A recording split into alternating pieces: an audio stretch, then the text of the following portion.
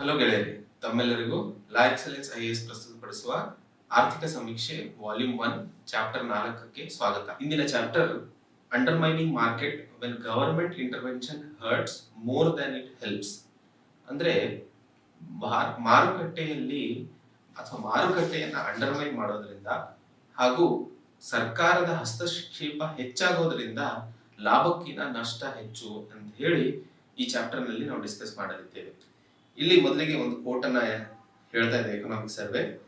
Every moment one should learn, from every bit one should learn. If you waste a second you can't get knowledge, and if you waste a bit you can't get money. ಇಲ್ಲಿ ಪ್ರತಿಯೊಂದು ಕ್ಷಣ ನಾವು ಕಲಿತಿರಬೇಕು ಹಾಗೂ ಪ್ರತಿಯೊಂದು ಬಿಟ್ಟಲ್ಲೂ ನಾವು ಹೊಸದನ್ನ ಏನಾದರೂ ಕಲಿಬೇಕು. ಪ್ರತಿ ಕ್ಷಣ ವೇಸ್ಟ್ ಮಾಡಿದ ಹಾಗೆ ನಾವು ಜ್ಞಾನವನ್ನ ಕಳ್ಕೊತೀವಿ ಹಾಗೂ ಪ್ರತಿ ಹಂತವನ್ನ ನಾವು ಕಳ್ಕೊಂಡ ಹಾಗೆ ಹಣವನ್ನ ಕಳ್ಕೊತೀವಿ ಅಂತ ಹೇಳಿ ಈ ಎಕನಾಮಿಕ್ಸ್ ಸರ್ವೆಯ ಕೋಟ್ ಹೇಳ್ತಾ ಇದೆ. ಇದನ್ನ ನಾವು ಎಕನಾಮಿಕ್ಸ್ ರಿಲೇಟೆಡ್ ಏನಾದ್ರೂ ಎಸ್ಸೇಸ್ ಕೇಳಿದಾಗ ಈ ಕೋಟ್ ಅನ್ನ ನಾವು ಕೋಟ್ ಮಾಡಬಹುದು. ಇದರಿಂದಾಗಿ ಅನಾಲಿಸಿಸ್ ಅಥವಾ ಆನ್ಸರ್ ರೈಟಿಂಗ್ ಅಲ್ಲಿ ನಿಮ್ಮ ಇಂಪ್ರೂವ್ಮೆಂಟ್ಸ್ ಅಥವಾ ಸ್ಕೋರ್ ಅಲ್ಲೂ ಕೂಡ ಹೆಚ್ಚು ಫೆಚ್ ಮಾಡಲು ಸಾಧ್ಯವಾಗುತ್ತದೆ. So KS Gagli IAS Gagli essay topics ಅಲ್ಲಿ ಇದನ್ನ ಉಪಯೋಗಿಸ್ಕೋಬಹುದು. ಸೊ ಇಂದಿನ ಚಾಪ್ಟರ್ ನಾವು ಇಂಟ್ರೊಡಕ್ಷನ್ ನಲ್ಲಿ ನೋಡಿದಾಗ ನಾವು ಅರ್ಥ ಮಾಡ್ಕೋಬೇಕಾಗಿರುವಂತದ್ದು, ಸರ್ಕಾರದ ಹಸ್ತಕ್ಷೇಪ ಮಾರುಕಟ್ಟೆಯಲ್ಲಿ ಹೆಚ್ಚಾಗಿ ನಾವು ಕಾಣ್ತೀವಿ. ಅದರಿಂದಾಗಿ ಮಾರುಕಟ್ಟೆಯ ಶಕ್ತಿ ಅಥವಾ ಮಾರುಕಟ್ಟೆಯಲ್ಲಿ ಇರುವಂತಹ ಎಬಿಲಿಟಿ ಏನಿದೆ ಅದು ಕಡಿತವನ್ನ ಕಾಣ್ತೀವಿ. ಅದರಿಂದಾಗಿ ವೆಲ್ತ್ ಕ್ರಿಯೇಷನ್ ಅಲ್ಲೂ ಕೂಡ ನಾವು ಹಿಂಜರಿಕೆಯನ್ನ ನೋಡ್ತೀವಿ. ಸೊ ಮಾರುಕಟ್ಟೆಯಲ್ಲಿ ಸರ್ಕಾರದ ಹಸ್ತಕ್ಷೇಪದಿಂದ ಹೇಗೆ ಮಾರುಕಟ್ಟೆಯ ಎಬಿಲಿಟೀಸ್ ಅನ್ನ ನಾವು ಕಡಿಮೆ ಮಾಡ್ತಿದೀವಿ ಹಾಗೂ ಯಾವ ಯಾವ ಕಾರಣಗಳಿಂದಾಗಿ ಅಥವಾ ಯಾವ ಯಾವ ಕೇಸಸ್ ಅಲ್ಲಿ ಭಾರತ ಸರ್ಕಾರದ ಹಸ್ತಕ್ಷೇಪಗಳಾಗಿರುವಂತಹ ಸಿನಾರಿಯೋಸ್ ಅನ್ನ ನಾವು ನೋಡ್ತೀವಿ ಅನ್ನೋದನ್ನ 4 ಎಕ್ಸಾಂಪಲ್ ಗಳನ್ನ ಇಲ್ಲಿ ಈ ಚಾಪ್ಟರ್ ನಲ್ಲಿ ನಾವು ಡಿಸ್ಕಸ್ ಮಾಡಲಿದ್ದೇವೆ. ಹಾಗಾದ್ರೆ ಮೊದಲನೇ ಹಸ್ತಕ್ಷೇಪ ಯಾವುದರಲ್ಲಿ ಅಂತ ಅಂದಾಗ ಎಸೆನ್ಷಿಯಲ್ ಕಮೋಡಿಟೀಸ್ ಆಕ್ಟ್ ಅಂತ ಮಸೂದೆ ಬಗ್ಗೆ ನಾವು ಮಾತಾಡ್ತೀವಿ. 1955ರಲ್ಲಿ ಪಾಸ್ ಆದಂತಹ ಎಸೆನ್ಷಿಯಲ್ ಕಮೋಡಿಟೀಸ್ ಆಕ್ಟ್. ಸೊ ಇದರಿಂದಾಗಿ ಸರ್ಕಾರ ಸ್ಟಾಕ್ಸ್ ಮೇಲೆ ಲಿಮಿಟ್ ನ ಹಾಕಬಹುದು. ಹಾಗೆ ಇದರ ಸಹಾಯದಿಂದ ಎಸೆನ್ಷಿಯಲ್ ಕಮೋಡಿಟೀಸ್ ಏನಿದಾವೆ ಅವು ಸಾಮಾನ್ಯ ಜನರಿಗೆ ಅಫೋರ್ಡಬಲ್ ಪ್ರೈಸ್ ಅಥವಾ ಕಡಿಮೆ ದರದಲ್ಲಿ ಎಲ್ಲರಿಗೂ ಸರಿಸಮಾನವಾಗಿ ಸಿಗಬೇಕು ಅನ್ನೋ ಉದ್ದೇಶದಿಂದ 1955ರಲ್ಲಿ ಸರ್ಕಾರ ಈ ಮಸೂದೆನ ಜಾರಿಗೆ ತಂತು. ಆದರೆ ಈಗಿನ ಪ್ರೆಸೆಂಟ್ ಆರ್ಥಿಕ ಸಿಚುವೇಶನ್ ನಲ್ಲಿ ಈ ಮಸೂದೆಯಿಂದಾಗಿ ಹೆಚ್ಚಾಗಿ ಮಾರ್ಕೆಟಿನಲ್ಲಿ ನಾವು ಹಿಂಜರಿತವನ್ನ ಕಾಣ್ತಾ ಇದ್ದೀವಿ.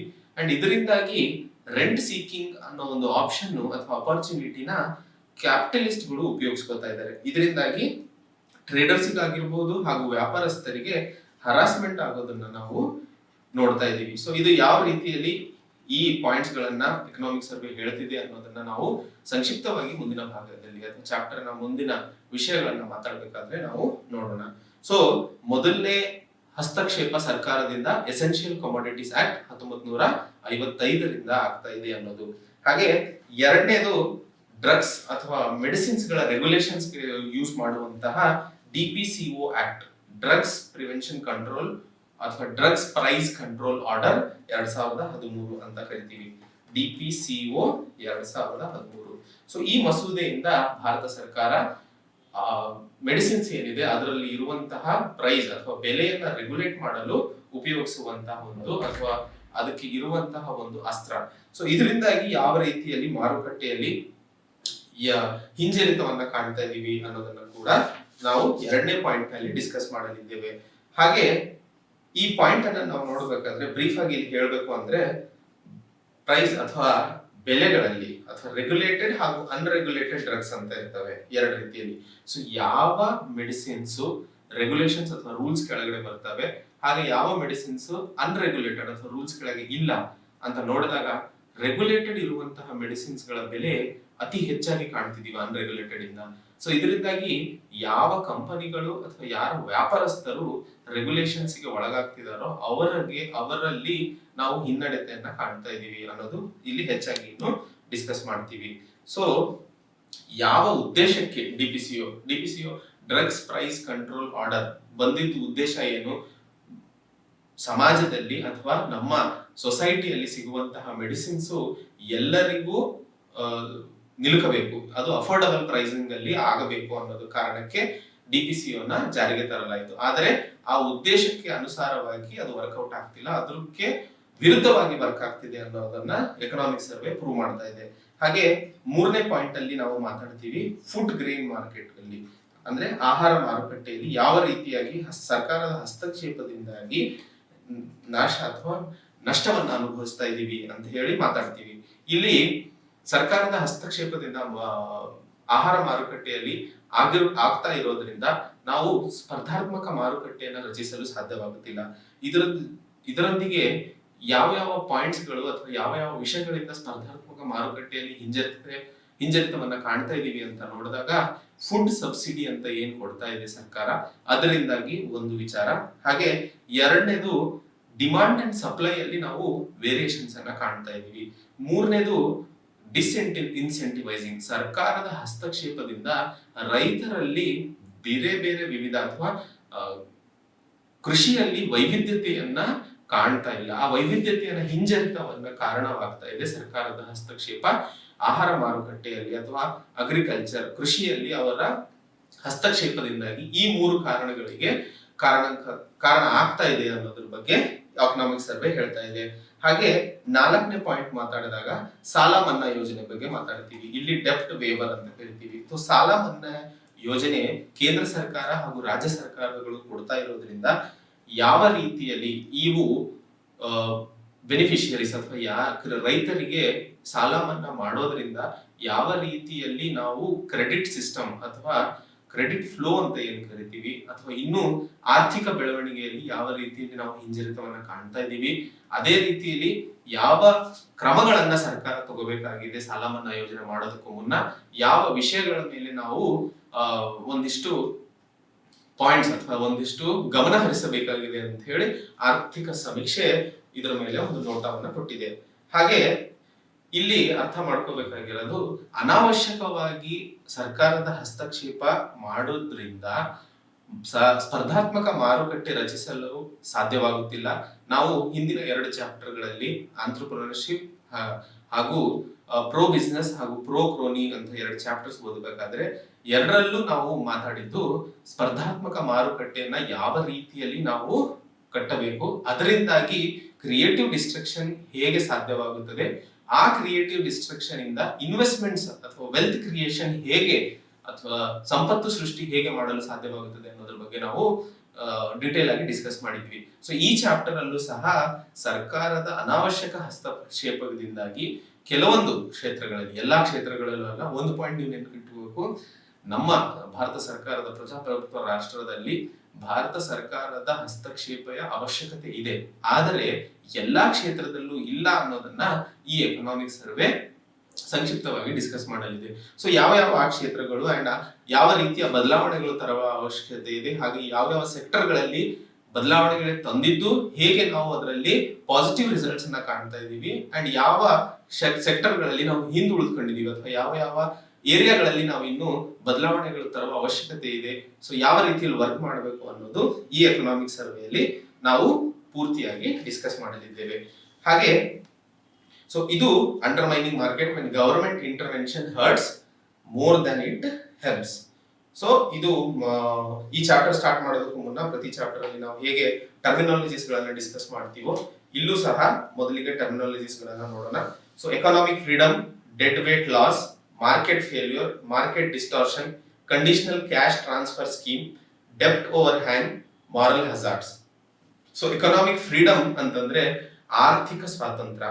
ಸೊ ಯಾವ ವ್ಯಾಪಾರಿಗೆ ಅಥವಾ ಯಾವ ವ್ಯಕ್ತಿಗೆ ಮಾರುಕಟ್ಟೆಯಲ್ಲಿ ಯಾವುದಾದರೂ ಒಂದು ಕ್ರಿಯಾಶೀಲತೆ ಅಥವಾ ವರ್ಕ್ ಎಬಿಲಿಟಿನ ತೋರಿಸ್ಕೊಳ್ಳೋದಕ್ಕೆ ಆರ್ಥಿಕ ಸ್ವಾತಂತ್ರ್ಯ ಇದೆ ಅನ್ನೋದಕ್ಕೋಸ್ಕರ ಈ ಟರ್ಮ್ ಅನ್ನ ನಾವು ಡಿನೋಟ್ ಮಾಡ್ತೀವಿ. ಹಾಗೆ ಡೆಡ್ ವೇಟ್ ಲಾಸ್ ಬಗ್ಗೆ ಮಾತಾಡ್ತೀವಿ. ಸೊ ಇಲ್ಲಿ ನಾವು ಡಿಮ್ಯಾಂಡ್ ಅಂಡ್ ಸಪ್ಲೈ ಬಗ್ಗೆ ಒಂದಿಷ್ಟು ಅರ್ಥ ಮಾಡ್ಕೋಬೇಕು. ನಾವು ಮಾರುಕಟ್ಟೆಯಲ್ಲಿ ಎಷ್ಟೋ ಸಾರಿ ನೋಡ್ತೀವಿ, ಸೊ ಈರುಳ್ಳಿ ದರ ಆಗಿರ್ಬೋದು ಅಥವಾ ಟೊಮಾಟೊ ದರ ಆಗಿರ್ಬೋದು, ಒಂದೊಂದ್ಸರಿ ಮುಗಿಲೇ ಇರ್ತದೆ, ಒಂದೊಂದ್ಸರಿ ತುಂಬಾ ಕಡಿಮೆ ಆಗೋದನ್ನ ನಾವು ಕಾಣ್ತೀವಿ. ಸೊ ಇದು ಪ್ರೈಸ್ ಅಲ್ಲಿ ಅಥವಾ ಬೆಲೆಯಲ್ಲಿ ನಾವು ಏನು ವ್ಯತ್ಯಾಸಗಳು ಕಾಣ್ತೀವಿ, ಇದು ಡಿಮಾಂಡ್ ಹಾಗೂ ಸಪ್ಲೈಯಲ್ಲಿ ಆಗುವ ವ್ಯತ್ಯಾಸಗಳಿಂದ. ಡಿಮಾಂಡ್ ಏನಾದರೂ ಹೆಚ್ಚಿಗೆ ಇದ್ದು ಸಪ್ಲೈ ಕಮ್ಮಿ ಇದ್ದಾಗ ಬೆಲೆ ಅಥವಾ ಪ್ರೈಸ್ ಅಂತ ಏನು ಕರಿತೀವಿ ಅದು ಹೈ ಆಗಿರ್ತದೆ, ಹೌದಾ? ಅದೇ ರೀತಿಯಲ್ಲಿ ಡಿಮಾಂಡ್ ಕಮ್ಮಿ ಇದ್ದು ಸಪ್ಲೈ ಹೆಚ್ಚಿದ್ದಾಗ ಬೆಲೆ ಲೋ ಆಗಿರ್ತದೆ ಅಥವಾ ಕಡಿಮೆ ಆಗಿರ್ತದೆ. ಹಾಗೆ ಇವೆರಡರಲ್ಲೂ ಅಥವಾ ಇವೆರಡೂ ಸಿನಾರಿಯೋದಲ್ಲೂ ನಾವು ಒಂದನ್ನ ಕಳ್ಕೊತಾ ಇದೀವಿ. ಅಂದ್ರೆ ಸಮ್ ಅಮೌಂಟ್, ಸ್ವಲ್ಪ ಆರ್ಥಿಕ ವ್ಯಾಲ್ಯೂವನ್ನ, ಅಥವಾ ಈ ಎರಡೂ ಸಿಚುವೇಶನ್ ಅಲ್ಲಿ ಡಿಮಾಂಡ್ ಹೆಚ್ಚಾಗಿದ್ದು ಸಪ್ಲೈ ಕೊಡಕ್ ಆಗ್ಲಿಲ್ಲ ಅಂತಂದ್ರೆ ಅಲ್ಲಿ ಒಂದು ಆರ್ಥಿಕ ಬೆಲೆನ ನಾವು ಕಳ್ಕೊತಾ ಇದೀವಿ. ಹಾಗೆ ಡಿಮಾಂಡ್ ಕಮ್ಮಿ ಆದಾಗ ಸಪ್ಲೈ ಹೆಚ್ಚಾಗೋದ್ರಿಂದ ಇರುವಂತಹ ಲಾಸ್ ಏನಿದೆ ಅಥವಾ ಅದರ ಆರ್ಥಿಕ ಬೆಲೆ ಏನಿದೆ ಅದನ್ನ ನಾವು ಡೆಡ್ ವೇಟ್ ಲಾಸ್ ಅಂತ ಕರಿತೀವಿ. ಸೊ ಇದು ನಿಮ್ಗೆ ಅರ್ಥ ಆಗೋಕ್ಕೋಸ್ಕರ ಈ ಎಕ್ಸಾಂಪಲ್ ನ ಕೊಡ್ತಾ ಇದ್ದೀನಿ. ಸೊ ಡೆಡ್ ವೇಟ್ ಲಾಸ್ ಅಂತಂದ್ರೆ ಡಿಮಾಂಡ್ ಹಾಗೂ ಸಪ್ಲೈಯಲ್ಲಿ ಆಗುವ ಏರುಪೇರಿನಿಂದಾಗಿ ನಾವು ಅಥವಾ ಆರ್ಥಿಕ ವ್ಯವಸ್ಥೆ ಕಳ್ಕೊಳ್ಳುವ ಎಕನಾಮಿಕ್ ವ್ಯಾಲ್ಯೂ ಏನ್ ಕಳ್ಕೊತಾ ಇದೀವಿ ಅಥವಾ ಎಕನಾಮಿಕ್ ಬೆಲೆ ಏನ್ ಕಳ್ಕೊತೀವಿ ಅದಕ್ಕೆ ನಾವು ಡೆಡ್ ವೇಟ್ ಲಾಸ್ ಅಂತ ಕರಿತೀವಿ. ಹಾಗೆ ಮಾರುಕಟ್ಟೆ ಫೇಲ್ಯೂರ್ ಆಗುವಂತಹ ವಿಚಾರಗಳು, ಇದು ಡೈರೆಕ್ಟ್ ಟರ್ಮಿನಾಲಜಿ. ಮಾರ್ಕೆಟ್ ಡಿಸ್ಟಾರ್ಷನ್ ಅಂತಂದ್ರೆ ಸರ್ಕಾರ ಮಾಡುವಂತಹ ಯಾವುದೇ ಮಸೂದೆಗಳಿಂದಾಗಿ ಅಥವಾ ಯಾವುದೇ ಕಾರ್ಯದಿಂದಾಗಿ ಅಥವಾ ಹಸ್ತಕ್ಷೇಪದಿಂದಾಗಿ ಸ್ಪರ್ಧಾತ್ಮಕ ಮಾರುಕಟ್ಟೆ ಅಥವಾ ನಾರ್ಮಲ್ ಆಗಿ ನಡೆಯುತ್ತಿರುವಂತಹ ಮಾರ್ಕೆಟ್ ಅಲ್ಲಿ ಏರುಪೇರುಗಳನ್ನ ಏನು ಕಾಣ್ತೀವೋ ಅದನ್ನ ಮಾರ್ಕೆಟ್ ಡಿಸ್ಟಾರ್ಷನ್ ಅಂತ ಕರಿತೀವಿ. ಹಾಗೆ ಕಂಡೀಷನಲ್ ಕ್ಯಾಶ್ ಟ್ರಾನ್ಸ್ಫರ್ ಸ್ಕೀಮ್, ನಮಗೆ ಡೈರೆಕ್ಟ್ ಬೆನಿಫಿಟ್ ಟ್ರಾನ್ಸ್ಫರ್ ಸ್ಕೀಮ್ ಬಗ್ಗೆ ಗೊತ್ತಿದೆ. ಹಾಗೆ ಕಂಡೀಷನಲ್ ಕ್ಯಾಶ್ ಟ್ರಾನ್ಸ್ಫರ್ ಸ್ಕೀಮ್ ಅನ್ನೋದು ಕೂಡ ಒಂದು ಇನಿಷಿಯೇಟಿವ್. ಇದರ ಪ್ರಕಾರ ಒಬ್ಬ ಬೆನಿಫಿಷಿಯರಿ ಅಥವಾ ಒಬ್ಬ ಕನ್ಸ್ಯೂಮರ್ ಕೆಲವೊಂದು ಕಂಡೀಷನ್ಸ್ ನ ಅವನು ಸ್ಯಾಟಿಸ್ಫೈ ಮಾಡಿದ್ದಲ್ಲಿ ಅವನಿಗೆ ಕ್ಯಾಶ್ ಅನ್ನ ಟ್ರಾನ್ಸ್ಫರ್ ಅಥವಾ ಡೈರೆಕ್ಟ್ ಬೆನಿಫಿಟ್ ಟ್ರಾನ್ಸ್ಫರ್ ಆಗಿ ಅವನ ಅಕೌಂಟಿಗೆ ಹಣವನ್ನ ಟ್ರಾನ್ಸ್ಫರ್ ಮಾಡುವ ಸ್ಕೀಮ್ ಬಗ್ಗೆ, ಇದ್ರ ಬಗ್ಗೆ ನಾವು ಮುಂದೆ ಮಾತಾಡ್ತೀವಿ. ಹಾಗೂ ಡೆಬ್ಟ್ ಓವರ್ ಹ್ಯಾಂಗ್, ಸೊ ಇದನ್ನ ಸಾಲ ಮನ್ನಾ ಯೋಜನೆ ಅಥವಾ ಸಾಲ ಮನ್ನಾ ಅಡಿಯಲ್ಲಿ ಮಾತಾಡಬೇಕಾದ್ರೆ ಈ ಪದವನ್ನ ನಾವು ಹೆಚ್ಚಾಗಿ ಯೂಸ್ ಮಾಡ್ತೀವಿ. ಇದರ ಪ್ರಕಾರ ಒಬ್ಬ ರೈತ ಅಥವಾ ಒಬ್ಬ ವ್ಯಕ್ತಿ ಸಾಲವನ್ನ ತಗೊಂಡು ಆ ಸಾಲವನ್ನ ತೀರಿಸ್ತಾ ಇರಬೇಕಾದ್ರೆ ಅವನಿಗೆ ತನ್ನ ಫಿಸಿಕಲ್ ಹಾಗೂ ಸಾಮಾಜಿಕ ಸೋಷಿಯಲ್ ಎರಡೂ ನೀಡ್ಸ್ ಅನ್ನ, ಎಜುಕೇಶನ್ ಆಗಿ, ಸೋಷಿಯಲ್ ಅಂತಂದ್ರೆ ಎಜುಕೇಶನ್ ಆಗಿರ್ಬೋದು, ಹೆಲ್ತ್ ಆಗಿರ್ಬೋದು, ಹಾಗೆ ಫಿಸಿಕಲ್ ಅಂತಂದ್ರೆ ಮನೆ ಕಟ್ಟಿಸ್ಬೋದಾಗಿರ್ಬೋದು, ಕಾರ್ ತಗೊಳ್ಳೋದಾಗಿರ್ಬೋದು, ಸೊ ಅಥವಾ ಬೈಕ್ ತಗೊಳ್ಳೋದೇ ಆಗಿರ್ಬೋದು. ಸೊ ಈ ತರ ಖರ್ಚು ಮಾಡೋದಕ್ಕೋಸ್ಕರ ಅವನ ಹತ್ರ ಹಣ ಉಳಿಯೋದಿಲ್ಲ, ಅದನ್ನ ನಾವು ಡೆಬ್ಟ್ ಓವರ್ ಹ್ಯಾಂಗ್ ಅಂತ ಕರಿತೀವಿ. ಹಾಗೆ ಮಾರಲ್ ಹಜಾರ್ಡ್, ಇದು ನೈತಿಕತೆಗೆ ರಿಲೇಟೆಡ್ ಆಗಿರುವಂತಹದ್ದು. ಸೊ ಯಾವಾಗ ನೈತಿಕತೆನ ನಾವು ಕಳ್ಕೊತೀವೋ ಅಥವಾ ನೈತಿಕತೆ ಕಳೆದುಕೊಳ್ಳೋದಕ್ಕೆ ನಾವು ಮಾರಲ್ ಹಜಾರ್ಡ್ ಅಂತ ಕರಿತೀವಿ. ಸೊ ಈ ಟರ್ಮಿನಾಲಜೀಸ್ ಅನ್ನು ನಾವು ಇನ್ನೂ ಹೆಚ್ಚಾಗಿ ವಿತ್ ಎಕ್ಸಾಂಪಲ್ಸ್ ಮುಂದಿನ ಭಾಗದಲ್ಲಿ ನೋಡ್ತೀವಿ. ಅವಾಗ ನಿಮಗೆ ಈ ಟರ್ಮ್ಸ್ ಬಗ್ಗೆ ಇನ್ನೂ ಸಂಕ್ಷಿಪ್ತವಾಗಿ ಅರ್ಥ ಆಗುತ್ತದೆ. ಸೊ ಇಲ್ಲಿ ಮೊದಲನೇದಾಗಿ ಚಾಪ್ಟರ್ ನ 4 ಭಾಗಗಳಲ್ಲಿ ನಾವು ಓದಲಿದ್ದೇವೆ ಅಂತ ನೋಡಿದ್ವಿ. ಸೊ ಮೊದಲನೇದು ಎಸೆನ್ಷಿಯಲ್ ಕಮೋಡಿಟೀಸ್ ಆಕ್ಟ್, ಯಾವ ರೀತಿಯಲ್ಲಿ ಸರ್ಕಾರ ಎಸೆನ್ಷಿಯಲ್ ಕಮೋಡಿಟೀಸ್ ಆಕ್ಟ್ ಇಂದ ಕೃಷಿ ಕ್ಷೇತ್ರದಲ್ಲಿ ಹಸ್ತಕ್ಷೇಪ ಮಾಡೋದ್ರಿಂದ ಯಾವ ರೀತಿಯಲ್ಲಿ ಆರ್ಥಿಕ ವ್ಯವಸ್ಥೆಯಲ್ಲಿ ನಾವು ಬದಲಾವಣೆಯನ್ನ ಕಾಣ್ತೀವಿ. ಹಾಗೆ ಡ್ರಗ್ಸ್ ಪ್ರೈಸ್ ಕಂಟ್ರೋಲ್ 2013ರ ಈ ಮಸೂದೆಯಿಂದಾಗಿ ಫಾರ್ಮಾಸ್ಯೂಟಿಕಲ್ ಇಂಡಸ್ಟ್ರಿಯಲ್ಲಿ ಯಾವ ರೀತಿಯಲ್ಲಿ ನಾವು ವ್ಯತ್ಯಾಸಗಳನ್ನ ಕಾಣ್ತಾ ಇದ್ದೀವಿ. ಹಾಗೂ 4ನೇದು ಡೆಬ್ಟ್ ವೇವರ್ ಅಥವಾ ಸಾಲ ಮನ್ನಾ ಯೋಜನೆಯಿಂದ ಆಗ್ತಾ ಇರುವಂತಹ ಮಾರುಕಟ್ಟೆ ಅಥವಾ ಸ್ಪರ್ಧಾತ್ಮಕ ಮಾರುಕಟ್ಟೆಯನ್ನು ರಚಿಸುವ ಏನ್ ಕನಸು ಕಟ್ಕೊಂಡು ನಾವು $5 ಟ್ರಿಲಿಯನ್ ಎಕಾನಮಿ ಕಡೆಗೆ ನಡೀತಾ ಇದೀವಿ, ಅದು ಹೇಗೆ ಡಿಸ್ಟಾರ್ಟ್ ಅಥವಾ ಮಾರ್ಕೆಟ್ ಡಿಸ್ಟಾರ್ಷನ್ ಅಂತ ಏನ್ ಹೇಳಿದೆ, ಮಾರುಕಟ್ಟೆಯಲ್ಲಿ ವ್ಯತ್ಯಾಸಗಳನ್ನ ಆಗೋದ್ರಿಂದ ಹೇಗೆ ಹಿನ್ನಡಿತವನ್ನ ನಾವು ಕಾಣ್ತಾ ಇದೀವಿ ಅನ್ನೋದನ್ನು ಕೂಡ 3ನೇ ಭಾಗದಲ್ಲಿ ಡಿಸ್ಕಸ್ ಮಾಡ್ತೀವಿ. ಹಾಗೆ 4ನೇ ಭಾಗದಲ್ಲಿ ನೋಡಿದಾಗ ನಾವು ಡಿಸ್ಕಸ್ ಮಾಡುವಂತಹದ್ದು ಕೃಷಿ ಅಥವಾ ಫುಡ್ ಗ್ರೇನ್ಸ್ ಮಾರ್ಕೆಟ್ ಅಲ್ಲಿ, ಅಂದ್ರೆ ಆಹಾರ ಪದಾರ್ಥಗಳ ಮಾರುಕಟ್ಟೆಯಲ್ಲಿ ಸರ್ಕಾರದ ಹಸ್ತಕ್ಷೇಪದಿಂದ ಫುಡ್ ಸಬ್ಸಿಡಿ ಆಗಿರಬಹುದು ಅಥವಾ ಪ್ರೊಕ್ಯೂರ್ಮೆಂಟ್, ಮಿನಿಮಮ್ ಸಪೋರ್ಟ್ ಪ್ರೈಸ್ ಅಂತ ಏನು ನಾವು ಕರಿತೀವಿ, MSP ಅಲ್ಲಿ ಆಹಾರ ಪದಾರ್ಥಗಳನ್ನ ಸರ್ಕಾರ ಪ್ರೊಕ್ಯೂರ್ ಮಾಡೋದ್ರಿಂದ ಅಥವಾ ತಗೊಳ್ಳೋದ್ರಿಂದ ಆಗ್ತಾ ಇರುವಂತಹ ಮಾರುಕಟ್ಟೆಯಲ್ಲಿ ಡಿಸ್ಟಾರ್ಷನ್ಸ್, ಮಾರ್ಕೆಟ್ ಡಿಸ್ಟಾರ್ಷನ್ಸ್ ಅಂತ ಏನು ನಾವು ಡಿಸ್ಕಸ್ ಮಾಡಿದ್ವಿ, ಯಾವ ರೀತಿಯಲ್ಲಿ ಇವೆಲ್ಲ ಆಗ್ತಾ ಇದೆ ಅನ್ನೋದ್ರ ಬಗ್ಗೆ ನಾವು ಹೆಚ್ಚಾಗಿ ಡಿಸ್ಕಸ್ ಮಾಡಲಿದ್ದೇವೆ. ಹಾಗೆ ಎಕನಾಮಿಕ್ ಫ್ರೀಡಮ್ ಅಂತ ಮಾತಾಡಿದ್ವಿ. ಸೊ ಎಕನಾಮಿಕ್ ಫ್ರೀಡಮ್ ಅಂತಂದ್ರೆ ಯಾವ ದೇಶದ ಆರ್ಥಿಕ ವ್ಯವಸ್ಥೆಯಲ್ಲಿ ಅಥವಾ ಒಂದು ದೇಶದ ಆರ್ಥಿಕ ವ್ಯವಸ್ಥೆಯಲ್ಲಿ ಇರುವಂತಹ ಆರ್ಥಿಕ ಸ್ವಾತಂತ್ರ್ಯ ಬಗ್ಗೆ, ಎಷ್ಟು ಇನ್ವೆಸ್ಟ್ ಮಾಡಬಹುದು, ಯಾವ ರೀತಿಯಲ್ಲಿ ಮಾಡಬಹುದು, ಹೇಗೆ ಅದರಿಂದ ನಾವು ಪ್ರಾಫಿಟ್ಸ್ ಅನ್ನ ಪಡಿಬಹುದು, ಅದರಿಂದ ಅಥವಾ ಅದಕ್ಕೆ ಏನಾದ್ರೂ ಹಿಂಜರಿಕೆಗಳು ಇದಾವ ಅನ್ನೋದ್ರ ಬಗ್ಗೆ ಎಕನಾಮಿಕ್ ಫ್ರೀಡಮ್ ಅನ್ನೋ ಒಂದು ಪದ ಅದಕ್ಕೆ ರಿಲೇಟ್ ಆಗಿರುವಂತದ್ದು. ಸೊ ಎಕನಾಮಿಕ್ ಫ್ರೀಡಮ್ಗೆ ಸಂಬಂಧಿಸಿದಂತೆ ಗ್ಲೋಬಲ್ ರಿಪೋರ್ಟ್ಗಳು ಒಂದಿಷ್ಟು ಹೊರ ಬರ್ತವೆ. ಅದರಲ್ಲಿ ಇಂಡೆಕ್ಸ್ ಆಫ್ ಎಕನಾಮಿಕ್ ಫ್ರೀಡಮ್ ಅಂತ ಹೇಳಿ ಅಥವಾ ಇಂಡೆಕ್ಸ್ ಆಫ್ ಎಕನಾಮಿಕ್ ಫ್ರೀಡಮ್ ಅನ್ನೋ ಒಂದು ಇಂಡೆಕ್ಸ್ ಆಫ್ ಎಕನಾಮಿಕ್ ಫ್ರೀಡಮ್ ಅನ್ನೋ ಒಂದು ರಿಪೋರ್ಟ್ ಅನ್ನ ಹೆರಿಟೇಜ್ ಫೌಂಡೇಶನ್ ಹೊರ ಹಾಕುತ್ತದೆ. ಸೊ ಹೆರಿಟೇಜ್ ಫೌಂಡೇಶನ್ ರಿಲೀಸ್ ಮಾಡುವಂತಹ ಈ ಇಂಡೆಕ್ಸ್ ಆಫ್ ಎಕನಾಮಿಕ್ ಫೋರಂ ಅನ್ನ ನೋಟ್ ಮಾಡ್ಕೊಳ್ಳಿ. ಇದು ಪ್ರಿಲಿಮ್ಸ್ ಅಲ್ಲಿ ಕೇಳಬಹುದು. ಹಾಗೆ ಇನ್ನೊಂದು report global economic freedom index, global economic freedom index, ಇದು ಫ್ರೇಸರ್ ಇನ್ಸ್ಟಿಟ್ಯೂಟ್ ಇಂದ ರಿಲೀಸ್ ಆಗುತ್ತದೆ. ಹಾಗೆ ಇವೆರಡು ಇಂಡೆಕ್ಸ್ಗಳು ಒಂದು ದೇಶದ ಆರ್ಥಿಕ ಸ್ವಾತಂತ್ರ್ಯ ಎಷ್ಟರ ಮಟ್ಟಿಗೆ ಇದೆ ಅಂಡ್ ಅದರ ಮೇಲೆ ಆರ್ಥಿಕ ಗೂಡ್ಸ್ ಅಂಡ್ ಸರ್ವಿಸಸ್ ಅಲ್ಲಿ ಯಾವ ರೀತಿಯಲ್ಲಿ ಪರ್ಫಾರ್ಮೆನ್ಸ್ ಮಾಡ್ತಾ ಇದೆ ಅನ್ನೋದನ್ನ ಡಿಸೈಡ್ ಮಾಡುತ್ತದೆ. ಹಾಗೆ ಇಂಡಿಯಾ ಇವೆರಡನ್ನು ನೋಡಿದಾಗ ಅನ್ಫ್ರೀ ಕಂಟ್ರಿ ಅಥವಾ ಮೋಸ್ಟ್ಲಿ ಅನ್ಫ್ರೀ ಕಂಟ್ರಿ ಅಂತ ನಾವು ಇದನ್ನ ವಿಭಜಿಸ್ಕೊತಾ ಇದೀವಿ.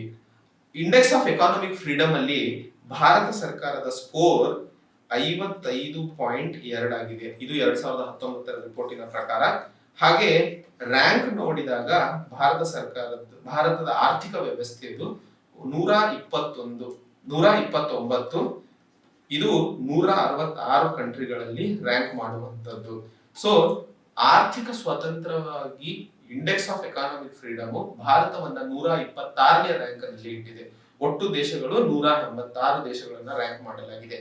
ಹಾಗೆ ಗ್ಲೋಬಲ್ ಎಕಾನಮಿಕ್ ಫ್ರೀಡಮ್ ಇಂಡೆಕ್ಸ್ ಅಥವಾ ಗ್ಲೋಬಲ್ ಎಕಾನಮಿಕ್ ಫ್ರೀಡಮ್ ಇಂಡೆಕ್ಸ್ ರಿಪೋರ್ಟಿನ ಪ್ರಕಾರ GEFI ಪ್ರಕಾರ ಭಾರತದ ಆರ್ಥಿಕ ಸ್ವಾತಂತ್ರ್ಯದ ಸ್ಕೋರ್ 40 ಆಗಿದೆ. ಇದು ಸ್ಕೋರ್ 0 ಇಂದ 100ರವರೆಗೆ ಡಿಫೈನ್ ಮಾಡುತ್ತದೆ. ಹಾಗೆ ರ್ಯಾಂಕ್ ಅನ್ನ ನೋಡಿದಾಗ ಗ್ಲೋಬಲ್ ಎಕಾನಮಿಕ್ ಫ್ರೀಡಮ್ ಇಂಡೆಕ್ಸ್ ಇನ ಪ್ರಕಾರ ನಾವು 79ನೇ ರ್ಯಾಂಕ್ ಇದೀವಿ. ಒಟ್ಟು 162 62 ದೇಶಗಳನ್ನ ರ್ಯಾಂಕಿಂಗ್ ಗೋಸ್ಕರ ತಗೊಳ್ಳಲಾಗುತ್ತದೆ. ಅದರಲ್ಲಿ ನಾವು ಇರುವಂತಹದ್ದು 79ನೇ ರ್ಯಾಂಕು. ಹಾಗೂ ವ್ಯಾಪಾರದ ದೃಷ್ಟಿಯಲ್ಲಿ ಅಥವಾ ಬಿಸ್ನೆಸ್ ರೆಗ್ಯುಲೇಷನ್ಸ್, ವ್ಯಾಪಾರದ ವಹಿವಾಟುಗಳಲ್ಲಿ ನೋಡಿದರೆ ನಮ್ಮ ರ್ಯಾಂಕು 108 ಇದೆ. ಸೊ ಈ ರ್ಯಾಂಕ್ಗಳು ನಮಗೆ ಒಂದು ವಿಷಯವನ್ನ ಪ್ರತಿಬಿಂಬಿಸ್ತಿದೆ. ಎಕನಾಮಿಕ್ ಫ್ರೀಡಮ್ ಅಥವಾ ಆರ್ಥಿಕ ಸ್ವಾತಂತ್ರ್ಯಕ್ಕೆ ನಾವು ಕಂಪೇರ್ ಮಾಡಿದಾಗ ನಾವು ಪ್ರಪಂಚ ಮಟ್ಟದಲ್ಲಿ ಅಥವಾ ಗ್ಲೋಬಲ್ ಪ್ಲಾಟ್ಫಾರ್ಮ್ ಅಲ್ಲಿ ತುಂಬಾ ಹಿಂದುಳುಕೋತಾ ಇದ್ದೀವಿ. ಇದಕ್ಕೆ ಕಾರಣಗಳೇನು, ಇದಕ್ಕೆ ನಾವು ಯಾವ ರೀತಿಯಲ್ಲಿ ಹೊರಬಂದು ಮುನ್ಸಾಗಬೇಕು ಅನ್ನೋದನ್ನ ಆರ್ಥಿಕ ಸಮೀಕ್ಷೆ ಫೋಕಸ್ ಮಾಡ್ತಾ ಇದೆ. ಹಾಗೆ ಆರ್ಥಿಕ ಫ್ರೀಡಮ್ ಅಥವಾ ಆರ್ಥಿಕ ಸ್ವತಂತ್ರ ಇರೋದ್ರಿಂದ ಸಂಪತ್ತು ಸೃಷ್ಟಿ ಮಾಡಲು ಹಾಗೂ ರಿಸೋರ್ಸಸ್ ಒಂದು ಬಿಸ್ನೆಸ್ ಮಾಡಲು ಇರುವಂತಹ ರಿಸೋರ್ಸಸ್ ಅನ್ನ ಅಲೋಕೇಶನ್ ಏನಿದೆ ಅದು ಎಫಿಷಿಯಂಟ್ ಆಗುತ್ತದೆ. ಹಾಗೂ ಪ್ರೊಡಕ್ಟಿವ್ ಆಕ್ಟಿವಿಟೀಸ್ ಅದರಿಂದಾಗಿ ಇನ್ಫ್ಲೂಯೆನ್ಸ್ ಆಗ್ತವೆ ಅಂಡ್ ಅವೆಲ್ಲವೂ ಮಾಡೋದ್ರಿಂದ ಆರ್ಥಿಕವಾಗಿ ಸಂಚಲನವನ್ನ ಕಾಣ್ತೀವಿ. ಅದನ್ನ ಎಕಾನಮಿಕ್ ಡೈನಮಿಸಮ್ ಅಂತ ಏನ್ ಕರಿತೀವಿ. ಸೊ ಇದು ಒಂದು ಸೈಕಲ್. ಎಕಾನಮಿಕ್ ಫ್ರೀಡಮ್ ಆಗೋದ್ರಿಂದ ವೆಲ್ತ್ ಕ್ರಿಯೇಷನ್ ಗೆ ಹೆಲ್ಪ್ ಆಗುತ್ತೆ. ಯಾವ ರೀತಿಯಲ್ಲಿ ಎಕಾನಮಿಕ್ ಫ್ರೀಡಮ್ ಆದ್ರೆ ಅಲೋಕೇಶನ್ ಆಫ್ ರಿಸೋರ್ಸಸ್ ಏನಂತ ಹೇಳ್ತೀವೋ ಅಥವಾ ನಮ್ಮಲ್ಲಿ ಇರುವಂತಹ ರಿಸೋರ್ಸಸ್ ಗಳ ಅಲೋಕೇಶನ್ ಏನಿದೆ ಅದು ಎಫಿಷಿಯಂಟ್ ಆಗುತ್ತೆ. ಇದು ಎಫಿಷಿಯಂಟ್ ಆದ್ರೆ ಪ್ರೊಡಕ್ಟಿವ್ ಆಕ್ಟಿವಿಟೀಸ್ ಹೆಚ್ಚಾಗ್ತವೆ. ಪ್ರೊಡಕ್ಟಿವ್ ಆಕ್ಟಿವಿಟೀಸ್ ಹೆಚ್ಚಾಗೋದ್ರಿಂದ ಎಕಾನಮಿಕ್ ಡೈನಮಿಸಮ್ ಏನಂತ ಕರಿತೀವಿ. ಎಕಾನಮಿಕ್ ಡೈನಮಿಸಮ್ ನಾವು ಮಾತಾಡಿದ್ವಿ 1991 ಮುಂಚೆ ಎಕಾನಮಿಕ್ ಆಕ್ಟಿವಿಟೀಸ್ ಹೆಚ್ಚಾಗಿ ಸ್ಟಾಟಿಕ್ ಆಗಿರ್ತಿದ್ವು. ಅದು ಮ್ಯಾನುಫ್ಯಾಕ್ಚರಿಂಗ್ ಸೆಕ್ಟರ್ ಅಲ್ಲಿ ಮಾತ್ರ ಉಳ್ಕೋತಾ ಇದ್ವು. ಆದ್ರೆ 91ರ ನಂತರ ವೈವಿಧ್ಯತೆಯನ್ನ ಕಾಣ್ತೀವಿ ಭಾರತದ ಆರ್ಥಿಕ ವ್ಯವಸ್ಥೆಯಲ್ಲಿ. ಅದನ್ನೇ ನಾವು ಎಕಾನಮಿಕ್ ಡೈನಮಿಸಮ್ ಅಂತ ಕರಿತೀವಿ. ಸೊ ಎಕಾನಮಿಕ್ ಡೈನಮಿಸಮ್ ಆಗೋದ್ರಿಂದ ವೆಲ್ತ್ ಕ್ರಿಯೇಷನ್ ಗೆ ಸಹಾಯವಾಗುತ್ತದೆ. ಸೊ ಈ ಸೈಕಲ್ ಅನ್ನ ನಾವು ನೆನ್ಪಿಟ್ಕೋಬೇಕು. ಸೊ ಯಾವ ರೀತಿಯಲ್ಲಿ ಆರ್ಥಿಕ ಸ್ವತಂತ್ರ ಸಿಗೋದ್ರಿಂದ ಭಾರತದ ಸಂಪತ್ತು ಸೃಷ್ಟಿಯಲ್ಲಿ ಸಹಾಯವಾಗಲಿದೆ ಹಾಗೂ ಭಾರತ ಕಂಡಿರುವಂತಹ ಕನಸು $5 ಟ್ರಿಲಿಯನ್ ಎಕಾನಮಿನ ಸಾಧಿಸಲು ಆರ್ಥಿಕ ಸ್ವತಂತ್ರ ಹೇಗೆ ಸಹಾಯವಾಗಲಿದೆ ಅಂತ ಕೇಳಿದಾಗ ಈ ಸೈಕಲ್ ಅನ್ನ ಹಾಕಿ ನೀವು ಇದನ್ನ ಎಕ್ಸ್ಪ್ಲೇನ್ ಮಾಡಿ ಒಂದಿಷ್ಟು ಸ್ಟಾಟಿಸ್ಟಿಕ್ಸ್ ಇಲ್ಲಿ ಏನ್ ಕೊಟ್ಟಿದ್ದೀನಿ. ಎಕಾನಮಿಕ್ ಫ್ರೀಡಮ್ ಇಂಡೆಕ್ಸ್ ನ ಪ್ರಕಾರ ಯಾವ ರೀತಿಯಲ್ಲಿ ಇಂಡೆಕ್ಸ್ ಆಫ್ ಎಕಾನಮಿಕ್ ಫ್ರೀಡಮ್ ಹಾಗೂ ಗ್ಲೋಬಲ್ ಎಕಾನಮಿಕ್ ಫ್ರೀಡಮ್ ಇಂಡೆಕ್ಸ್ ಏನು ರ್ಯಾಂಕಿಂಗ್ಸ್ ಅನ್ನ ಕೊಡ್ತಾ ಇದೆ ಅನ್ನೋದನ್ನ ನಾವು ಅಲ್ಲಿ ಸ್ಪೆಸಿಫೈ ಮಾಡಿದರೆ ನಮ್ಮ ಆನ್ಸರ್ ಪೂರ್ತಿ ಆಗುತ್ತದೆ. ಹಾಗೆ ಎಕಾನಮಿಕ್ ಫ್ರೀಡಮ್ ಇಂಡೆಕ್ಸ್ ಅಥವಾ ಆರ್ಥಿಕ ಸ್ವತಂತ್ರ ಒಂದಿಷ್ಟು ಬೇರೆ ಬೇರೆ ಕ್ಷೇತ್ರಗಳಲ್ಲಿ ಅಥವಾ ಯಾವ ಯಾವ ಪಾಯಿಂಟ್ಸ್ ಗಳ ಮೇಲೆ ಡಿಫೈನ್ ಆಗುತ್ತೆ, ಯಾವ ಯಾವ ಪಾಯಿಂಟ್ಸ್ ಗಳಿಂದ ನಾವು ಅದನ್ನ ಅನಲೈಸ್ ಮಾಡ್ತೀವಿ ಅಂತ ನೋಡಿದಾಗ ಒಂದಿಷ್ಟು ಲಿಸ್ಟ್ ಆಫ್ ಪಾಯಿಂಟ್ಸ್ ಅನ್ನ ನಾವು ತಗೋಬಹುದು. ಸೊ ಮೊದಲನೇದು ರಿಜಿಸ್ಟ್ರೇಷನ್ ಆಫ್ ನ್ಯೂ ಬಿಸ್ನೆಸ್, ಅಂದ್ರೆ ಹೊಸ ಕಂಪನಿಗಳ ರಿಜಿಸ್ಟ್ರೇಷನ್ ಅಥವಾ ಹೊಸ ವ್ಯಾಪಾರದ ರಿಜಿಸ್ಟ್ರೇಷನ್. ಹಾಗೆ is of doing business, so ನಾವು ಇದ್ರ ಬಗ್ಗೆ ಮಾತಾಡಿದ್ವಿ, ಯಾವ ರೀತಿ ಅಥವಾ ಎಷ್ಟರ ಮಟ್ಟಿಗೆ ಈಸಿ ಇದೆ ಒಂದು ದೇಶದಲ್ಲಿ ಬಿಸ್ನೆಸ್ ಮಾಡೋದ್ರ ಬಗ್ಗೆ ಡಿಫೈನ್ ಮಾಡುತ್ತದೆ. ಹಾಗೆ ಪೇಟೆಂಟ್ಸ್ ಅನ್ನೋದ್ರ ಬಗ್ಗೆ ನಾವು ಇಲ್ಲಿ ಡಿಸ್ಕಸ್ ಮಾಡ್ತೀವಿ. ಒಂದು ದೇಶದಲ್ಲಿ ಇರುವಂತಹ R&D ಅಥವಾ ರಿಸರ್ಚ್ ಅಂಡ್ ಡೆವಲಪ್ಮೆಂಟ್ ಮಾಡಿದಾಗ ಅದಕ್ಕೆ ಸಿಗುವಂತಹ ಪೇಟೆಂಟ್ ಏನಿದೆ ಅದಕ್ಕೆ ಎಷ್ಟರ ಮಟ್ಟಿಗೆ ಆ ಸರ್ಕಾರದಲ್ಲಿ ಅಥವಾ ಆ ದೇಶದ ವ್ಯವಸ್ಥೆಯಲ್ಲಿ ಅದಕ್ಕೆ ಪ್ರೊಟೆಕ್ಷನ್ ಇದೆ ಅನ್ನೋದ್ರ ಬಗ್ಗೆ ನಾವು ಡಿಸ್ಕಸ್ ಮಾಡ್ತೀವಿ. ಸೊ ಎಷ್ಟು ಪೇಟೆಂಟ್ಸ್ ಅಪ್ಲೈ ಆಗ್ತವೆ, ಹಾಗೆ ಎಷ್ಟು ಪೇಷಂಟ್ ಗಳಿಗೆ ಅಪ್ರೂವಲ್ ಸಿಗುತ್ತದೆ, ಗ್ರಾಂಟ್ ಆಗ್ತವೆ, ಹಾಗೆ ಇನ್ನೋವೇಷನ್ ಗೆ ಆ ಭಾರತ ದೇಶ ಅಥವಾ ಆ ದೇಶದಲ್ಲಿ ಎಷ್ಟರ ಮಟ್ಟಿಗೆ ಅವಕಾಶ ಕೊಡಲಾಗುತ್ತದೆ ಅನ್ನೋದ್ರ ಬಗ್ಗೆ ಎಕಾನಮಿಕ್ ಫ್ರೀಡಮ್ ಅಲ್ಲಿ ಮಾತಾಡ್ತೀವಿ. ಸೊ ಈ ಒಂದಿಷ್ಟು ಪಾಯಿಂಟ್ಸ್ ಗಳನ್ನ ಒಂದು ದೇಶದ ಆರ್ಥಿಕ ಸ್ವಾತಂತ್ರ್ಯವನ್ನ ಮೆಷರ್ ಮಾಡುವಾಗ ಅಥವಾ ಅದನ್ನ ಡಿಫೈನ್ ಮಾಡುವಾಗ ಇದ್ರ ಬಗ್ಗೆ ನಾವು ಡಿಸ್ಕಸ್ ಮಾಡ್ತೀವಿ. ಹಾಗೆ ಭಾರತದ ಹಸ್ತಕ್ಷೇಪದಿಂದಾಗಿ ಮಾರುಕಟ್ಟೆಯಲ್ಲಿ ಆಗಬೇಕಾದಂತಹ ಕಾರ್ಯಗಳ ಮೇಲೆ ಒಂದಿಷ್ಟು ಪ್ರಭಾವ ಬೀಳುತ್ತದೆ. ಅದು ಎಕ್ಸೆಸ್ ಆದಾಗ ಅಥವಾ ಆ ಹಸ್ತಕ್ಷೇಪ ಅತಿ ಹೆಚ್ಚಾದಾಗ ಆರ್ಥಿಕ ಸ್ವಾತಂತ್ರ್ಯವನ್ನ ಆ ದೇಶದ ವ್ಯವಸ್ಥೆಯಲ್ಲಿ ಕಳ್ಕೊತೀವಿ. ಅದರಿಂದಾಗಿ ಎರಡು ರೀತಿಯಲ್ಲಿ ಅಥವಾ ಭಾರತ ದೇಶದ ಅಥವಾ ಯಾವುದೇ ದೇಶದಲ್ಲಿ ಒಂದು ಸರ್ಕಾರದ ಹಸ್ತಕ್ಷೇಪ ಆಗಬೇಕಾದ್ರೆ ಅದನ್ನ ಎರಡು ಪಾಯಿಂಟ್ ಗಳಲ್ಲಿ ನಾವು ಡಿಫರೆನ್ಸ್ ಮಾಡ್ತೀವಿ. ಸೊ ಗವರ್ಮೆಂಟ್ ಇಂಟರ್ವೆನ್ಷನ್ ಅಥವಾ ಸರ್ಕಾರದ ಹಸ್ತಕ್ಷೇಪ ಏನಿದೆ ಅದು ಎರಡು ರೀತಿಯಲ್ಲಿ ಆಗುವ ಸಾಧ್ಯತೆಗಳಿದೆ. ಒಂದು ಡೈರೆಕ್ಟ್ ಆಗಿ ಆಗುವಂತದ್ದು, ಇನ್ನೊಂದು ಇಂಡೈರೆಕ್ಟ್ ಆಗಿ ಆಗುವಂತದ್ದು. ಸೊ ಡೈರೆಕ್ಟ್ ಆಗಿ ಆಗುವಂತದ್ದು ಅಂದ್ರೆ ಉದಾಹರಣೆಗಳು ಏನು, ಮಾರ್ಕೆಟ್ ಅನ್ನ ರಚಿಸೋದ್ರಿಂದ ಆಗಿರ್ಬೋದು ಅಥವಾ ಮಾರುಕಟ್ಟೆಯಲ್ಲಿ ಇರುವಂತಹ ಗೂಡ್ಸ್ ಅನ್ನ ಖರೀದಿ ಮಾಡೋದಾಗಿರ್ಬೋದು ಅಥವಾ ಸಪ್ಲೈ ಮಾಡೋದಾಗಿರಬಹುದು.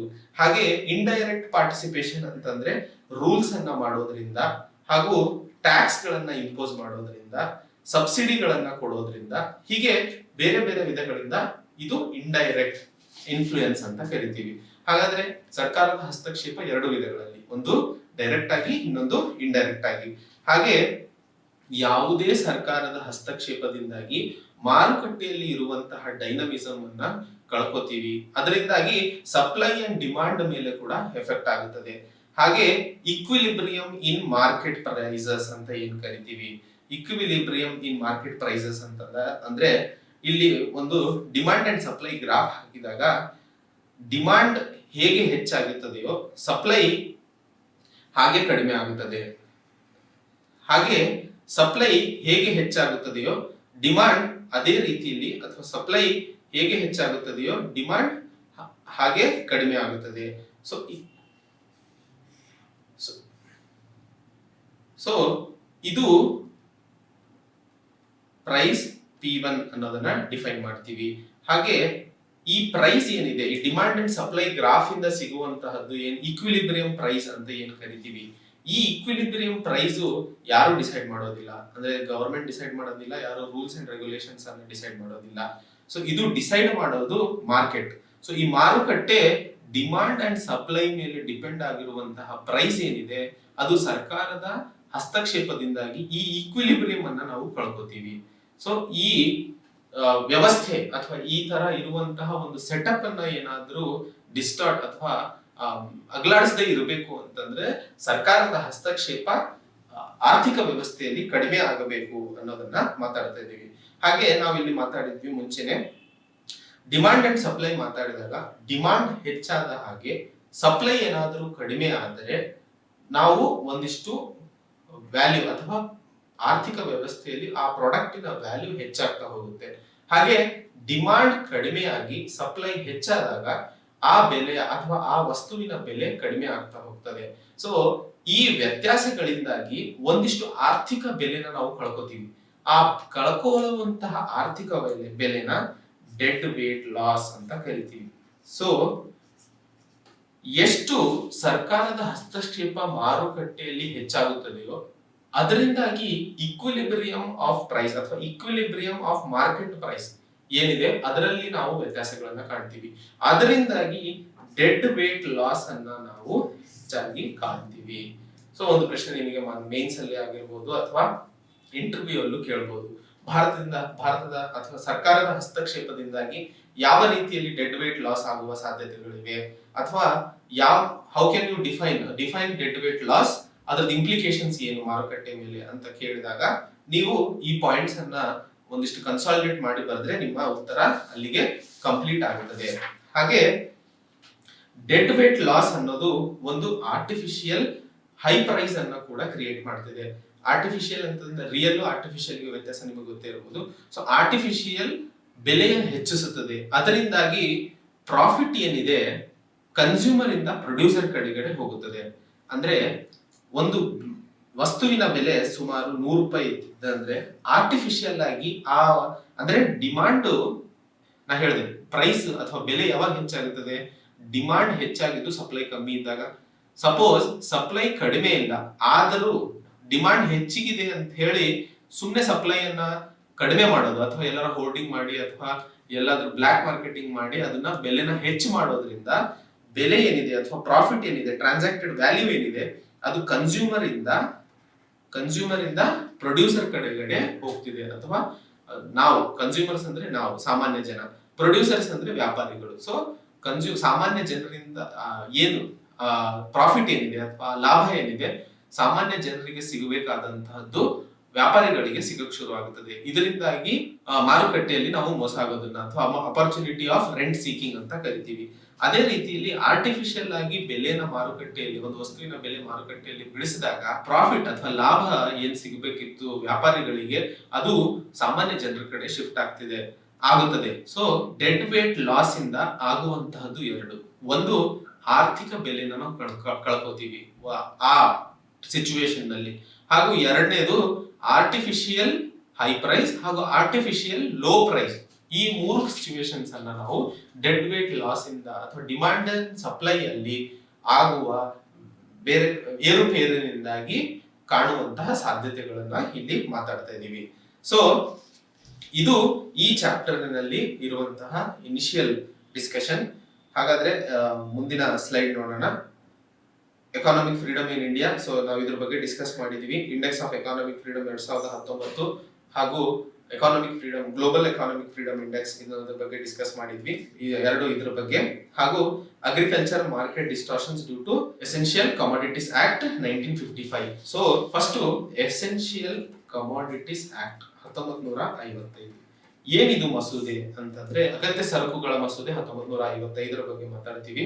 ಸೊ ಇದರಲ್ಲಿ ಸರ್ಕಾರ ಈ ಮಸೂದೆ ಜಾರಿಗೆ ತಂದಿದ್ದು ಪ್ರೊಡಕ್ಷನ್ ಅಂಡ್ ಸಪ್ಲೈ ಅಥವಾ ಏನು ಪ್ರೊಡ್ಯೂಸ್ ಆಗ್ತಾ ಇದೆ ಹಾಗೂ ಏನು ಸಪ್ಲೈ ಆಗ್ತಾ ಇದೆ ಅದನ್ನ ಕಂಟ್ರೋಲ್ ಮಾಡೋದಕ್ಕೋಸ್ಕರ, ಹಾಗೂ ಡಿಸ್ಟ್ರಿಬ್ಯೂಷನ್ ಏನಾಗುತ್ತೆ ಅಥವಾ ಎಲ್ಲರಿಗೂ ಹಂಚಿಕೆ ಆಗುತ್ತೆ, ಅದರ ಜೊತೆಯಲ್ಲಿ ಟ್ರೇಡ್ ಅಂದ್ರೆ ಸರಕು ಸಾಗಾಟಗಳು ಏನಾಗ್ತವೆ, ಇವು ಮೂರು ಪ್ರೊಡಕ್ಷನ್, ಡಿಸ್ಟ್ರಿಬ್ಯೂಷನ್, ಟ್ರೇಡ್, ಈ ಮೂರರಲ್ಲಿ ಸರ್ಕಾರದ ಕಂಟ್ರೋಲ್ ಪಡ್ಕೊಳ್ಳೋದಕ್ಕೋಸ್ಕರ ಅಥವಾ ಕೆಲವೊಂದು ಗೂಡ್ಸ್ ಅಂದ್ರೆ ಎಸೆನ್ಷಿಯಲ್ ಗೂಡ್ಸ್, ಅಗತ್ಯ ವಸ್ತುಗಳ ಮೇಲೆ ಹಿಡಿತವನ್ನ ಇಟ್ಕೊಳ್ಳಲು ಈ ಮಸೂದೆಯನ್ನ ಜಾರಿಗೆ ತರಲಾಯಿತು. ಈ ಮಸೂದೆಯಲ್ಲಿ ಒಂದಿಷ್ಟು ರೂಲ್ಸ್ ಅಂಡ್ ರೆಗ್ಯುಲೇಷನ್ಸ್ ಅನ್ನ ಸೆಂಟ್ರಲ್ ಗವರ್ಮೆಂಟ್ ಕ್ರಿಯೇಟ್ ಮಾಡಿತು, ಆದ್ರೆ ಇಂಪ್ಲಿಮೆಂಟೇಷನ್ ಅನ್ನ ರಾಜ್ಯ ಸರ್ಕಾರಗಳಿಗೆ ಕೊಟ್ಟುಬಿಡ್ತು. ಅದರಲ್ಲಿ ಡೀಲರ್ಸ್ ಲೈಸೆನ್ಸಿಂಗ್ ಆಗಿರ್ಬೋದು ಅಥವಾ ಸ್ಟಾಕ್ ಏನು ಹೂಡಿಕೆ ಮಾಡ್ತಾರೆ ಅದ್ರ ಮೇಲೆ ಸರಕುಗಳನ್ನ ಅದ್ರನ್ನ ಲಿಮಿಟ್ ಮಾಡುವಂತದ್ದು, ಹಾಗೂ ಗೂಡ್ಸ್ ಗಳ ಮೂವ್ಮೆಂಟ್ ಏನಿರುತ್ತೆ ಇವು ಮೂರರ ಮೇಲೆ ನಿಗಾವನ್ನ ವಹಿಸಲು ರಾಜ್ಯ ಸರ್ಕಾರಗಳಿಗೆ ಕೇಂದ್ರ ಸರ್ಕಾರದಿಂದ ಶಕ್ತಿ ಕೊಡಲಾಯಿತು ಅಥವಾ ಕೇಂದ್ರ ಸರ್ಕಾರದಿಂದ ಡೆಲಿಗೇಟ್ ಮಾಡಲಾಯಿತು ಪವರ್ ಅನ್ನ. ಸೊ ಈ ಆಕ್ಟ್ ನಲ್ಲಿ ನಾವು ಏನ್ ನೋಡ್ತಾ ಇದೀವಿ ಅಥವಾ ಈ ಆಕ್ಟ್ ನಲ್ಲಿ ಏನೇನ್ ಪವರ್ಸ್ ಕೊಡಲಾಗಿದೆ ಅಂತಂದ್ರೆ, ಹೂಡಿಕೆ ಮಾಡಿದಂತಹ ಅಥವಾ ಸ್ಟಾಕ್ ಮಾಡಿದಂತಹ ಗೂಡ್ಸ್ ಅನ್ನ ಕಬ್ಜೆಗೆ ತಗೋಬಹುದು, ಕನ್ಫೆಸ್ಟಿಕೇಟ್ ಮಾಡ್ಕೋಬಹುದು, ಅದ್ರ ಜೊತೆಯಲ್ಲಿ ಯಾವ್ದಾದ್ರು ಲೈಸೆನ್ಸ್ ಇದ್ದಲ್ಲಿ ಅದನ್ನ ಕ್ಯಾನ್ಸಲ್ ಮಾಡಬಹುದು, ಹಾಗೂ ತಪ್ಪು ಕಂಡು ಬಂದಲ್ಲಿ ಪನಿಷ್ಮೆಂಟ್, ಇಂಪ್ರಿಸನ್ಮೆಂಟ್, ಜೈಲಿಗೆ ಹಾಕುವ ಸಾಧ್ಯತೆಗಳಿದೆ. ಹಾಗೆ ಯಾವುದೇ ಒಂದು ವಸ್ತು ಎಷ್ಟರ ಮಟ್ಟಿಗೆ ಮಾರಬಹುದು ಅನ್ನೋದನ್ನ ಲಿಮಿಟ್ ಕೂಡ ಮಾಡಬಹುದು. ಅದ್ರ ಜೊತೆಯಲ್ಲಿ ಏನಾದರೂ ಲಿಮಿಟ್ ಮೇಲೆ ಮಾರಿದರೆ ಅದಕ್ಕೆ ಪೆನಾಲ್ಟಿ ಕೂಡ ಹಾಕುವ ಅವಕಾಶಗಳು ಈ ಆಕ್ಟಿನಲ್ಲಿ ಕೊಡಲಾಗಿದೆ. ಹಾಗಾದ್ರೆ ಇನ್ನು ಮುಂದಿನ ಇದರಲ್ಲಿ ಈ ಕೇಂದ್ರ ಸರ್ಕಾರ ರಾಜ್ಯ ಸರ್ಕಾರಕ್ಕೆ ರೂಲ್ಸ್ ಅಂಡ್ ರೆಗ್ಯುಲೇಷನ್ಸ್ ಮಾಡುವ ಶಕ್ತಿಯನ್ನು ಕೊಟ್ಟಿದೆ. ಹಾಗೆ ರಾಜ್ಯ ಸರ್ಕಾರದಲ್ಲಿ ಇರುವಂತಹ food and civil supplies department ಈ ಆಕ್ಟ್ ಅನ್ನ ಜಾರಿಗೆ ತರಲು ಸಹಕಾರಿಯಾಗುತ್ತದೆ ಅಥವಾ ಜಾರಿಗೆ ತರಲು ಹೆಲ್ಪ್ ಮಾಡುತ್ತದೆ. ಹಾಗೆ ಇದರಲ್ಲಿ ಇರುವಂತಹ ಮೇಜರ್ ಕಮಾಡಿಟೀಸ್ ಏನು ಅಂತ ನೋಡಿದಾಗ ಪೆಟ್ರೋಲಿಯಂ ರಿಲೇಟೆಡ್ ಪ್ರಾಡಕ್ಟ್ಸ್ ಆಗಿರ್ಬೋದು, food stuff relating edible oils and seeds ಅಂತ ಆಗಿರ್ಬೋದು, ಹಾಗೆ ರಾ ಜೂಟ್ ಏನಂತ ಅಂತೀವಿ ಜೂಟ್ ಇಂಡಸ್ಟ್ರೀಸ್ ರಿಲೇಟೆಡ್, ಹಾಗೂ ಫಾರ್ಮಾಸ್ಯೂಟಿಕಲ್ ಇಂಡಸ್ಟ್ರೀಸ್ ನಾನು ಹೇಳಿದೆ ಮೆಡಿಸಿನ್ಸ್, ಡ್ರಗ್ಸ್ ಏನಾಗಿರ್ಬೋದು, ಫರ್ಟಿಲೈಸರ್ಸ್ ಅಂತ ಏನ್ ಕರಿತೀವಿ, ಹಾಗೂ ಆನಿಯನ್ ಅಂಡ್ ಪೊಟೊಟೊ, ಈರುಳ್ಳಿ ಮತ್ತು ಪೊಟೆಟೊ ಏನಿದೆ ಆಲೂಗಡ್ಡೆ, ಅವು ಕೂಡ ಇದರ ಅಡಿಯಲ್ಲಿ ಬರ್ತವೆ. ಹಾಗೆ ಕೃಷಿಗೆ ಸಂಬಂಧಿತ ಸೀಡ್ಸ್ ಏನಿದಾವೆ, ಸೊ ಬೀಜಗಳು ಏನಿದಾವೆ ಅವು ಕೂಡ ಎಸೆನ್ಷಿಯಲ್ ಕಮೋಡಿಟೀಸ್ ಆಕ್ಟ್ ಕೆಳಗಡೆ ಬರ್ತವೆ ಅಂತ ನಾವಿಲ್ಲಿ ಅರ್ಥ ಮಾಡ್ಕೋಬೇಕು. ಸೊ ಈ ಎಸೆನ್ಷಿಯಲ್ ಕಮೋಡಿಟೀಸ್ ಆಕ್ಟ್ ನ ಮುಖ್ಯ ಉದ್ದೇಶ ಅಫೋರ್ಡಬಿಲಿಟಿ, ಎಲ್ಲರಿಗೂ ತಗೊಳಕ್ಕೆ ಆಗಬೇಕಾದಂತಹ ಕಾರ್ಯಕ್ರಮವನ್ನ ಸರ್ಕಾರ ಮಾಡುವಂತಹದ್ದು. ಸೊ ಎಲ್ಲಾ ಸಾಮಾನ್ಯ ಜನರಿಗೆ ಇದು ಕೈಗೆ ನಿಲ್ಲುವಂತಹದ್ದನ್ನ ಮಾಡಬೇಕು ಅನ್ನೋದೇ ಎಸೆನ್ಷಿಯಲ್ ಕಮೋಡಿಟೀಸ್ ಆಕ್ಟ್ ನ ಮುಖ್ಯ ಉದ್ದೇಶವಾಗಿದೆ. ಸೊ ಇಲ್ಲಿ ಅತಿ ಮುಖ್ಯವಾದ ಇದು ಏಮ್ ಅಥವಾ ಏನು ಉದ್ದೇಶ ಏನು ಅಂದ್ರೆ ಹೋರ್ಡಿಂಗ್ ಅನ್ನ ತಡಿಬೇಕು. ಹೋರ್ಡಿಂಗ್ ಆಗೋದ್ರಿಂದ ಸಪ್ಲೈ ಕಮ್ಮಿ ಆಗೋದ್ರಿಂದ ಡಿಮಾಂಡ್ ಹೆಚ್ಚಾಗೋದ್ರಿಂದ ಪ್ರೈಸಸ್ ಅಲ್ಲಿ ನಾವು ವೇರಿಯೇಷನ್ಸ್ ಕಾಣ್ತೀವಿ. ಸೊ ಕೃಷಿ ಅಥವಾ ಬೇರೆ ಯಾವುದೇ ಚಟುವಟಿಕೆಗಳು ಏನ್ ನಡೀತಾ ಇರ್ತವೆ ಇಂಡಸ್ಟ್ರೀಸ್ ರಿಲೇಟೆಡ್, ಅದರಲ್ಲಿ ಹೂಡಿಕೆ ಆಗದಂತೆ, ಹೋರ್ಡಿಂಗ್ ಆಗದಂತೆ ತಡಿಬೇಕು ಅನ್ನೋದೇ ಮುಖ್ಯ ಉದ್ದೇಶ. ಹಾಗೆ ಈ ಲೆಜಿಸ್ಲೇಷನ್ ಅಥವಾ ಈ ಮಸೂದೆಯಿಂದಾಗಿ ಅಗ್ರಿಕಲ್ಚರ್ ಮಾರ್ಕೆಟಿಂಗ್ ಅಲ್ಲಿ ಹಾಗೂ ಪ್ರೊಡಕ್ಷನ್ ಅಲ್ಲಿ ನಾವು ಏರುಪೇರುಗಳನ್ನ ಕಾಣ್ತೀವಿ. ಸೊ ಅದು ಯಾವ ರೀತಿಯಲ್ಲಿ ಅನ್ನೋದನ್ನ ನಾವು ಇಲ್ಲಿ ಮಾತಾಡ್ತೀವಿ. ಸೊ ಎಸೆನ್ಷಿಯಲ್ ಕಮೋಡಿಟೀಸ್ ಆಕ್ಟ್ ನಿಂದಾಗಿ ಅಗ್ರಿಕಲ್ಚರ್ ಅಥವಾ ಕೃಷಿ ಮಾರುಕಟ್ಟೆ ಡೆವಲಪ್ಮೆಂಟ್ ಅಥವಾ ಬೆಳವಣಿಗೆಯಲ್ಲಿ ನಾವು ಕಡಿತವನ್ನ ಕಾಣ್ತೀವಿ. ಇದರಿಂದಾಗಿ ಕೃಷಿ ಮಾರ್ಕೆಟ್ ಅಂತ ಏನ್ ಅಂತೀವಿ ಅದರಲ್ಲಿ ನಾವು ಏರುಪೇರುಗಳನ್ನ ಕಾಣ್ತಾ ಇದೀವಿ. ಯಾಕಂದ್ರೆ ಕೃಷಿ ಅನ್ನೋದು ಒಂದು ಸೀಸನಲ್ ಆಕ್ಟಿವಿಟಿ. ಇದು 3 ಸೀಸನ್ಸ್ ಅಲ್ಲಿ ನಾವು ಡಿವೈಡ್ ಮಾಡ್ತೀವಿ. ರಾಬಿ, ಖರೀಫ್, ಕ್ರಾಪ್ ಅಂತ. ರಾಬಿ, ಖರೀಫ್, ಝೇಡ್ ಅಂತ ಹೇಳಿ. ಹಾಗೆ ಹಾರ್ವೆಸ್ಟ್ ಸೀಸನ್, ಯಾವಾಗ ಮಳೆ ಆಗುತ್ತದೆಯೋ ಅಥವಾ ಯಾವಾಗ ನಾವು ಕೃಷಿಯಲ್ಲಿ ಬೆಳೆಗಳನ್ನ ಬೆಳೆಸಬಹುದು ಆ ಟೈಮ್ ನಲ್ಲಿ ಬೆಳ್ಕೊಂಡು, ಹಾಗೂ ಯಾವಾಗ ಬೆಳೆಗಳು ಆ ಬೇರೆ ಟೈಮ್ ಅಲ್ಲಿ ಯಾವಾಗ ಬೆಳೆಯಕ್ ಆಗೋದಿಲ್ವೋ ಅದನ್ನ ಲೀನ್ ಸೀಸನ್ ಅಂತ ಕರಿತೀವಿ. ಸೊ ಹಾರ್ವೆಸ್ಟ್ ಸೀಸನ್ ಅಲ್ಲಿ ಬೆಳೆದಿರುವಂತಹ ಕ್ರಾಪ್ಸ್ ಅನ್ನ ಅಥವಾ ಬೆಳೆಯನ್ನ ನಾವು ಸ್ಟೋರ್ ಮಾಡ್ಕೊಂಡು ಲೀನ್ ಸೀಸನ್ ಅಲ್ಲಿ ಅದನ್ನ ಉಪಯೋಗಿಸ್ಕೋಬಹುದು. ಸೊ ಇದನ್ನ ಟ್ರೇಡ್ ಆಫ್ ಅಂತ ಕರಿತೀವಿ. ಸೊ ಎಸೆನ್ಷಿಯಲ್ ಕಮೋಡಿಟೀಸ್ ಆಕ್ಟ್ ಆದ್ರೆ ಈ ವ್ಯವಸ್ಥೆನ ಜಾರಿಗೆ ತರಲು ಅಥವಾ ಈ ರೀತಿಯ ಒಂದು ಸೆಟಪ್ ಅನ್ನ ಮಾಡಲು ಬಿಡೋದಿಲ್ಲ. ಇದು ವೇರ್ ಹೌಸಸ್ ಅಥವಾ ಏನ್ ಸ್ಟೋರೇಜ್ ಫೆಸಿಲಿಟೀಸ್ ಅಂತ ಏನ್ ಕರಿತೀವಿ ಅದಕ್ಕೆ ಸಪೋರ್ಟ್ ಮಾಡೋದಿಲ್ಲ. ಈ ಸ್ಟಾಕ್ ಲಿಮಿಟೇಷನ್ಸ್ ಮೇಲೂ ಅದು ಒಂದಿಷ್ಟು ಲಿಮಿಟ್ಸ್ ಅನ್ನ ಇಡೋದ್ರಿಂದ ಹಾರ್ವೆಸ್ಟ್ ಸೀಸನ್ ಹಾಗೂ ಲೀನ್ ಸೀಸನ್ ಮಧ್ಯೆ ಏನ್ ರೈತರು ಕೂಡಿಟ್ಕೊಂಡು ಅದನ್ನ ಮುಂದೆ ಸರಿಯಾದ ಬೆಲೆ ಸಿಗೋ ಸಮಯದಲ್ಲೋ ಅಥವಾ ಯಾವಾಗ ಮಾರುಕಟ್ಟೆಯಲ್ಲಿ ಅದರ ಅವಶ್ಯಕತೆ ಇರುತ್ತದೆ ಅವಾಗ ಹೊರತಂದು ಮಾರುವ ಅವಕಾಶಗಳನ್ನ ಎಸೆನ್ಷಿಯಲ್ ಕಮೋಡಿಟೀಸ್ ಆಕ್ಟ್ ಕೊಡೋದಿಲ್ಲ. ಹಾಗೆ stock holding applies to agriculture supply chain, wholesale, food processing industry, retail food chain. So stock holding ಅನ್ನೋ ಒಂದು ಏನು ಅಥವಾ ಹೂಡಿಕೆ ಮಾಡಬಾರದು ಅನ್ನೋಂತಹ ಒಂದು ಕ್ರಮ ಏನು ಎಸೆನ್ಷಿಯಲ್ ಕಮೋಡಿಟೀಸ್ ಆಕ್ಟ್ ಅಲ್ಲಿ ಇದೆ, ಇದು ಅಗ್ರಿಕಲ್ಚರ್ ಸಪ್ಲೈ ಚೈನ್ ಆಗಿರ್ಬೋದು, ಹೋಲ್ಸೇಲರ್ಸ್ ಆಗಿರ್ಬೋದು, ಫುಡ್ ಪ್ರೊಸೆಸಿಂಗ್ ಇಂಡಸ್ಟ್ರೀಸ್ ಆಗಿರ್ಬೋದು, ಹಾಗೂ ರಿಟೇಲ್ ಫುಡ್ ಚೈನ್ಸ್, ನಾವು ಏನ್ ಸಾಮಾನ್ಯ ಜನ ಹೋಗಿ ಖರೀದಿ ಮಾಡುವಂತಹ ಅಂಗಡಿಗಳು ಅಥವಾ ಜಾಗಗಳು ಇರ್ತಾವೋ ಅದನ್ನ ರಿಟೇಲ್ ಫುಡ್ ಚೈನ್ಸ್ ಅಂತ ಕರಿತೀವಿ. ಸೊ ಆ ಜಾಗಗಳಲ್ಲೂ ಸಹ ಸ್ಟಾಕ್ ಮಾಡುವಂತಹ ಫೀಚರ್ ಅಥವಾ ಅವೈಲಬಿಲಿಟಿನ ಎಸೆನ್ಷಿಯಲ್ ಕಮೋಡಿಟೀಸ್ ಆಕ್ಟ್ ಕೊಡೋದಿಲ್ಲ. ಹಾಗೆ ಯಾವ ಒಂದು ಸ್ಥಳದಲ್ಲಿ ಅಥವಾ ಯಾವ ಒಂದು ಕ್ಷೇತ್ರದಲ್ಲಿ ಜೆನ್ಯೂನ್ ಆಗಿ ಡಿಮ್ಯಾಂಡ್ ಅಂಡ್ ಸಪ್ಲೈ ಅಲ್ಲಿ ವೇರಿಯೇಷನ್ಸ್ ಮಾಡಕ್ಕೆ ಏನು ಆಸೆ ಇರಲ್ಲ ಅಥವಾ ಮಾಡಬಾರದು ಅನ್ನೋ ಉದ್ದೇಶದಿಂದ ಇರುವಂತಹ ಜಾಗಗಳಲ್ಲೂ ಸಹ ಎಸೆನ್ಷಿಯಲ್ ಕಮೋಡಿಟೀಸ್ ಆಕ್ಟ್ ಅಲೌ ಮಾಡೋದಿಲ್ಲ.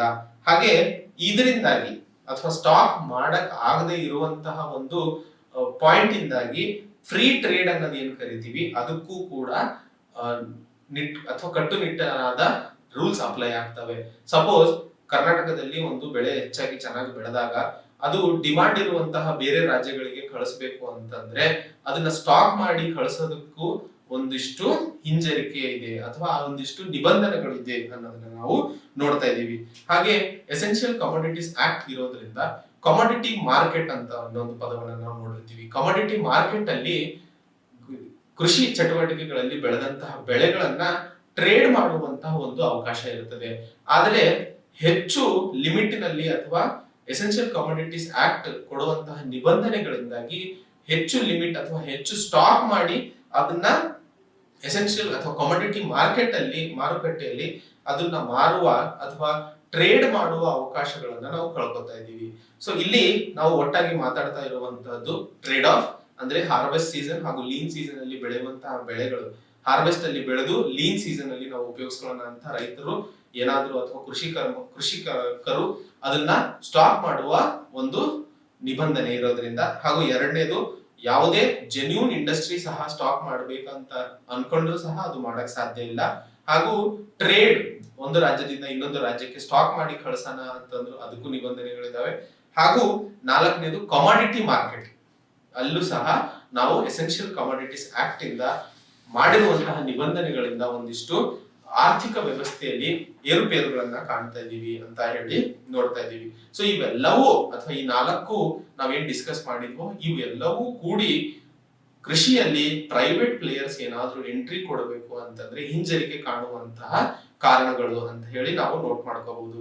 ಸೊ ಯಾವ ರೀತಿಯಲ್ಲಿ ಅಥವಾ how to promote privatisation in agriculture ಅಂತ ಮಾತಾಡಿದಾಗ ಯಾವ ರೀತಿಯಲ್ಲಿ ನಾವು ಕೃಷಿ ಕ್ಷೇತ್ರದಲ್ಲಿ ಪ್ರೈವೇಟ್ ಪ್ಲೇಯರ್ಸಿಗೆ ತಂದು ಕೃಷಿ ಅಲ್ಲಿ ನಾವು ಕಾಣ್ತಾ ಇರುವಂತಹ ಅಗ್ರಿಕಲ್ಚರ್ ಮಾರ್ಕೆಟಿಂಗ್ ಆಗಿರ್ಬೋದು, ಸಪ್ಲೈ ಚೈನ್ ಆಗಿರ್ಬೋದು, ಅಥವಾ ಪ್ರೊಡಕ್ಟಿವಿಟಿ ಅಥವಾ ಡೈವರ್ಸಿಫಿಕೇಶನ್ ಆಗಿರ್ಬೋದು, ಈ ಮೂರು ಕ್ಷೇತ್ರಗಳಲ್ಲಿ ಇನ್ನೂ ಹೆಚ್ಚು ನಾವು ಬೆಳಿಬೇಕು ಅಂತಂದ್ರೆ ಮಾರ್ಕೆಟ್ ಅಲ್ಲಿ ಪ್ರೈವೇಟ್ ಪ್ಲೇಯರ್ಸ್ ಗಳ ಇನ್ಫ್ಲೂಯೆನ್ಸ್ ತುಂಬಾ ಅವಶ್ಯಕವಾದಂತಹದ್ದು. ನಾವು ಕೃಷಿ ಅನ್ನೋದು ಯಾವುದೇ ಒಂದು ದೇಶದ ಬುನಾದಿ. ನೀವೇನಾದ್ರೂ ಇಂಡಸ್ಟ್ರಿಯಲ್ ರೆವಲ್ಯೂಷನ್ ಓದಿದಾಗ ನೀವು ಹೆಚ್ಚಾಗಿ ಕಾಣೋದು ಇಂಗ್ಲೆಂಡ್ ಅಥವಾ ಫ್ರಾನ್ಸ್, ಜರ್ಮನಿ ಯಾವುದೇ ದೇಶದಲ್ಲಿ ಫಸ್ಟ್ ಇಂಡಸ್ಟ್ರಿಯಲ್ ರೆವಲ್ಯೂಷನ್ ಆಗೋದಕ್ಕೆ ಸಾಧ್ಯವಾಗಿದ್ದು ಅಗ್ರಿಕಲ್ಚರ್ ಅಥವಾ ಕೃಷಿಯಲ್ಲಿ ಅವರು ಬೆಳೆದಂತದ್ದು ಅಥವಾ ಕೃಷಿಯಲ್ಲಿ ಅವರು ಸಾಧಿಸಿದಂತದ್ದು. ಕೃಷಿಯಿಂದಾಗಿ ಅವರ ಆರ್ಥಿಕ ವ್ಯವಸ್ಥೆ ಬದಲಾದಾಗಲೇ ಅದರಿಂದ ಬಂದಂತಹ ಒಂದು ಲಾಭದಿಂದ ಅವರು ಇನ್ವೆಸ್ಟ್ಮೆಂಟ್ ಅಥವಾ ಬೇರೆ ಸೆಕ್ಟರ್ ಗಳಲ್ಲಿ ಇನ್ವೆಸ್ಟ್ ಮಾಡಲು ಶುರು ಮಾಡುತ್ತಾರೆ. ಸೊ ಕೃಷಿ ಪ್ರತಿಯೊಂದು ದೇಶದ ಆರ್ಥಿಕ ವ್ಯವಸ್ಥೆಯ ಬುನಾದಿ ಆಗಿರುತ್ತದೆ. ಸೊ ಕೃಷಿಯಲ್ಲಿ ಆಗಬೇಕಾದಂತಹ ಬದಲಾವಣೆಗಳಿಗೆ ಪ್ರೈವೇಟ್ ಪ್ಲೇಯರ್ಸ್ ತುಂಬಾ ಸಹಕಾರಿಯಾಗ್ತಾರೆ. ಹಾಗೆ ಈ ಆಕ್ಟ್ ನ ಮೇಲೆ ನಾವು ಒಂದಿಷ್ಟು ಆಲೋಚನೆ ಅಥವಾ ಈ ನಿಬಂಧನೆಗಳಿಂದಾಗಿ ಯಾವ ರೀತಿಯಲ್ಲಿ ಭಾರತದ ಆರ್ಥಿಕ ವ್ಯವಸ್ಥೆ ಹಿಂಜರಿತವನ್ನ ಕಾಣ್ತಾ ಇದೆ ಅನ್ನೋದನ್ನ ಆರ್ಥಿಕ ಸಮೀಕ್ಷೆ ಇಲ್ಲಿ ಡಿಸ್ಕಸ್ ಮಾಡ್ತಾ ಇದೆ. ಹಾಗೆ ಯಾವ ರೀತಿಯಲ್ಲಿ ಅಥವಾ ಈ ಮಾರುಕಟ್ಟೆಯಲ್ಲಿ ಆಗುವಂತಹ ಏರುಪೇರುಗಳಿಂದ ಯಾವ ರೀತಿಯಲ್ಲಿ ನಮಗೆ ಎಫೆಕ್ಟ್ ಆಗ್ತಾ ಇದೆ ಅನ್ನೋದನ್ನ ಅಥವಾ ಆರ್ಥಿಕ ವ್ಯವಸ್ಥೆಯಲ್ಲಿ ಯಾವ ರೀತಿಯ ಬದಲಾವಣೆಗಳು ಅಥವಾ ಹಿಂಜರಿತಗಳನ್ನ ನಾವು ಕಾಣ್ತಾ ಇದ್ದೀವಿ ಅನ್ನೋದನ್ನ ನೋಡ್ತೀವಿ. ಸೊ ಈ ಸ್ಟಾಕಿಂಗ್ ಅಥವಾ ಸ್ಟಾಕ್ ಲಿಮಿಟ್ಸ್ ಅಲ್ಲಿ ಇನ್ಎಫೆಕ್ಟಿವ್ನೆಸ್ ಇರೋದ್ರಿಂದ ಬೆಲೆಗಳಲ್ಲಿ ನಾವು ಏರುಪೇರುಗಳನ್ನ ಕಾಣ್ತೀವಿ. ಹಾಗೂ ನಾವು ಇದಕ್ಕೆ ಒಂದು ಉದಾಹರಣೆ ತಗೋಬೇಕು ಅಂತಂದ್ರೆ ಈರುಳ್ಳಿಯನ್ನ 3 ಸೀಸನ್ ಅಲ್ಲಿ ಬೆಳೀತಾರೆ. ಒಂದು ಖಾರಿಫ್ ಅಕ್ಟೋಬರ್ ಇಂದ ಡಿಸೆಂಬರ್ ವರೆಗೂ, ಹಾಗೂ ಲೇಟ್ ಖಾರಿಫ್ ಜನವರಿಯಿಂದ ಮಾರ್ಚ್ ವರೆಗೂ, ಹಾಗೂ ರಬ್ಬಿ ಸೀಸನ್ ಅಲ್ಲಿ ಮಾರ್ಚ್ ಇಂದ ಮೇ ವರೆಗೂ. ಸೊ 2019 ಆಗಸ್ಟ್ ಮತ್ತು ಸೆಪ್ಟೆಂಬರ್ ಅಲ್ಲಿ ಹೆಚ್ಚು ಮಳೆ ಆದ್ರಿಂದ ಖಾರಿಫ್ ಸೀಸನ್ ಅಲ್ಲಿ ಬೆಳೆದಂತಹ ಈರುಳ್ಳಿಯ ನಾಶಕ್ಕೆ ಒಳಗಾಗುತ್ತದೆ, ಅಂದ್ರೆ ಹೆಚ್ಚು ನಾಶವಾಗಿದ್ದರಿಂದ ಸೊ ಖಾರಿಫ್ ಸೀಸನ್ ಅಲ್ಲಿ ಬೆಳೆದಂತಹ ಈರುಳ್ಳಿ ನಾವು ಲೇಟ್ ಖಾರಿಫ್ ಅಲ್ಲಿ ಉಪಯೋಗಿಸ್ಕೊತಾ ಇದ್ವಿ. ಅಲ್ಲಿ ಡಿಮಾಂಡ್ ಹೆಚ್ಚಿಗೆ ಆಯ್ತು, ಆದ್ರೆ ಸಪ್ಲೈ ಕಮ್ಮಿ ಆದದ್ದರಿಂದ ಅವಾಗ ಸರಿಸುಮಾರಾಗಿ ಅಥವಾ ಮುಂಚೆ ನಮ್ಮ ಹತ್ರ ಇದ್ದಂತಹ ಈರುಳ್ಳಿ ಏನಿತ್ತು ಅದನ್ನ ಸ್ಟಾಕ್ ಮಾಡಕ್ ಬಿಡ್ಲಿಲ್ಲ. ಅದನ್ನ ಡಿಮಾಂಡ್ ಅನ್ನ ಸರಿಸಮ ಮಾಡಲು ಆಗಸ್ಟ್ ಅಲ್ಲೇ ಅಥವಾ ಸರಿಸುಮಾರು ಡಿಸೆಂಬರ್ ಆಗಸ್ಟ್ ಅಲ್ಲೇ ಅದನ್ನ ನಾವು ಉಪಯೋಗಿಸ್ಕೊಂಡ್ಬಿಟ್ವಿ. ಸೆಪ್ಟೆಂಬರ್ ಅಲ್ಲಿ ಹಾಗೆ ಉಪಯೋಗಿಸ್ಕೊಂಡಿದ್ರಿಂದ ನವೆಂಬರ್ ಅಲ್ಲಿ ನಾವು ಡಿಮಾಂಡ್ ಅನ್ನ ಸ್ಯಾಟಿಸ್ಫೈ ಮಾಡಕ್ ಆಗ್ಲಿಲ್ಲ. ಅದರಿಂದಾಗಿ 2019 ಸೆಪ್ಟೆಂಬರ್ ತಿಂಗಳಲ್ಲಿ ನಾವು ಅಥವಾ ಸೆಪ್ಟೆಂಬರ್ 29 ಸುಮಾರಿನಲ್ಲಿ ಬೆಲೆಯಲ್ಲಿ ನಾವು ಹೆಚ್ಚು ವ್ಯತ್ಯಾಸಗಳನ್ನ ಕಂಡಿರ್ತೀವಿ. ಹಾಗೆ ಆ ಸಮಯದಲ್ಲಿ ಭಾರತ ಸರ್ಕಾರ ಅಥವಾ ಎಸೆನ್ಷಿಯಲ್ ಕಮೋಡಿಟೀಸ್ ಆಕ್ಟ್ ಅಡಿಯಲ್ಲಿ ಒಬ್ಬ ರಿಟೇಲರ್ ಸರಿಸುಮಾರು 100 ಕ್ವಿಂಟಲ್ ವರೆಗೆ ಮಾತ್ರ ಹೂಡಿಕೆ ಮಾಡಬಹುದು ಅಥವಾ ಸ್ಟಾಕ್ ಮಾಡಬಹುದು. ಹಾಗೆ ಹೋಲ್ಸೇಲರ್ 500 ಕ್ವಿಂಟಲ್ ವರೆಗೂ ಸ್ಟಾಕ್ ಮಾಡಬಹುದು. ಇದನ್ನ ಮುಂದೆ ಕಡಿಮೆ ಮಾಡಿ ರಿಟೇಲರ್ಗೆ 20 ಕ್ವಿಂಟಲ್ ಮಾಡಲಾಯಿತು ಹಾಗೂ ಹೋಲ್ಸೇಲರ್ಗೆ 250 ಕ್ವಿಂಟಲ್ ಮಾಡಲಾಯಿತು. ಇದರಿಂದಾಗಿ ಎಸೆನ್ಷಿಯಲ್ ಕಮೋಡಿಟೀಸ್ ಆಕ್ಟ್ ಅಲ್ಲಿ ಈ ಸ್ಟಾಕ್ ಲಿಮಿಟೇಷನ್ಸ್ ಇಟ್ಟರೂ ಸಹ ನಾವು ಇಷ್ಟು ಅಪ್ಲಿಕೇಶನ್ಸ್ ಮಾಡಿದ್ದರೂ ಸಹ ನವೆಂಬರ್ ತಿಂಗಳಲ್ಲಿ ಆದಂತಹ ಬೆಲೆಯಲ್ಲಿ ಏರಿಕೆ ಅಥವಾ ಪ್ರೈಸ್ ಅಲ್ಲಿ ಆದಂತಹ ಏರಿಕೆನ ನಾವು ತಡೆಯಕ್ಕಾಗಲಿಲ್ಲ. ಸೊ ಇಲ್ಲಿ ನಾವು ಏನ್ ಅರ್ಥ ಮಾಡ್ಕೋಬೇಕಾಗಿದೆ ಅಂತಂದ್ರೆ ಡಿಮಾಂಡ್ ಅಂಡ್ ಸಪ್ಲೈ ಏನಿದೆ ಅದು ಸ್ಟಾಕಿಂಗ್ ಇಂದ ಏನು ಅಥವಾ ಯಾವ ಸ್ಟಾಕ್ ಮಾಡೋದ್ರಿಂದ ಅದರಲ್ಲಿ ಪ್ರೈಸ್ ವಾಲಟಾಲಿಟಿ ಕಾಣ್ತಾ ಇದೀವಿ ಅಥವಾ ಸ್ಟಾಕ್ ಮಾಡೋದ್ರಿಂದ ಬೆಲೆಯಲ್ಲಿ ನಾವು ಏರಿಕೆ ಅಥವಾ ವ್ಯತ್ಯಾಸಗಳನ್ನ ಕಾಣ್ತಾ ಇದೀವಿ ಅನ್ನೋದು ಸುಳ್ಳು ಅನ್ನೋದು ಈ ಒಂದು ಉದಾಹರಣೆ ತೋರಿಸ್ಕೊಡ್ತಾ ಇದೆ.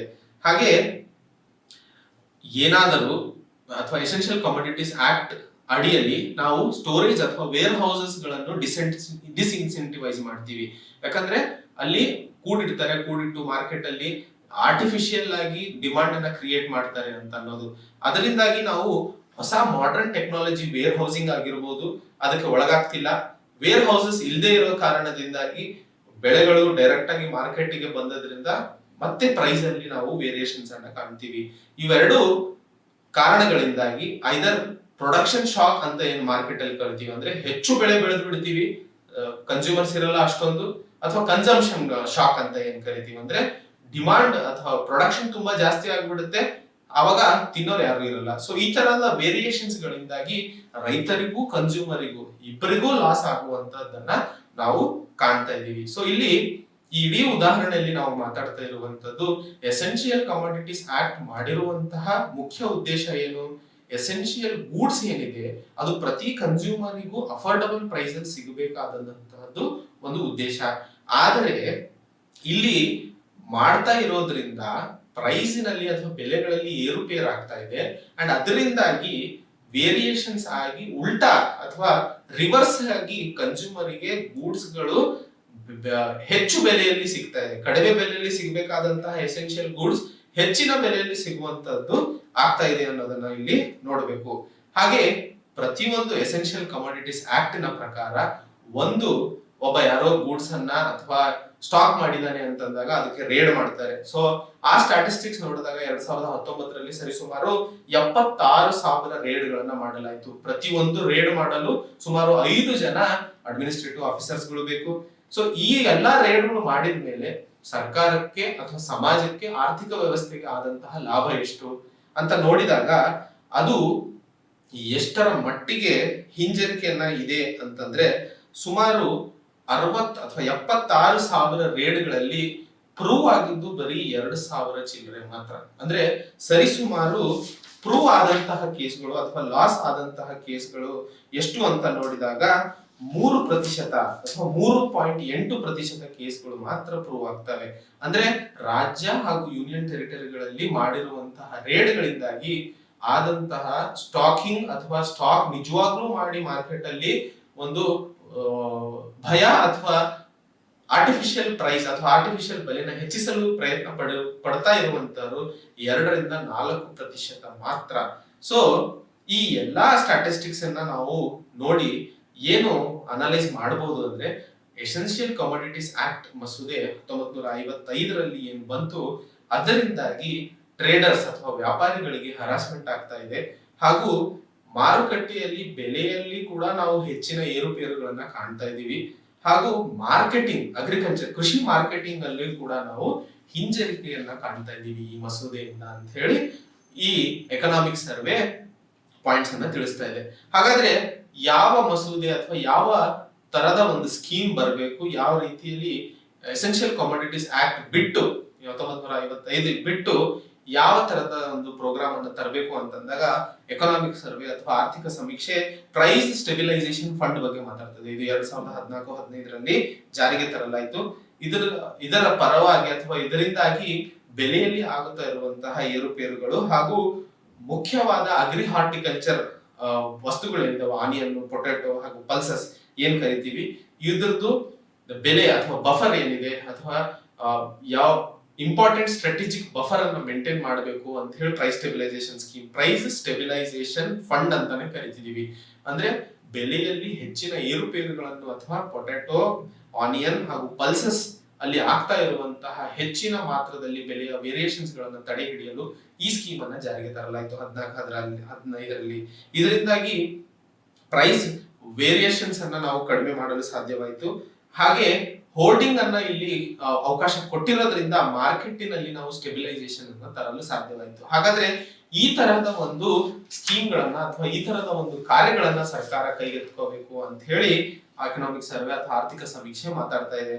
ಹಾಗೆ ಎಸೆನ್ಷಿಯಲ್ ಕಮೋಡಿಟಿ ಆಕ್ಟ್ ಬಂದಿದ್ದು 1955ರಲ್ಲಿ, ಅದು ಸ್ವತಂತ್ರದ ನಂತರ ತಕ್ಷಣದಲ್ಲಿ ಬಂದಂತಹ ಒಂದು ಮಸೂದೆ. ಆ ಸಮಯದಲ್ಲಿ ಹೋರ್ಡಿಂಗ್ ಮತ್ತು ಬ್ಲಾಕ್ ಮಾರ್ಕೆಟಿಂಗ್ ತುಂಬಾ ಹೆಚ್ಚಾಗಿದ್ರಿಂದ ಅಥವಾ ಮಾರುಕಟ್ಟೆ ತುಂಬಾ ಫ್ರಾಗ್ಮೆಂಟೆಡ್ ಇತ್ತು, ಅಂದ್ರೆ ಪುಟ ಪುಟವಾಗಿ ಡಿವೈಡ್ ಆಗಿ ದೇಶದ ಬೇರೆ ಬೇರೆ ಬೇರೆ ಕಡೆ ಎಲ್ಲ ಹರಡ್ಕೊಂಡಿದ್ವು. ಆದ್ರೆ ಒಂದು ದೇಶದ ಭಾಗದಲ್ಲಿ ಬೆಳೆದಂತಹ ಸರಕನ್ನು ಸಾಗಿಸಲು ಟ್ರಾನ್ಸ್ಪೋರ್ಟೇಶನ್ ಫೆಸಿಲಿಟಿ ಕೂಡ ಅಷ್ಟೊಂದು ಬೆಳೆದಿರಲಿಲ್ಲ. ಸೊ ಆಗಿನ ಸಮಯದಲ್ಲಿ ಬೆಳೆದಂತಹ ಬೆಳೆಗಳನ್ನ ಆರ್ಟಿಫಿಷಿಯಲ್ ಆಗಿ ಹೆಚ್ಚಿಸಲು ಹೋರ್ಡಿಂಗ್ ಮತ್ತು ಬ್ಲಾಕ್ ಮಾರ್ಕೆಟಿಂಗ್ ಆಡ್ತಾ ಇದ್ದಂತಹದ್ದು ನಿಜ. ಆದ್ರೆ ಇವತ್ತು ನಾವು ಈ ನ್ಯಾಷನಲ್ ಅಗ್ರಿಕಲ್ಚರ್ ಮಾರ್ಕೆಟಿಂಗ್ ಹಾಗೂ ಇಡೀ ದೇಶದ ಮಾರುಕಟ್ಟೆ ಅಥವಾ ದೇಶದಲ್ಲಿ ಇರುವಂತಹದ್ದು ಒಂದೇ ಮಾರುಕಟ್ಟೆಯ ಏಕೀಕರಣಕ್ಕೆ ನಾವು ಮುಂದಾಗ್ತಾ ಇದ್ದೀವಿ. National integration of agriculture marketing ಬಗ್ಗೆ ಮಾತಾಡ್ತಾ ಇದ್ದೀವಿ. ಸೊ ಈ ತರಹದ ಸಂದರ್ಭದಲ್ಲಿ ಎಸೆನ್ಷಿಯಲ್ ಕಮಾಡಿಟೀಸ್ ಆಕ್ಟ್ ಅಥವಾ ಈಗಿನ ಮಾಡರ್ನ್ ಟೈಮ್ ಅಲ್ಲಿ ಅದರ ಅವಶ್ಯಕತೆ ಇಲ್ಲ ಅನ್ನೋದನ್ನ ನಾವು ಇಲ್ಲಿ ಮಾತಾಡ್ತಾ ಇದ್ದೀವಿ. ಹಾಗೆ ಸ್ವಲ್ಪ ಹೋರ್ಡಿಂಗ್ ಮಾಡೋದ್ರಿಂದ ಸ್ಮೂತ್ ಟ್ರಾನ್ಸಿಷನ್ ಅಥವಾ ಕನ್ಸಂಪ್ಷನ್ ಸ್ಮೂತಿಂಗ್ ಅಂತ ಏನ್ ಕರಿತೀವಿ. ಯಾವ ರೀತಿಯಲ್ಲಿ ಅಂತಂದ್ರೆ, ಈಗ ಒಳ್ಳೆಯ ಬೆಳೆ ಬಂದಿದೆ, ಅದನ್ನ ಒಂದಿಷ್ಟು ಹೋರ್ಡ್ ಮಾಡಿ ಇಟ್ಕೊಂಡು ನೆಕ್ಸ್ಟ್ ಯಾವಾಗ ಸೀಸನ್ ಇರೋದಿಲ್ಲೋ ಅವಾಗ ಡಿಮಾಂಡ್ ಇದ್ದಾಗ ನಾವು ಅದನ್ನ ಸ್ಮೂತ್ ಟ್ರಾನ್ಸಿಷನ್ ಗೆ ತಗೊಂಡು ಹೋಗಬಹುದು ಅನ್ನೋದು ಆರ್ಥಿಕ ಸಮೀಕ್ಷೆ ಹೇಳ್ತಾ ಇದೆ.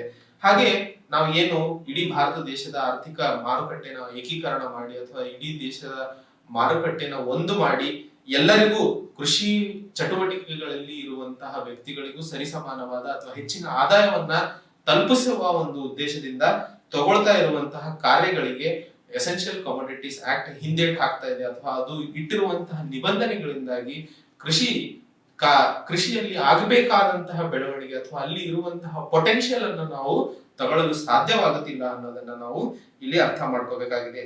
ಹಾಗೆ ಯಾರು ಪ್ರೈವೇಟ್ ಪ್ಲೇಯರ್ಸ್ ಸ್ಟೋರೇಜ್ ಕೆಪಾಸಿಟಿಗಾಗಿರ್ಬೋದು ಅಥವಾ ಪಾಲಿಸಿ ಮೇಕರ್ಸ್ ಈ ತರಹದ ವಿಚಾರಗಳನ್ನ ತಲೆಯಲ್ಲಿ ಇಟ್ಕೊಂಡು ಒಂದಿಷ್ಟು ಪಾಲಿಸೀಸ್ ನ ಡಿಸೈನ್ ಮಾಡಬೇಕು ಅನ್ನೋದನ್ನ ನಾವು ಇಲ್ಲಿ ಮಾತಾಡ್ತಾ ಇದ್ದೀವಿ. ಹಾಗೆ ಈ ಎಲ್ಲಾ ಯಾವಲ್ಲಿನವರೆಗೂ ಪ್ರೈವೇಟ್ ಪ್ಲೇಯರ್ಸ್ ಕೃಷಿಯಲ್ಲಿ ಇನ್ವೆಸ್ಟ್ಮೆಂಟ್ ಮಾಡೋದಿಲ್ವೋ ಅಲ್ಲಿವರೆಗೂ ಸ್ಟೋರೇಜ್ ಇನ್ ಮಾರ್ಕೆಟ್ ಬೆಳೆಯೋದಿಲ್ವೋ ಇಂಟೆಲಿಜೆನ್ಸ್ ಅಥವಾ ಲ್ಯಾಕ್ ಆಫ್ ಇನ್ಫಾರ್ಮೇಶನ್ ಏನು ಹೇಳ್ತೀವಿ, ವಿಷಯಗಳ ಸಂಗ್ರಹಣೆ ಆಗೋದಿಲ್ವೋ, ಫ್ಯೂಚರ್ ಅಲ್ಲಿ ಒಂದು ವಸ್ತುವಿನ ಬೆಲೆ ಎಷ್ಟು ಇರುತ್ತದೆ ಅಂತ ಹೇಳಿ ರೈತರಿಗೂ ಕೂಡ ನಂಬಿಕೆ ಇರೋದಿಲ್ಲ. ಯಾಕಂದ್ರೆ ಎಷ್ಟೋ ಸರಿ ನಾವು ನೋಡ್ತೀವಿ, ರೈತರು ಎಷ್ಟೋ ನಂಬಿಕೆಯಿಂದ ಬೆಳೆಗಳನ್ನ ಬೆಳೆಸ್ತಾರೆ, ಆದ್ರೆ ಬೆಳೆಗಳು ಬಂದ ಮೇಲೆ ಅದರ ಬೆಲೆ ಮಾರುಕಟ್ಟೆಯಲ್ಲಿ ಕುಸಿದು ಹೋದ ಮೇಲೆ ಅವರು ಹೆಚ್ಚಾಗಿ ನೊಂದ್ಕೊಂಡು ಬೇರೆ ಬೇರೆ ಬೇರೆ ಸ್ಟೆಪ್ಸ್ ಗಳನ್ನ ಮುಂದಿಟ್ಟು ಹಾಕ್ತಾರೆ. ಸೊ ಆ ತರದ್ದು ಆಗಬಾರ್ದು ಅಥವಾ ಫ್ಯೂಚರ್ ಅನ್ನ ಪ್ರೆಡಿಕ್ಟ್ ಮಾಡಬೇಕು. ಓಕೆ, ನಾನು ಬೆಳೆದಂತಹ ಬೆಳೆ ಮಾರುಕಟ್ಟೆಯಲ್ಲಿ ನನಗೆ ಸರಿಸುಮಾರು ಇಷ್ಟು ಬೆಲೆ ಸಿಗಲಿದೆ, ಸೊ ನಾನು ಈ ಬೆಳೆನ ಬೆಳಿತೀನಿ ಅನ್ನುವ ಒಂದು ಮುಂದಾಲೋಚನೆ ರೈತರಲ್ಲೂ ಸಹ ಬರಬೇಕು ಅಂತಂದ್ರೆ ಪ್ರೈವೇಟ್ ಪ್ಲೇಯರ್ಸ್ ಗಳ ಎಂಟ್ರಿ ಅವಶ್ಯಕತೆ ಇದೆ ಅಂತ ಹೇಳಿ ಆರ್ಥಿಕ ಸಮೀಕ್ಷೆ ಹೇಳ್ತಿದೆ. ಹಾಗೆ ಅಕ್ಯುರೇಟ್ ಫೋರ್ಕಾಸ್ಟ್ ನ ಏನ್ ಹೇಳಿದೆ, ಮುಂದೆ ಇರುವಂತಹ ಬೆಳೆದಂತಹ ಬೆಳೆಯ ವ್ಯಾಲ್ಯೂ ಏನಿದೆ ಅನ್ನೋದನ್ನ ತಿಳ್ಕೊಳ್ಬೇಕು ಅಂತಂದ್ರೆ ಇನ್ಫಾರ್ಮೇಶನ್ ಸಿಸ್ಟಮ್ ಅಲ್ಲಿ ನಾವು ಇನ್ನೂ ಬೆಳಿಬೇಕಾಗಿದೆ ಅನ್ನೋದನ್ನ ನಾವು ಈ ಆರ್ಥಿಕ ಸಮೀಕ್ಷೆಯಲ್ಲಿ ಅರ್ಥ ಮಾಡ್ಕೋತಾ ಇದೀವಿ. ಹಾಗೆ ಇಂಟಿಗ್ರೇಷನ್ ಆಫ್ ಮಾರ್ಕೆಟ್ ಅಂತ ಏನ್ ಮಾತಾಡಿದ್ವಿ, ಫೋರ್ಕಾಸ್ಟಿಂಗ್ ಮೆಕಾನಿಸಮ್ ಹಾಗೂ ಸ್ಟೆಬಿಲೈಸೇಷನ್ ಆಫ್ ಪ್ರೈಸಸ್, ಇವೆಲ್ಲದರಿಂದ ಮಾರುಕಟ್ಟೆಯಲ್ಲಿ ಆಗ್ತಾ ಇರುವಂತಹ ಪ್ರೈಸ್ ಅಥವಾ ಬೆಲೆಯಲ್ಲಿ ಏರುಪೇರುಗಳನ್ನ ನಾವು ತಡೆಯಲು ಸಾಧ್ಯವಾಗುತ್ತದೆ ಅನ್ನೋದನ್ನ ಎಸೆನ್ಷಿಯಲ್ ಕಮಾಡಿಟೀಸ್ ಆಕ್ಟ್ ಸೆಕ್ಷನ್ ಅಲ್ಲಿ ಆರ್ಥಿಕ ಸಮೀಕ್ಷೆಯಲ್ಲಿ ನಾವು ಓದ್ತಾ ಇದೀವಿ. ಸೊ ಇಲ್ಲಿವರೆಗೆ ನಾವು ನೋಡಿದ್ದು ಅಗತ್ಯ ಸರಕುಗಳ ಮಸೂದೆ 1955ರ ಆಗು ಹೋಗುಗಳ ಅಥವಾ ಇದರಲ್ಲಿ ಇರುವಂತಹ ಪ್ರಾವಿಷನ್ಸ್, ಇದರಲ್ಲಿ ಕೊಟ್ಟಿರುವಂತಹ ಪ್ರಾವಿಷನ್ಸ್ ಇಂದಾಗಿ ಯಾವ ಯಾವ ಕ್ಷೇತ್ರಗಳಲ್ಲಿ ನಾವು ಹಿಂಜರಿಕೆನ ಕಾಣ್ತಾ ಇದೀವಿ. ಇದು ಮಾಡಿದ ಸಮಯದಲ್ಲಿ ಈ ಮಸೂದೆಯ ಅವಶ್ಯಕತೆ ತುಂಬಾ ಜಾಸ್ತಿ ಇತ್ತು, ಹೌದು. ಆದ್ರೆ ಈಗಿನ ಪ್ರೆಸೆಂಟ್ ಮಾಡರ್ನ್ 21ನೇ ಸೆಂಚುರಿಯಲ್ಲಿ ಈ ಮಸೂದೆ ನಮ್ಮ ಭಾರತದ ಕೃಷಿ ಕ್ಷೇತ್ರದಲ್ಲಿ ಇರುವಂತಹ ಪೊಟೆನ್ಶಿಯಲ್ ಅನ್ನ ಡಿಸ್ಕವರ್ ಮಾಡಲು ನಿಬಂಧನೆಗಳನ್ನ ಹಾಕ್ತಾ ಇದೆ ಅನ್ನೋದನ್ನ ಕೂಡ ನಾವು ನೋಡ್ತೀವಿ. ಸೊ ಅದಕ್ಕೋಸ್ಕರ ಎಸೆನ್ಷಿಯಲ್ ಕಮಾಡಿಟೀಸ್ ಆಕ್ಟ್ ಮೇಲೆ ಸರ್ಕಾರದ ಪಾಲಿಸೀಸ್ ಬದಲಾಗುವ ಅವಶ್ಯಕತೆ ಇದೆ. ಅಥವಾ ಪ್ರೈಸ್ ಸ್ಟೆಬಿಲೈಸೇಷನ್ ಫಂಡ್ ಸ್ಕೀಮ್ ಏನಿದೆ 2014-15, so price stabilisation fund scheme ಏನಿದೆ, ಇದು ಕೂಡ ಒಂದು ಇಂಪಾರ್ಟೆಂಟ್ ಕ್ವೆಶನ್. ಇದು ಈ ಸ್ಕೀಮ್ ಯಾವುದಕ್ಕೆ ರಿಲೇಟೆಡ್ ಆದಂತಹದ್ದು ಅನ್ನೋದು ಕೇಳಿದ್ರೆ ಬೆಲೆಯಲ್ಲಿ ಅಥವಾ ಕೃಷಿಯ ಬೆಲೆಯಲ್ಲಿ ಏರುಪೇರುಗಳನ್ನ ತಡೆ ಹಿಡಿಯಲು ಮಾಡಿದಂತಹ ಒಂದು ಸ್ಕೀಮ್ ಇದು. ಆನಿಯನ್, ಪೊಟೆಟೊ ಹಾಗೂ ಪಲ್ಸಸ್ ಏನಿದೆ ಇದರ ರಿಲೇಟೆಡ್ ಪ್ರೈಸ್ ಸ್ಟೆಬಿಲೈಸೇಷನ್ ಅನ್ನ ಮಾಡಲು ಮಾಡಿದಂತಹ ಸ್ಕೀಮ್ ನೆನ್ಪಿಟ್ಕೋಬೇಕು. ಪ್ರಿಲಿಮ್ಸ್ ಹಾಗೂ ಮೇನ್ಸ್ ಎರಡರಲ್ಲೂ ನಿಮಗೆ ಇದು ಸಹಕಾರಿಯಾಗುತ್ತದೆ. ಹಾಗೆ ವಿತ್ ರೆಸ್ಪೆಕ್ಟ್ ಟು ಕ್ವೆಶನ್ಸ್ ಬಂದಾಗ ನಾನು ಕಮೆಂಟ್ಸ್ ಅನ್ನ ನೋಡ್ತಾ ಇದ್ದೆ. ಒಬ್ಬ ವಿದ್ಯಾರ್ಥಿ ಕೇಳ್ತಾರೆ, ಎಕನಾಮಿಕ್ ಸರ್ವೆ ಎಷ್ಟರ ಮಟ್ಟಿಗೆ ಯಾವ ಯಾವ ಕಾಂಪಿಟೇಟಿವ್ ಎಕ್ಸಾಮ್ಸ್ಗೆ ಸಹಕಾರಿ ಆಗುತ್ತದೆ ಅಂತ. ಸೊ ಮೊದಲನೇದಾಗಿ ನಾನು ನಮ್ಮ ಎಲ್ಲ ಪ್ರಿಪೇರ್ ಆಗುತ್ತಿರುವಂತಹ ಗೆಳೆಯರಿಗೆ ಹೇಳುವಂತಹದ್ದು ಏನು ಅಂದ್ರೆ, ಕಾಂಪಿಟೇಟಿವ್ ಅಥವಾ ಸ್ಪರ್ಧಾತ್ಮಕ ಪರೀಕ್ಷೆ ಕೊಟ್ಟಿರುವಂತಹ ಸಿಲೆಬಸ್ ಯಾವುದೇ ಒಂದು ಅಕಾಡೆಮಿಕ್ ಸಿಲೆಬಸ್ ಅಲ್ಲ. ಅವರು ಕೊಟ್ಟಿರುವಂತಹ ಸಿಲೆಬಸ್ ನಾವು ಎಷ್ಟರ ಮಟ್ಟಿಗೆ ಅರ್ಥಕೋತಾ ಇದೀವಿ ಅನ್ನೋದು. ಸೊ ಇಂಗ್ಲಿಷ್ ಅಲ್ಲಿ ಹೇಳ್ಬೇಕು ಅಂತಂದ್ರೆ, we need not read it, we need to learn it. So unless and until you doesn't start learning, ಯಾವುದೇ ಕಾಂಪಿಟೇಟಿವ್ ಎಕ್ಸಾಮ್ ನಿಮಗೆ ಈಸಿ ಆಗೋದಿಲ್ಲ. So 1000 miles of journey starts with a single step ಅಂತ ಏನ್ ಹೇಳ್ತೀವಿ, ನಮ್ಮ ಕನಸಿನ ಗುರಿ ನಾವು ರೀಚ್ ಆಗಬೇಕು ಅಂತಂದ್ರೆ ಪ್ರತಿ ಹಂತದಲ್ಲೂ ಅಥವಾ ಪ್ರತಿ ಹೆಜ್ಜೆಯಲ್ಲೂ ಇಡ್ತಾ ಇರುವಂತಹದ್ರ ಮೇಲೆ ನಮಗೆ ಫಸ್ಟ್ ನಂಬಿಕೆ ಇರಬೇಕು. ಅದೇ ರೀತಿಯಲ್ಲಿ ನಮ್ಮ ಲಯನ್ಸ್ ಬೆಂಗಳೂರು ತರುವಂತಹ ಪ್ರತಿಯೊಂದು ಕಾರ್ಯಕ್ರಮನು ಯಾವುದೋ ಒಂದು ಅಥವಾ ಎಲ್ಲಾ ಕಾಂಪಿಟೇಟಿವ್ ಅಥವಾ ಸ್ಪರ್ಧಾತ್ಮಕ ಪರೀಕ್ಷೆಗಳಿಗೆ ಸಹಕಾರಿಯಾಗುತ್ತದೆ. ಇಲ್ಲಿ ಹೆಚ್ಚಾಗಿ ನಾವು ಕರ್ನಾಟಕ ಲೋಕಸೇವಾ ಆಯೋಗ ಹಾಗೂ UPSC ಎಕ್ಸಾಮ್ ಅಲ್ಲಿ ಬೇಕಾದಂತಹ ಪ್ರಿಲಿಮ್ಸ್ ಹಾಗೂ ಮೇನ್ಸ್ಗೆ ಅತಿ ಮುಖ್ಯವಾದಂತಹ ಟಾಪಿಕ್ಸ್ ಗಳ ಮೇಲೆ ನಾವು ಫೋಕಸ್ ಮಾಡ್ತೀವಿ. ಅದೇ ರೀತಿಯಲ್ಲಿ ಭಾರತದ ಆರ್ಥಿಕ ಸಮೀಕ್ಷೆ ತರಲು ಕಾರಣವೇನು ಅಂತಂದ್ರೆ, GS ಪೇಪರ್ 3 ಅಲ್ಲಿ ನಾವೇನ್ ಎಕಾನಮಿ ಸೆಕ್ಷನ್ ನೋಡ್ತೀವಿ, ಮೇನ್ಸ್ ಅಲ್ಲಿ ಪ್ರತಿಯೊಂದು ಪ್ರಶ್ನೆಯಲ್ಲೂ ನೀವು ಇದನ್ನ ಉಪಯೋಗಿಸ್ಕೋಬಹುದು. ಯಾವುದೇ ಒಂದು ಸಪೋಸ್ ಈಗ ಉದ್ಯೋಗ ರಚನೆ ಬಗ್ಗೆ ಆಗಿರ್ಬೋದು, ರೈತ ಸಂಪತ್ತು ರಚನೆ ಬಗ್ಗೆ ಆಗಿರ್ಬೋದು, ಹಾಗೂ ನಾ ಹೇಳಿದೆ ವ್ಯಾಪಾರಿಗಳ ಪರವಾಗಿ ಮಾಡುವಂತಹ ಮಸೂದೆಗಳು, ಪ್ರೋ ಬಿಸ್ನೆಸ್ ಬಗ್ಗೆ ಮಾತಾಡಿದ್ವಿ. ಇವತ್ತು ನಾವು ಎಸೆನ್ಷಿಯಲ್ ಕಮೋಡಿಟೀಸ್ ಆಕ್ಟ್ ಬಗ್ಗೆ ಮಾತಾಡ್ತಾ ಇದೀವಿ. ಅದೇ ರೀತಿಯಲ್ಲಿ ಡ್ರಗ್ ಪ್ರೈಸ್ ಕಂಟ್ರೋಲ್ ಬಗ್ಗೆ ಮಾತಾಡ್ತೀವಿ. ಅದೇ ರೀತಿಯಲ್ಲಿ ಫುಡ್ ಗ್ರೇನ್ ಸಬ್ಸಿಡೀಸ್ ಗಳ ಬಗ್ಗೆ ನಾವು ಮಾತಾಡ್ತೀವಿ. ಆಹಾರ ಪದಾರ್ಥಗಳ ಮೇಲೆ ಸರ್ಕಾರದ ಹಸ್ತಕ್ಷೇಪಗಳ ಬಗ್ಗೆ, ಅದೇ ರೀತಿ ಅದರ ಜೊತೆಯಲ್ಲಿ ಡ್ರಗ್ಸ್ ಪ್ರೈಸಿಂಗ್ ಬಗ್ಗೆ ನಾವು ಮಾತಾಡ್ತೀವಿ. ಸೊ ಈ ತರದ ಒಂದು ವಿಚಾರಗಳು ನೀವು ಒಂದೇ ಎಕ್ಸಾಮಿಗೆ ಹೆಲ್ಪ್ ಆಗುತ್ತದೆ ಅಥವಾ ಒಂದೇ ಕ್ಷೇತ್ರದಲ್ಲಿ ಹೆಲ್ಪ್ ಆಗುತ್ತದೆ ಅಂತ. ನಿಮಗೆ ಜ್ಞಾನ ಅನ್ನೋದು ಇನ್ಎವಿಟಬಲ್. ನೀವು ಎಷ್ಟು ಜ್ಞಾನವನ್ನ ಸಂಗ್ರಹಿಸ್ಕೊತಿರೋ ಆ ಜ್ಞಾನವನ್ನು ನೀವು ಯಾವುದಾದ್ರೂ ಒಂದು ಕ್ಷೇತ್ರದಲ್ಲಿ ಎಲ್ಲೋ ಒಂದು ಕಡೆ ಉಪಯೋಗ ಆಗೇ ಆಗುತ್ತದೆ. ಸೊ ಫಸ್ಟ್ ನಾವು ಕಲಿಬೇಕಾಗಿರುವಂತದ್ದು ಫಸ್ಟ್ ಮೇನ್ ಪಾಯಿಂಟ್, ಅದು ಎಲ್ಲಿ ಯೂಸ್ ಆಗ್ತದೆ ಅನ್ನೋದು ನಿಮಗೆ ವಿತ್ ಟೈಮ್ ಗೊತ್ತಾಗುತ್ತದೆ. ಆಸ್ ಆಫ್ ನೌ ಖಂಡಿತವಾಗ್ಲೂ ನಮಗೆ UPSC ಯಲ್ಲಿ ಇರುವಂತಹ ಸಿಲೆಬಸ್ ಹಾಗೂ KPSC ಯಲ್ಲಿ ಕೊಟ್ಟಿರುವಂತಹ ಸಿಲೆಬಸ್ ಅಲ್ಲಿ ಈ ಪಾಯಿಂಟ್ಸ್ ಗಳನ್ನ ನಾವು ಡಿಸ್ಕಸ್ ಮಾಡ್ತೀವಿ. ಈ ಪಾಯಿಂಟ್ಸ್ ನಮಗೆ ಉಪಕಾರಿ ಆಗೇ ಆಗ್ತವೆ. ಸೊ ಇನ್ನೊಂದು ಪ್ರಶ್ನೆ ವಿತ್ ರೆಸ್ಪೆಕ್ಟ್ ಟು MCQs ಬಗ್ಗೆ ಒಬ್ಬ ವಿದ್ಯಾರ್ಥಿ ಕೆಳಗಡೆ ಕಮೆಂಟ್ ಸೆಕ್ಷನ್ ಅಲ್ಲಿ ಕಮೆಂಟ್ ಮಾಡಿದ್ರು. ನಾವು ಡೈಲಿ ಡಿಸ್ಕಸ್ ಮಾಡುವಂತಹ ವಿಚಾರಗಳ ಮೇಲೆ MCQs ನ ಸಾಲ್ವ್ ಮಾಡೋದಕ್ಕೆ ಒಳ್ಳೇದು. ನಿಮಗೆ ಎಲ್ಲರಿಗೂ ಒಂದು free economic survey MCQ based test ಅನ್ನ ಅರೇಂಜ್ ಮಾಡ್ತೀವಿ, ಆನ್ಲೈನ್ ಟೆಸ್ಟ್ ಅನ್ನ. So at least volume 1 cover ಆದ ಕೂಡಲೇ ವಾಲ್ಯೂಮ್ 1 ಅಲ್ಲಿ ನಾವು ಓದುವಂತಹ 11 ಚಾಪ್ಟರ್ ಗಳನ್ನ ಮಿಕ್ಸ್ ಮಾಡಿ ಒಂದು ಸಂಡೇ ನಾವು MCQ ಟೆಸ್ಟ್ ಅನ್ನ ಕಂಡಕ್ಟ್ ಮಾಡೋಣ. ಸೊ ಆ ಟೆಸ್ಟ್ ನಲ್ಲಿ ಬಂದಂತಹ ರ್ಯಾಂಕಿಂಗು, ಯಾವ ರೀತಿಯ ಪ್ರಶ್ನೆಗಳು ಅಥವಾ ಅಲ್ಲಿ ಕೇಳಿರುವಂತಹ ಪ್ರಶ್ನೆಗಳನ್ನ ನಿರ್ಧರಿಸಿ ಒಂದು ಡಿಸ್ಕಷನ್ ಸೆಷನ್ ಅನ್ನ ಮಾಡ್ಕೊಂಡು ಮತ್ತೆ ಮುಂದಿನ ವಾಲ್ಯೂಮ್ 2ಗೆ ಮುಂಸಾಗೋಣ. ಸೊ ಮೊದಲನೇದು ಅತಿ ಮುಖ್ಯವಾದದ್ದು ನಾನು ಹೇಳೋದೇನು ಅಂತಂದ್ರೆ, ಈ ಎಕ್ಸಾಮ್ ಅನ್ನ ನೀಡ್ ಬೇಸ್ಡ್ ಮಾಡ್ಕೋಬೇಡಿ. ನನಗೇನೋ ಬೇಕಾಗಿದೆ ಅಥವಾ ನಾನು ಯಾವುದೋ ಒಂದು ಕೆಲಸ ಮಾಡ್ಕೊಂಡ್ರೇನೆ ನನಗೆ ಬದುಕಲು ಸಾಧ್ಯವಂತ ಹೇಳಿ ಈ ಎಕ್ಸಾಮಿಗೆ ಪ್ರಿಪೇರ್ ಆಗಬೇಡಿ. ಎಷ್ಟು ಜ್ಞಾನವನ್ನ ನೀವು ಪಡ್ಕೋತಾ ಹೋಗ್ತಿರೋ ನಿಮಗೆ ಆ ಸೀಟ್ ಅಥವಾ ಆ ಸ್ಥಾನ ನಿಮ್ಮದಾಗ್ತಾ ಹೋಗುತ್ತದೆ. ಸೊ ನಿಮ್ಮನ್ನ ನೀವು ಆ ಸೀಟಿಗೆ ಅಥವಾ ಆ ಸೀಟಿನ ವ್ಯಾಲ್ಯೂ ಅನ್ನ ನಿಮ್ಮಲ್ಲಿ ಬೆಳೆಸ್ಕೊಳ್ಳಿ. ಸೊ ಫಸ್ಟ್ ಕಲೀರಿ, let us learn first, then we shall ask for the things what we need to achieve. So ಹಾಗೆ ಇಷ್ಟು ಮುಂದಿನ ಒಂದು ಪಾಯಿಂಟ್ ಅನ್ನ ನೋಡೋಣ. Drug price control under essential commodities act ಕೆಳಗಡೆ ಯಾವ ರೀತಿಯಲ್ಲಿ ಮೆಡಿಸಿನ್ಸ್ ಗಳ ಮೇಲೆ ನಾವು ನಿರ್ಬಂಧನೆಗಳನ್ನ ಎಸೆನ್ಷಿಯಲ್ ಕಮೋಡಿಟೀಸ್ ಆಕ್ಟ್ ಕೆಳಗಡೆ ಹಾಕಿದೀವಿ ಅಂತ ಹೇಳಿ ನೋಡೋಣ. ಸೊ ಇತಿಹಾಸದಿಂದಲೂ ನೋಡಿದಾಗ ಡ್ರಗ್ಸ್ ಮೇಲೆ ಅಥವಾ ಮೆಡಿಸಿನ್ಸ್ ಗಳ ಮೇಲೆ ಒಂದಿಷ್ಟು ರೆಗ್ಯುಲೇಷನ್ಸ್ ನಾವು ಹಾಕ್ತಾ ಇದೀವಿ. ಅದರಗೋಸ್ಕರ ನ್ಯಾಷನಲ್ ಫಾರ್ಮಾಸ್ಯೂಟಿಕಲ್ ಪ್ರೈಸಿಂಗ್ ಅಥಾರಿಟಿ ಅಂತ ಕರಿತೀವಿ. ಸೊ ಈ ಫಸ್ಟ್ ಇಲ್ಲಿ ಫಸ್ಟ್ ಸ್ಲೈಡ್ಸ್ ನೋಡ್ಬಿಡೋಣ. ಸೊ ಮಾರುಕಟ್ಟೆಯಲ್ಲಿ ಆಗುವಂತಹ ಡಿಸ್ಟಾರ್ಷನ್ಸ್ ಗಳಿಂದಾಗಿ ಯಾವ ರೀತಿಯಲ್ಲಿ ಪ್ರೊಡ್ಯೂಸರ್ಸ್ ಪ್ರಾಫಿಟ್ ಅಲ್ಲಿ ನಾವು ಕಡಿತವನ್ನ ಕಾಣ್ತೀವಿ, ಹಾಗೂ ರೆಡ್ಯೂಸ್ಡ್ ಇನ್ಸೆಂಟಿವ್ ಟು ಇನ್ವೆಸ್ಟ್ಮೆಂಟ್ಸ್ ಅಲ್ಲಿ ಯಾವ ರೀತಿಯಲ್ಲಿ ಕಡಿಮೆ ಆಗೋದನ್ನ ನಾವು ನೋಡ್ತೀವಿ, ಹಾಗೂ ಡೆವಲಪ್ಮೆಂಟ್ ಬೆಳವಣಿಗೆಯಲ್ಲಿ ಯಾವ ರೀತಿಯಲ್ಲಿ ಕಡಿತವನ್ನ ಕಾಣ್ತೀವಿ, ಹಾಗೂ ಅಗ್ರಿಕಲ್ಚರ್ ವ್ಯಾಲ್ಯೂ ಚೈನ್ ಏನಿದೆ ಕೃಷಿ ಚಟುವಟಿಕೆಗಳಲ್ಲಿ ಆಗುವಂತಹ ವೇರಿಯೇಷನ್ಸ್ ಗಳನ್ನ ನಾವು ನೋಡಿದ್ವಿ. ಸೊ ಈ ಸ್ಲೈಡ್ ಅಲ್ಲಿ ನಾವು ಪೂರ್ತಿ ಕೃಷಿ ಕ್ಷೇತ್ರದಲ್ಲಿ ಇರುವಂತಹ ಎಸೆನ್ಷಿಯಲ್ ಕಮೋಡಿಟೀಸ್ ಆಕ್ಟ್ 1955ರಿಂದ ಆಗುವಂತಹ ಏರುಪೇರುಗಳನ್ನ ನಾವು ನೋಡಿದ್ವಿ. ಸೊ ಇದನ್ನ ನಾವು ಡಿಸ್ಕಸ್ ಮಾಡಿದ್ವಿ ಪೂರ್ತಿಯಾಗಿ.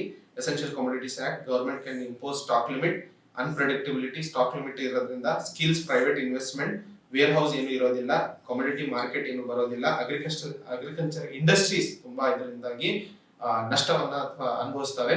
ಹಾಗೆ ಇನ್ಸ್ಪೆಕ್ಷನ್, ಕರಪ್ಷನ್, ಪ್ರೈಸ್ ವೋಲ್ಟಾಲಿಟಿ. ಸೊ ಇವು 3 ವಿಭಾಗಗಳಲ್ಲಿ ಅಥವಾ ಇವೆಲ್ಲ ಕ್ಷೇತ್ರಗಳಲ್ಲಿ ನಾವು ಸಂಕ್ಷಿಪ್ತವಾಗಿ ಡಿಸ್ಕಸ್ ಮಾಡಿದ್ವಿ. ಅದ್ರ ಜೊತೆಯಲ್ಲಿ ಯಾವ ರೀತಿಯಲ್ಲಿ ಗವರ್ಮೆಂಟಿನ ಹಸ್ತಕ್ಷೇಪದಿಂದ ಆಗುವಂತಹ ಗ್ರೇನ್ ಮಾರ್ಕೆಟ್ ಅಥವಾ ಫುಡ್ಸ್ ಅಲ್ಲಿ ಇದ್ರ ಬಗ್ಗೆ ನಾವು ಮುಂದಿನ ಸೆಕ್ಷನ್ ಅಲ್ಲಿ ಡಿಸ್ಕಸ್ ಮಾಡೋಣ. ಸೊ ಮೊದಲನೇದಾಗಿ ಡ್ರಗ್ಸ್ ಬಗ್ಗೆ ನಾವು ನೋಡೋಣ. ಸೊ ಮುಂದೆ ಸಜೆಸ್ಟೆಡ್ ಎಕಾನಮಿ ಇದ್ರ ಬಗ್ಗೆ. ಓಕೆ, ಸೊ ಗ್ರೇನ್ ಮಾರ್ಕೆಟ್ಗಿನ ಮುಂಚೆ ನಾವು ಡ್ರಗ್ಸ್ ಅಲ್ಲಿ ಅಥವಾ ಡ್ರಗ್ ಪ್ರೈಸಿಂಗ್ ಕಂಟ್ರೋಲ್ ಆರ್ಡರ್ ಅಂತ 2013ರ ಪ್ರಕಾರ ಎಸೆನ್ಷಿಯಲ್ ಕಮೋಡಿಟೀಸ್ ಆಕ್ಟ್ ಅಲ್ಲಿ ಕಾಣುವಂತಹ ಒಂದಿಷ್ಟು ವಿಚಾರಗಳನ್ನ ಮಾತಾಡೋಣ.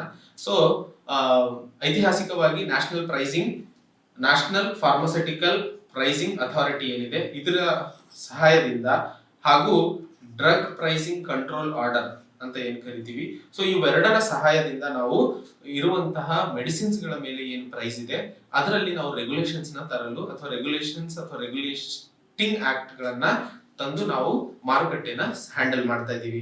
ಅದರ ಜೊತೆಗೆ ಎಸೆನ್ಷಿಯಲ್ ಲೈಫ್ ಸೇವಿಂಗ್ ಡ್ರಗ್ಸ್ ಅಥವಾ ಉಪಯುಕ್ತ ಅಥವಾ ಎಸೆನ್ಷಿಯಲ್ ಜೀವ ಉಳಿಸುವಂತಹ ಡ್ರಗ್ಸ್ ಅಥವಾ ಮೆಡಿಸಿನ್ಸ್ ಏನಿದೆ ಅದು ಎಲ್ಲಾ ಬಡ ಸಾಮಾನ್ಯ ಜನರಿಗೆ ಅಥವಾ ಬಡ ಜನರಿಗೆ ಇದು ಅವಕಾಶ ಆಗಬೇಕು, ಸಿಗುವ ಅವಕಾಶ ಸಿಗಬೇಕು ಅಂತ ಹೇಳಿ ಮಾಡಿರುವಂತಹ ಒಂದು ಮಸೂದೆ. ಹಾಗೂ national list of essential medicines ಅಂತ ಕರಿತೀವಿ. ಸೊ ಇದು ಒಂದು ಲಿಸ್ಟ್, ಇದು ministry of health and medicine, national list of essential medicines. So ಈ list health and family welfare ministry ಏನಿದೆ ಅದು ಈ ಲಿಸ್ಟ್ ಅನ್ನ ರೆಡಿ ಮಾಡುತ್ತದೆ. ಈ ಲಿಸ್ಟ್ ಅಲ್ಲಿ ಯಾವುದು ಹೈ ಪ್ರಯಾರಿಟಿ ಹಾಗೂ ಎಸೆನ್ಷಿಯಲ್ ಮೆಡಿಸಿನ್ಸ್ ಯಾವುದಿದೆ ಅನ್ನೋದನ್ನ ಇಲ್ಲಿ ಲಿಸ್ಟ್ ಮಾಡಲಾಗುತ್ತದೆ.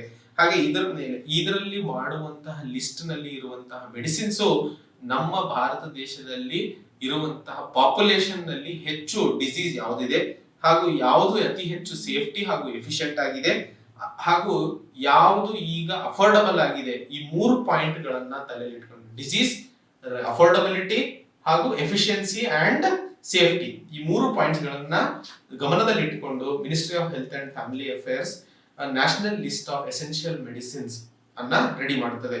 ಸೊ ಈ ಲಿಸ್ಟ್ ನಲ್ಲಿ ಇರುವಂತಹ ಮೆಡಿಸಿನ್ಸ್ ಅನ್ನ ಎಸೆನ್ಷಿಯಲ್ ಕಮೋಡಿಟೀಸ್ ಆಕ್ಟ್ ಕೆಳಗಡೆ ತರಲಾಗುತ್ತದೆ. ಹಾಗೆ ಡ್ರಗ್ ಪ್ರೈಸಿಂಗ್ ಕಂಟ್ರೋಲ್ ಆರ್ಡರ್ ಏನಿದೆ ಇದು ಸರ್ಕಾರದಿಂದ ಸೆಕ್ಷನ್ 3 ಏನಾಗಿದೆ, ಎಸೆನ್ಷಿಯಲ್ ಕಮೋಡಿಟೀಸ್ ಆಕ್ಟ್ 1955ರ ಸೆಕ್ಷನ್ 3 ಪರವಾಗಿ ಅಥವಾ ಸೆಕ್ಷನ್ 3 ಅನುಸಾರವಾಗಿ ಡಿಪಿಸಿಒ ಆರ್ಡರ್ 2013 ಅನ್ನು ಜಾರಿಗೆ ತರಲಾಯಿತು. ಹಾಗೂ ಈ NLEM national list of essential medicines ಅಲ್ಲಿ ಇರುವಂತಹ ಮೆಡಿಸಿನ್ಸ್ ಅನ್ನ ಪ್ರೈಸ್ ರೆಗ್ಯುಲೇಷನ್ ಮಾಡಲಾಗುತ್ತದೆ. ಸೊ ಈ ಡಿಪಿಸಿಒ ಇಂದ ಆಗುವಂತಹ ಇಂಪ್ಯಾಕ್ಟ್ ಏನು ಹಾಗೂ ಯಾವ ರೀತಿಯಲ್ಲಿ ಇದು ನಮ್ಮ ಆರ್ಥಿಕ ವ್ಯವಸ್ಥೆಯಲ್ಲಿ ಅಥವಾ ಎಕಾನಮಿಕ್ ಫ್ರೀಡಮ್ ಮೇಲೆ ಪ್ರಭಾವ ಬೀರ್ತಾ ಇದೆ ಅನ್ನೋದನ್ನ ನಾವು ನೋಡೋಣ. ಸೊ ಇದಕ್ಕೆ ಒಂದು ಉದಾಹರಣೆ ತಗೊಳ್ಳೋಣ. ಸೊ ಒಂದು ಮೆಡಿಸಿನ್ ಇದೆ, ಅದರ ಹೆಸರು ಗ್ಲೈಕೋಮೆಟ್ ಅಂತ ಹೇಳಿ, ಹಾಗೂ ಇನ್ನೊಂದು ಮೆಡಿಸಿನ್ ಗ್ಲಿಮಿಪ್ರೆಕ್ಸ್ ಅಂತ ಹೇಳಿ, ಗ್ಲಿಮಿಪ್ರೆಕ್ಸ್ MF ಹಾಗೂ ಗ್ಲೈಕೋಮೆಟ್. ಇವೆರಡು ಮೆಡಿಸಿನ್ಸ್ ಅನ್ನ ಬ್ಲಡ್ ಶುಗರ್ ಲೆವೆಲ್ ನ ಮೇಂಟೈನ್ ಮಾಡಲು ಉಪಯೋಗಿಸ್ತೀವಿ. ಸೊ ಗ್ಲೈಕೋಮೆಟ್ ಅನ್ನೋ ಒಂದು ಮೆಡಿಸಿನ್ ಏನಿದೆ ಇದು ಡಿಪಿಸಿಒ ಆರ್ಡರ್ ಕೆಳಗಡೆ 2013ರಲ್ಲಿ ಅಥವಾ 2013ರ ಡಿಪಿಸಿಒ ಆರ್ಡರ್ ಅಡಿಯಲ್ಲಿ ತರಲಾಯಿತು. ಆದ್ರೆ ಗ್ಲಿಮಿಪ್ರೆಕ್ಸ್ MF ಏನಿದೆ ಇದನ್ನ ಡಿಪಿಸಿಒ MF ಗಳಿಗೆ ತಂದಿಲ್ಲ. ಹಾಗಾದ್ರೆ ಇವೆರಡರಲ್ಲಿ ಆದಂತಹ ವ್ಯತ್ಯಾಸಗಳು ಅಥವಾ ಮಾರುಕಟ್ಟೆಯಲ್ಲಿ ಇವೆರಡರಲ್ಲಿ ನಡೆದಂತಹ ವಿಚಾರಗಳ ಬಗ್ಗೆ ನಾವು ಇಲ್ಲಿ ಡಿಸ್ಕಸ್ ಮಾಡ್ತಾ ಇದ್ದೀವಿ. ಹಾಗಾದ್ರೆ ಗ್ಲೈಕೋಮೆಟ್ ಏನಿದೆ ಈ ಒಂದು ಮೆಡಿಸಿನ್ ನ ಬೆಲೆ ಗ್ಲಿಮಿಪ್ರೆಕ್ಸ್ MF ನ ಬೆಲೆಗಿನ ಹೆಚ್ಚಾಗಿ ಬೆಳೆಯಲು ಸಾಧ್ಯವಾಯಿತು. ಯಾಕೆ ಅಂತ ಅಂದ್ರೆ ಕ್ವಾಂಟಿಟಿ ಅಥವಾ ಇದು ಏನು ಕನ್ಸ್ಯೂಮ್ ಮಾಡ್ತಾ ಇದ್ದಾರೆ, ಇದು ಗ್ಲಿಮಿಪ್ರೆಕ್ಸ್ MF ಏನ್ ಕನ್ಸ್ಯೂಮ್ ಮಾಡ್ತಾ ಇದ್ದಾರೆ, ಈ ಕನ್ಸ್ಯೂಮ್ ಮಾಡುವವರ ಸಂಖ್ಯೆಯಲ್ಲಿ ವೇರಿಯೇಷನ್ಸ್ ಅನ್ನ ನಾವು ಏನು ಕಾಣಲೇ ಇಲ್ಲ. ಆದರೆ ಡಿಪಿಸಿಒ ಕೆಳಗಡೆ ಬಂದ ಮೇಲೆ ಗ್ಲೈಕೋಮೆಟ್ಟಿನ ಬೆಲೆ ಗ್ಲಿಮಿಪ್ರೆಕ್ಸ್ MF ಕಿನ ತುಂಬಾ ಹೆಚ್ಚಾಗಿ ಬೆಳೆಯಿತು ಸಾಧ್ಯವಾಯ್ತಲ್ಲ, ಬೆಳೀತು. ಸೊ ಬೆಳೆಯೋದನ್ನ, ಈ ಅನಾಲಿಸಿಸ್ ಅನ್ನ ನಾವು ನೋಡ್ಕೊಂಡ್ರೆ, ಒಂದು ಮೆಡಿಸಿನ್ ಅನ್ನು essential commodities act drug pricing control order 2013 ಅಡಿಯಲ್ಲಿ ತರೋದು ಆಪೋಸಿಟ್ ಆಯ್ತು. ಯಾಕೆ ಅಂತಂದ್ರೆ, ನಾವು DPCO ಆರ್ಡರ್ ಕೆಳಗಡೆ ತರೋದೇ ಮೆಡಿಸಿನ್ಸ್ ಬಡ ಜನರಿಗೆ ಅಫೋರ್ಡಬಲ್ ಪ್ರೈಸ್ ಅಲ್ಲಿ ಸಿಗ್ಲಿ ಅಂತ. ಆದ್ರೆ DPCO ಕೆಳಗಡೆ ಬಂದ ಮೇಲೆ ಗ್ಲಿಮಿಫ್ರೆಕ್ಸ್ ಹಾಗೂ ಗ್ಲೈಕೋಮೆಟ್ ಅನ್ನ ಕಂಪೇರ್ ಮಾಡಿದ್ರೆ ಗ್ಲೈಕೋಮೆಟಿನ ಬೆಲೆ ಗ್ಲಿಮಿಫ್ರೆಕ್ಸ್ ಗಿಂತ ತುಂಬಾ ಕಾಸ್ಟ್ಲಿ ಆಗ್ಬಿಟ್ಟಿದೆ. ಹಾಗಾದ್ರೆ ಬಡ ಜನರು ಕಡಿಮೆ ಇರುವಂತಹದಕ್ಕಿಂತ ಗ್ಲೈಕೋಮೆಟ್ ಅನ್ನ ಪರ್ಚೇಸ್ ಮಾಡಬೇಕಾಗುತ್ತದೆ. ಸೊ ಇಲ್ಲಿ ನಾವು ಒಟ್ಟಾಗಿ ನೋಡಿದರೆ, ಇಲ್ಲಿ ವ್ಯತ್ಯಾಸಗಳು ಆಗಬೇಕಾದಂತಹ ಉದ್ದೇಶ ಕಡಿಮೆಯ ಬೆಲೆ, ಬಟ್ ಆಗ್ತಾ ಇರುವಂತಹದ್ದು ಹೆಚ್ಚಿನ ಬೆಲೆ ಆಗ್ತಾ ಇದೆ. ಸೊ ಇದಕ್ಕೆ ಇನ್ನೂ ಉದಾಹರಣೆಗಳು ತಗೊಂಡಾಗ, DPCO ಅಲ್ಲಿ ಸರಿಸುಮಾರು ಆದಂತಹ ಬೆಲೆಯಲ್ಲಿ ಹೆಚ್ಚಳ 71 ರೂಪಾಯಿ ಪರ್ MGಗೆ. ಹಾಗೆ DPCO ಕೆಳಗಡೆ ಮೆಡಿಸಿನ್ ಬಂದಿಲ್ಲ ಅಂತಂದ್ರೆ ಅದರಲ್ಲಿ ಆದಂತಹ ಹೆಚ್ಚಳ 13 ರೂಪಾಯಿ ಪರ್ MGಗೆ. ಹಾಗಾದ್ರೆ ವ್ಯತ್ಯಾಸ ನೋಡಿ ಗೆಳೆಯರೆ, ಸರಿಸುಮಾರು 58 ರೂಪಾಯಿ ಪರ್ MG ಅಷ್ಟು ವ್ಯತ್ಯಾಸವನ್ನ ನಾವು ಕಾಣ್ತಾ ಇದೀವಿ. ಅಂದ್ರೆ DPCO ಕೆಳಗಡೆ ಬರುವಂತಹ ಮೆಡಿಸಿನ್ ಅನ್ನ ಸಾಮಾನ್ಯ ಜನ ಖರೀದಿಸಬೇಕು ಅಂತಂದ್ರೆ 58 ರೂಪಾಯಿ ಹೆಚ್ಚಿಗೆ ಕಟ್ಟಬೇಕಾಗ್ತಾ ಇದೆ. ಸೊ ಉದ್ದೇಶ ಏನಿಲ್ಲ ಮಾಡಿದ್ದು, ಕಡಿಮೆ ಬೆಲೆಯಲ್ಲಿ ಜನರಿಗೆ ಸಿಗಬೇಕು ಅಂತ. ಆದ್ರೆ ಆಗ್ತಾ ಇರುವಂತದ್ದೇನು, ಹೆಚ್ಚಿನ ಬೆಲೆಯಲ್ಲಿ ತಗೋತಾ ಇದ್ದಾರೆ.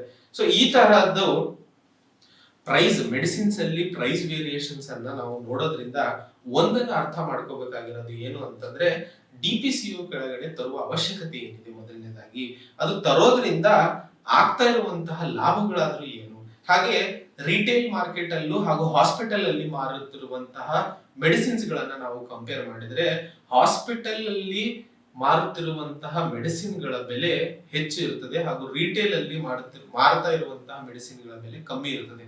ಯಾಕೆ ಅಂತಂದ್ರೆ, ಹಾಸ್ಪಿಟಲ್ ಅಲ್ಲಿ ಇರುವಂತಹ ಡ್ರಗ್ ಪ್ರೈಸಿಂಗ್ ಕಂಟ್ರೋಲ್ ಅಥಾರಿಟಿ ಕೆಳಗಡೆ ಬರ್ತವೆ, ಹಾಗೆ ರಿಟೇಲ್ ಅಲ್ಲೂ ಬರ್ತವೆ, ಬಟ್ ಅದರಲ್ಲಿ ಪ್ರಾವಿಷನ್ಸ್ ತುಂಬಾ ಕಡಿಮೆ ಇರೋದ್ರಿಂದ ರಿಟೇಲ್ ಅಲ್ಲಿ ನಾವು ಪ್ರೈಸ್ ವೇರಿಯೇಷನ್ಸ್ ಅನ್ನ ಕಾಣ್ತಾ ಇದೀವಿ. ಸೊ ಇವೆರಡೂ ಉದಾಹರಣೆಗಳಿಂದಾಗಿ ಒಂದು ನಾವು ಅರ್ಥ ಮಾಡ್ಕೋಬೇಕಾಗಿರೋದು, DPCO ಮಾಡಿರುವಂತಹ ಅವಶ್ಯಕತೆ ಅಥವಾ ಅವಸರ ಏನಾಗಿತ್ತೋ ಅದನ್ನ ನಾವು ಪರಿಪೂರ್ಣ ಮಾಡಲು ಸಾಧ್ಯವಾಗುತ್ತಿಲ್ಲ. ಹಾಗಾದ್ರೆ ಈ ಮಸೂದೆಯ ಅವಶ್ಯಕತೆನೇ ಇಲ್ಲ ಸಾಮಾನ್ಯ ಅಥವಾ ಆರ್ಥಿಕ ವ್ಯವಸ್ಥೆಯಲ್ಲಿ ಅನ್ನೋದನ್ನ ಆರ್ಥಿಕ ಸಮೀಕ್ಷೆ ಉದಾಹರಣೆಯೊಂದಿಗೆ ತೋರಿಸ್ಕೊಡ್ತಾ ಇದೆ. ಹಾಗೆ ಇದು DPCO 2013 ಮಸೂದೆ ಪ್ರೈಸ್ ಅಥವಾ ಬೆಲೆಯಲ್ಲಿ ಏರಿಕೆಯನ್ನು ತೋರಿಸ್ತಾ ಇದೆ. ಹಾಗೂ ಎಕ್ಸ್ಪೆನ್ಸಿವ್ ಫಾರ್ಮುಲೇಷನ್ಸ್ ಅಂತ ಏನ್ ಕರಿತೀವಿ, ಅತಿ ಹೆಚ್ಚು ಕಾಸ್ಟ್ಲಿ ಇರುವಂತಹದ್ದು, ಅಥವಾ ಸಪೋಸ್ 2 ಮೆಡಿಸಿನ್ಸ್ ಇದಾವೆ, A and B. A medicine ಬೆಲೆ 500 ರೂಪಾಯಿ ಇದ್ದು B ಮೆಡಿಸಿನ್ ಬೆಲೆ 50 ರೂಪಾಯಿ ಇದ್ರೆ, ನಾವು DPCO ಕೆಳಗಡೆ 2 ಮೆಡಿಸಿನ್ಸ್ ಬರ್ತವೆ ಅಂತ ಇಟ್ಕೊಳ್ಳೋಣ. ಸೊ DPCO ಕೆಳಗಡೆ 2 ಮೆಡಿಸಿನ್ಸ್ ಬಂದಾಗ ಹೆಚ್ಚಿಗೆ ಪ್ರೈಸ್ ಅಥವಾ ಬೆಲೆಯಲ್ಲಿ ಏರಿಕೆಯನ್ನ ನಾವು A ಅಲ್ಲಿ ಕಾಣ್ತೀವಿ B ಗಿಂತಲೂ. ಸೊ ಅದಕ್ಕೆ ನೀವು ಪರ್ಸೆಂಟೇಜ್ ಅಂತ ನೋಡಿದಾಗ ಸರಿಸುಮಾರು DPCO ಕೆಳಗಡೆ ಬರುವಂತಹ ಕಡಿಮೆ ಬೆಲೆಯ ಪ್ರೈಸ್ ಗಳು ಏನಿದೆ ಇದರಲ್ಲಿ 21% ಏರಿಕೆನ ಕಾಣ್ತೀವಿ. ಆದರೆ ಹೆಚ್ಚು ಬೆಲೆಯಲ್ಲಿ ಇರುವಂತಹ ಮೆಡಿಸಿನ್ಸ್ ಸರಿಸುಮಾರು 2.4ರಷ್ಟು ಹೆಚ್ಚಿಗೆ ಬೆಳೀತಾ ಇದೆ. ಅಂದ್ರೆ ಹಾಗೆ ನೋಡಿಕೊಂಡ್ರೆ 500 ರೂಪಾಯಿ ಇರುವಂತಹ ಮೆಡಿಸಿನ್ ಸರಿಸುಮಾರು 1000 ರೂಪಾಯಿ ಚಿಲ್ಲರೆ ಆಗುತ್ತದೆ, 1000 ರೂಪಾಯಿಗಿನ ಹೆಚ್ಚಾಗುತ್ತದೆ. ಹಾಗೆ B 50 ರೂಪಾಯಿ ಇಡುವಂತಹ ಮೆಡಿಸಿನ್ ಏನಿದೆ ಇದರಲ್ಲಿ ನಾವು ಕಂಡದ್ದು ಸರಿಸುಮಾರು 65 ರೂಪಾಯಿ ಆಗುವಂತದ್ದು.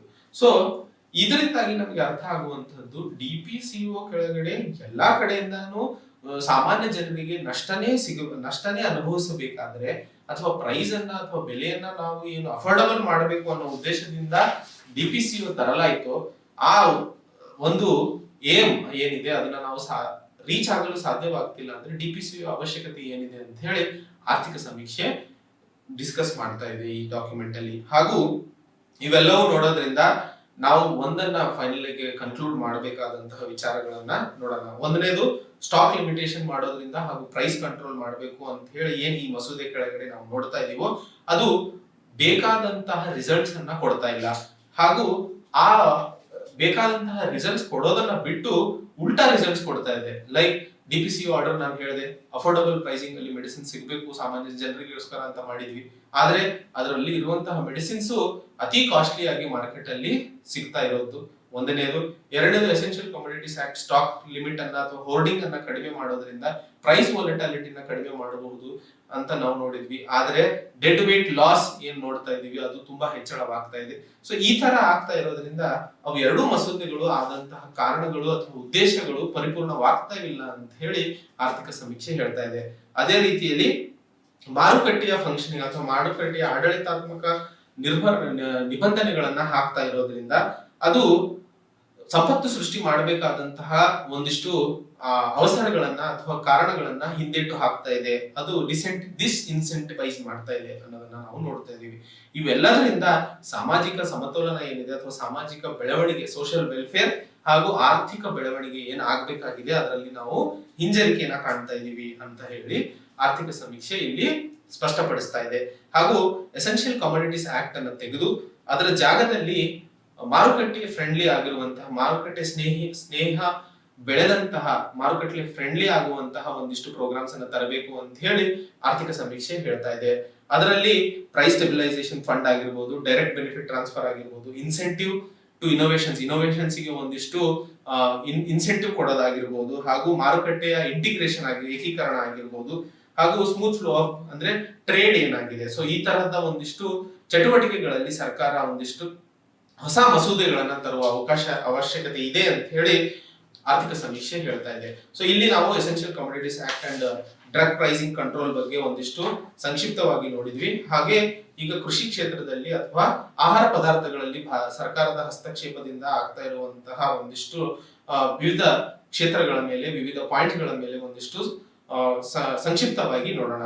ಸೊ ಮೊದಲಿಂದಾನು ಸರ್ಕಾರದ ಒಂದು ಮುಖ್ಯ ಉದ್ದೇಶ ಏನು ಅಂತಂದ್ರೆ ಆಹಾರದ ಸೆಕ್ಯೂರಿಟಿ ಅಥವಾ ಆಹಾರದ ಫುಡ್ ಸೆಕ್ಯೂರಿಟಿ ಅಂತ ಏನ್ ನಾವು ಓದಿದೀವಿ. ಸೊ ಈ ಫುಡ್ ಸೆಕ್ಯೂರಿಟಿ ಜೊತೆಯಲ್ಲಿ ರೆನ್ಯೂಮರೇಟಿವ್ ಪ್ರೈಸಸ್ ಅಂದ್ರೆ ಸರಿಯಾದ ಬೆಲೆ ರೈತರಿಗೆ ಸಿಗಬೇಕು, ಹಾಗೂ ಪ್ರತಿಯೊಬ್ಬ ಆಹಾರ ಪಡೆಯುವವನಿಗೂ ಅದು ಕಡಿಮೆ ದರದಲ್ಲಿ ಸಿಗಬೇಕು. ಸೊ ಮೂರು, ಒಂದು ಕಡೆ ಫುಡ್ ಸೆಕ್ಯೂರಿಟಿ ದೇಶದ್ದು, ಎರಡನೇದು ರೆನ್ಯೂಮರೇಟಿವ್ ಪ್ರೈಸಸ್ ಅಂತ ಏನ್ ಕರಿತೀವಿ ಸರಿಯಾದ ಬೆಲೆ, ಹಾಗೂ ಮೂರನೇದು ಪ್ರತಿಯೊಬ್ಬ ಸಾಮಾನ್ಯ ಜನರಿಗೂ ಕಡಿಮೆ ಬೆಲೆಯಲ್ಲಿ ಆಹಾರ ಸಿಗುವಂತಹದ್ದು. ಸೊ ಈ ಮೂರು ಕಂಡೀಷನ್ಸ್ ಅನ್ನು ಭಾರತ ಸರ್ಕಾರ ನಿಭಾಯಿಸುವ ಜವಾಬ್ದಾರಿಯನ್ನ ಹೊತ್ತುಕೊಂಡಿದೆ.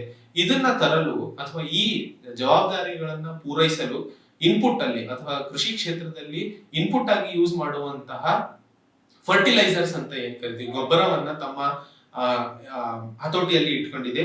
ಹಾಗೂ ನೀರು ಹಾಗೂ ಎಲೆಕ್ಟ್ರಿಸಿಟಿ ಇದ್ರ ಜೊತೆಯಲ್ಲಿ ಹೊರಗಡೆ ಬಂದ ಮೇಲೆ ಅಥವಾ ಕೃಷಿ ಕಾರ್ಯಕ್ರಮಗಳು ಅಥವಾ ಕೃಷಿ ಚಟುವಟಿಕೆಗಳ ಆದ ಮೇಲೆ ಬಂದಂತಹ ಬೆಳೆಗಳನ್ನು ಕೂಡ ಸರ್ಕಾರ ಕಂಟ್ರೋಲ್ ಮಾಡುತ್ತದೆ. ಅದ್ರ ಜೊತೆಯಲ್ಲಿ ಸ್ಟೋರೇಜ್ ಹಾಗೂ ಅದನ್ನ ಖರೀದಿ ಮಾಡೋದ್ರಿಂದ ಹಿಡಿದು ಅದು ಖರೀದಿ ಮಾಡುವ ಅಡ್ಮಿನಿಸ್ಟ್ರೇಟಿವ್ ಮೆಷಿನರಿ ಆಗಿರ್ಬೋದು, ಹಾಗೂ ಅದನ್ನ ರಾಷ್ಟ್ರದ ಬೇರೆ ಬೇರೆ ರಾಜ್ಯದ ಬೇರೆ ಬೇರೆ ಭಾಗಗಳಿಗೆ ಕಳಿಸುವಂತದ್ದು ಡಿಸ್ಟ್ರಿಬ್ಯೂಷನ್ ಆಗಿರ್ಬೋದು, ಇವೆಲ್ಲವೂ ಸರ್ಕಾರದ ಅಡಿಯಲ್ಲಿ ಇರೋದ್ರಿಂದ ಆ ಮೂರು ಅಥವಾ ಮೇಲೆ ಕೊಟ್ಟಿರುವಂತಹ ಅಥವಾ ಮೇಲೆ ನಾವು ಡಿಸ್ಕಸ್ ಮಾಡಿದಂತಹ ಮೂರು ಚಟುವಟಿಕೆಗಳು ಅಥವಾ ಪ್ರೋಗ್ರಾಮ್ಗಳನ್ನ ಸಾಧಿಸಲು ಸಾಧ್ಯವಾಗುತ್ತದೆ.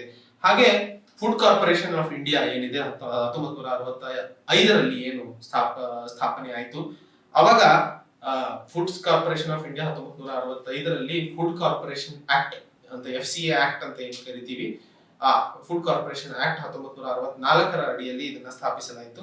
ಇದರದ್ದು ಪ್ರೈಮರಿ ಆಬ್ಜೆಕ್ಟಿವ್ ಅಂತ ಏನು ಅಂತಂದ್ರೆ ಪರ್ಚೇಸ್ ಮಾಡೋದು, ಬಂದಂತಹ ಬೆಳೆಗಳನ್ನ ಸ್ಟೋರ್ ಮಾಡೋದು, ಹಾಗೂ ಅದನ್ನ ಟ್ರಾನ್ಸ್ಪೋರ್ಟ್ ಮಾಡೋದು ಬೇರೆ ಬೇರೆ ಭಾಗಗಳಿಗೆ, ಡಿಸ್ಟ್ರಿಬ್ಯೂಟ್ ಮಾಡೋದು, ಹಾಗೂ ಮುಖಬೆಲೆ ಅಂಗಡಿ ಪಬ್ಲಿಕ್ ಡಿಸ್ಟ್ರಿಬ್ಯೂಷನ್ ಸಿಸ್ಟಮ್ PDS ಇಂದಾಗಿ ಆ ಬಂದಂತಹ ಧಾನ್ಯಗಳನ್ನ ಅಥವಾ ಬೆಳೆದಂತಹ ಬೆಳೆಗಳನ್ನ ಮಾರೋದು, ಹಾಗೂ ಬೇರೆ ಬೇರೆ ಆಹಾರ ಪದಾರ್ಥಗಳನ್ನ ರೆಗ್ಯುಲೇಟ್ ಮಾಡೋದು ಫುಡ್ ಕಾರ್ಪೊರೇಷನ್ ಆಫ್ ಇಂಡಿಯಾ ಅಡಿಯಲ್ಲಿ ಬರ್ತವೆ. ಸೊ ಇದ್ರದ್ದು ಮೂರು ಆಬ್ಜೆಕ್ಟಿವ್ಸ್ ಗಳಾಗಿವೆ.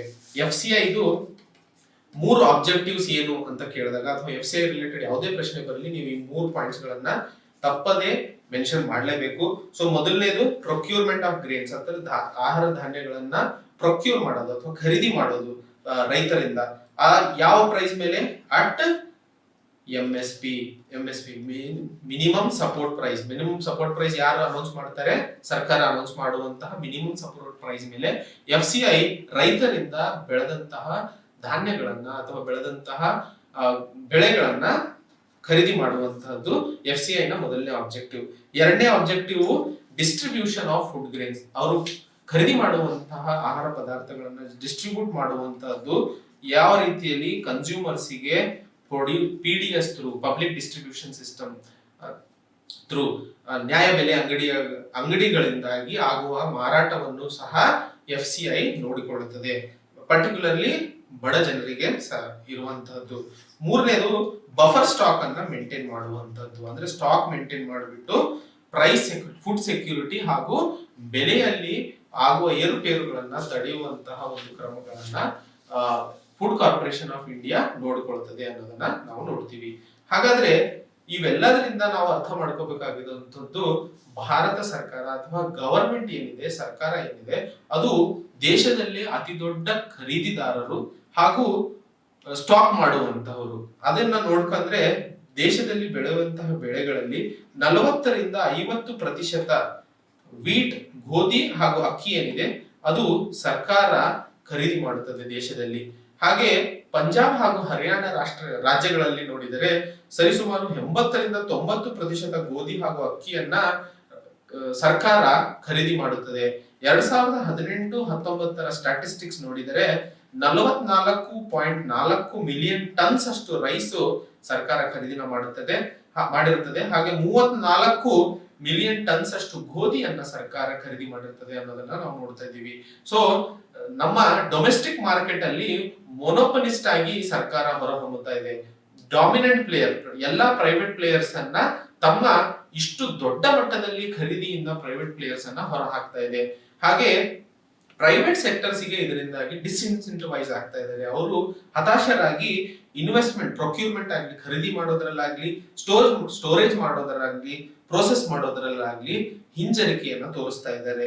ಹಾಗೂ ಮಿನಿಮಮ್ ಸಪೋರ್ಟ್ ಪ್ರೈಸ್ ಇಂದಾಗಿ ಆಗ್ತಾ ಇರುವಂತಹದ್ದು ಒಂದು ಇಂಡಿಕೇಟಿವ್ ಪ್ರೈಸಿಂಗ್ ಅಥವಾ ಸೋವಿಂಗ್, ಬೆಳೆಯನ್ನ ಹಾಕೋದಕ್ಕಿಂತ ಮುನ್ನ ಮಾರುಕಟ್ಟೆಯಲ್ಲಿ MSP ಪ್ರೈಸ್ ಅನ್ನ ಸರ್ಕಾರ ಘೋಷಣೆ ಮಾಡುತ್ತದೆ. ಆ MSP ಪ್ರೈಸ್ ಅನ್ನ ನೋಡಿಕೊಂಡು ರೈತರು ಬೀಜವನ್ನ ಬಿತ್ತಲು ಅಥವಾ ಆ ಬೆಳೆಗಳನ್ನ ಬೆಳೆಸುವ ಒಂದು ಕಾರ್ಯಕ್ರಮವನ್ನು ಹಮ್ಮಿಕೋತಾರೆ. ಹಾಗೆ ಇನ್ಶೂರೆನ್ಸ್ ಪ್ರೈಸ್ ಅಂತಾನು ಡಿಫೈನ್ ಮಾಡಿರ್ತೀವಿ. ಒಂದು ವೇಳೆಯಲ್ಲಿ ಏನಾದರೂ ಬೆಳೆಗಳಲ್ಲಿ ಅಥವಾ ಬೆಲೆಯಲ್ಲಿ ಏರುಪೇರು ಕಂಡಲ್ಲಿ ಸಿಗುವಂತಹ ಒಂದು ಬೇಸಿಕ್ ಪ್ರೈಸ್ ಅನ್ನ ಫ್ಲೋರ್ ಪ್ರೈಸ್ ಅಂತ ಕರಿತೀವಿ. ಹಾಗೆ ನೋಡಕಂದ್ರೆ MSP ಮ್ಯಾಕ್ಸಿಮಮ್ ಪ್ರೈಸ್ ಆಗ್ಬಿಟ್ಟಿದೆ. ಆದ್ರೆ MSP ಆಗ್ಬೇಕಾದಂತಹದ್ದು ಮಿನಿಮಮ್ ಪ್ರೈಸ್. ನಮ್ಮ ಮುಖ್ಯ ಉದ್ದೇಶ ಇದ್ದದ್ದು ಏನು ಅಂದ್ರೆ ರೈತರು ಬೆಳೆದಂತಹ ಬೆಳೆಗಳಲ್ಲಿ ಮಾರುಕಟ್ಟೆಯಲ್ಲಿ ಸರಿಯಾದ ಬೆಲೆ ಸಿಗದೇ ಇದ್ದಾಗ ಅದಕ್ಕೆ ಸರ್ಕಾರ ಸಪೋರ್ಟಿವ್ ಆಗಿ ಕೊಡುವಂತಹದ್ದು ಮಿನಿಮಮ್ ಸಪೋರ್ಟ್ ಪ್ರೈಸ್ ಅನ್ನೋದು. ಆದ್ರೆ ಈಗ ಮಾರ್ಕೆಟ್ ಉಲ್ಟಾ ಆಗ್ಬಿಟ್ಟಿದೆ. ಅತಿ ಹೆಚ್ಚು ಪ್ರೈಸ್ ಸಿಗ್ತಾ ಇರೋದೇ ಗವರ್ಮೆಂಟ್ ಇಂದ, ಅದು ಮಿನಿಮಮ್ ಸಪೋರ್ಟ್ ಪ್ರೈಸ್ ಆಗಿ. ಅಂಡ್ ರೈತರು ಆ ಮಿನಿಮಮ್ ಸಪೋರ್ಟ್ ಪ್ರೈಸ್ ಅನ್ನ ನೋಡ್ಕೊಂಡೇ ತಮ್ಮ ಬೆಳೆಗಳನ್ನು ಬೆಳೆಯಲು ಶುರು ಮಾಡ್ತಾ ಇದ್ದಾರೆ. ಅದರಿಂದಾಗಿ ಮಾರುಕಟ್ಟೆಯಲ್ಲಿ ವೈವಿಧ್ಯತೆಯನ್ನ ಕಳ್ಕೊತಾ ಇದೀವಿ ಬೆಳೆಗಳಲ್ಲಿ, ಅಥವಾ ಕೃಷಿ ಕ್ಷೇತ್ರದಲ್ಲಿ ವೈವಿಧ್ಯತೆಯನ್ನ ನಾವು ಕಳ್ಕೊತಾ ಇದೀವಿ ಅನ್ನೋದನ್ನ ಈ ಪಾಯಿಂಟ್ ನಮಗೆ ತಿಳಿಸ್ಕೊಡ್ತಾ ಇದೆ.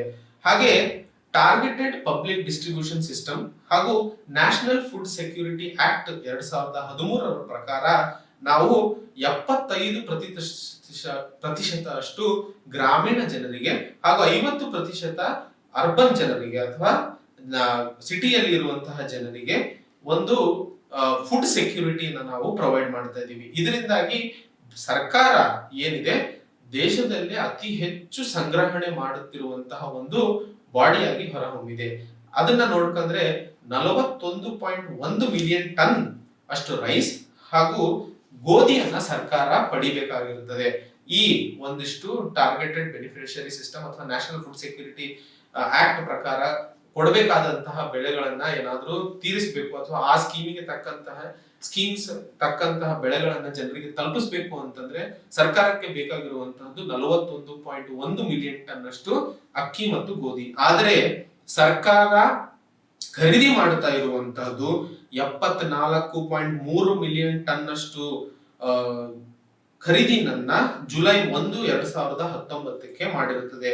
ಅದರಲ್ಲಿ ನಾವು ನೋಡಿದ್ರೆ 45.8 ಮಿಲಿಯನ್ ಟನ್ ಅಷ್ಟು ಗೋಧಿ ಹಾಗೂ 28.4 ಮಿಲಿಯನ್ ಟನ್ ಅಷ್ಟು ಅಕ್ಕಿಯನ್ನ ಮಾಡಿರ್ತದೆ. ಹಾಗಾದ್ರೆ ಗೋಧಿ ಮಾಡಬೇಕಾಗಿದ್ದು 27.58 ಟನ್ ಹಾಗೂ ಅಕ್ಕಿ ಮಾಡಬೇಕಾಗಿದ್ದು 13.5 ಮಿಲಿಯನ್ ಟನ್ ಅಷ್ಟು. ಸೊ ಇದನ್ನ ದಾಟಿ ಹೆಚ್ಚು ಪ್ರಮಾಣದಲ್ಲಿ ಸರ್ಕಾರ ಖರೀದಿ ಮಾಡ್ತಾ ಇರೋದನ್ನ ನಾವು ನೋಡ್ತಾ ಇದ್ದೀವಿ. ಹಾಗೆ ಸರ್ಕಾರ ಬೆಳೆಗಳನ್ನ ಖರೀದಿ ಮಾಡೋದಲ್ಲದೆ ಅದರ ಸರಕು ಸಾಗಾಣಿಕೆಯಲ್ಲಿ ಸುಮಾರು 40%ಕ್ಕಿಂತ ಹೆಚ್ಚು ಅಮೌಂಟ್ ಅನ್ನ ಅಥವಾ ಫೈನಾನ್ಷಿಯಲ್ ಕಾಸ್ಟ್ ಅನ್ನ ಸರ್ಕಾರ ಖರ್ಚು ಮಾಡಬೇಕಾಗಿರುತ್ತದೆ.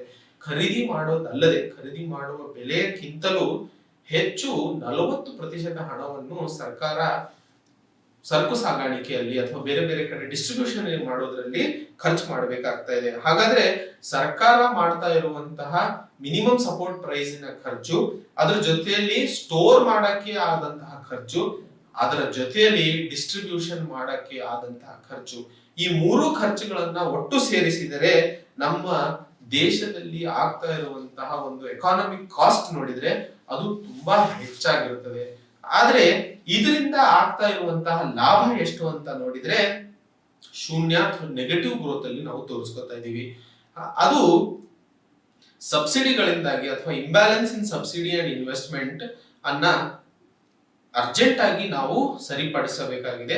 Sustainable growth in Indian agriculture ಆಗಬೇಕು ಅಂತಂದ್ರೆ ಇನ್ಕ್ಲೂಸಿವ್ ಗ್ರೋತ್ ಅನ್ನೋ ಒಂದು ಪದವನ್ನ ನಾವು ಏನ್ ಮಾತಾಡ್ತೀವಿ, ಎಲ್ಲರೂ ಒಟ್ಟಾಗಿ ಬೆಳಿಬೇಕು ಅಂತಂದ್ರೆ ಈ ತರದ ಸಬ್ಸಿಡೀಸ್ ಹಾಗೂ ಇನ್ವೆಸ್ಟ್ಮೆಂಟ್ ಗಳನ್ನ ಕಡಿಮೆ ಮಾಡುವ ಅವಶ್ಯಕತೆ ಇದೆ ಅಂತ ಹೇಳಿ ಆರ್ಥಿಕ ಸಮೀಕ್ಷೆ ಕ್ಲಿಯರ್ ಆಗಿ ತೋರಿಸ್ಕೊಡ್ತಾ ಇದೆ. ಸೊ ಒಂದು ಅರ್ಥ ಮಾಡ್ಕೋಬೇಕಾಗಿರೋದು ಇಲ್ಲಿ ಏನಂದ್ರೆ ಎಕನಾಮಿಕ್ ಕಾಸ್ಟ್ ನಾವು ಏನು ಹಾಕ್ತಾ ಇದೀವಿ ಅದರಿಂದಾಗಿ ಪಡಿಬೇಕಾದಂತಹ ಅಥವಾ ಅದರಿಂದಾಗಿ ಆಗಬೇಕಾದಂತಹ ಲಾಭಗಳನ್ನ ನಾವು ಕಾಣ್ತಿಲ್ಲ.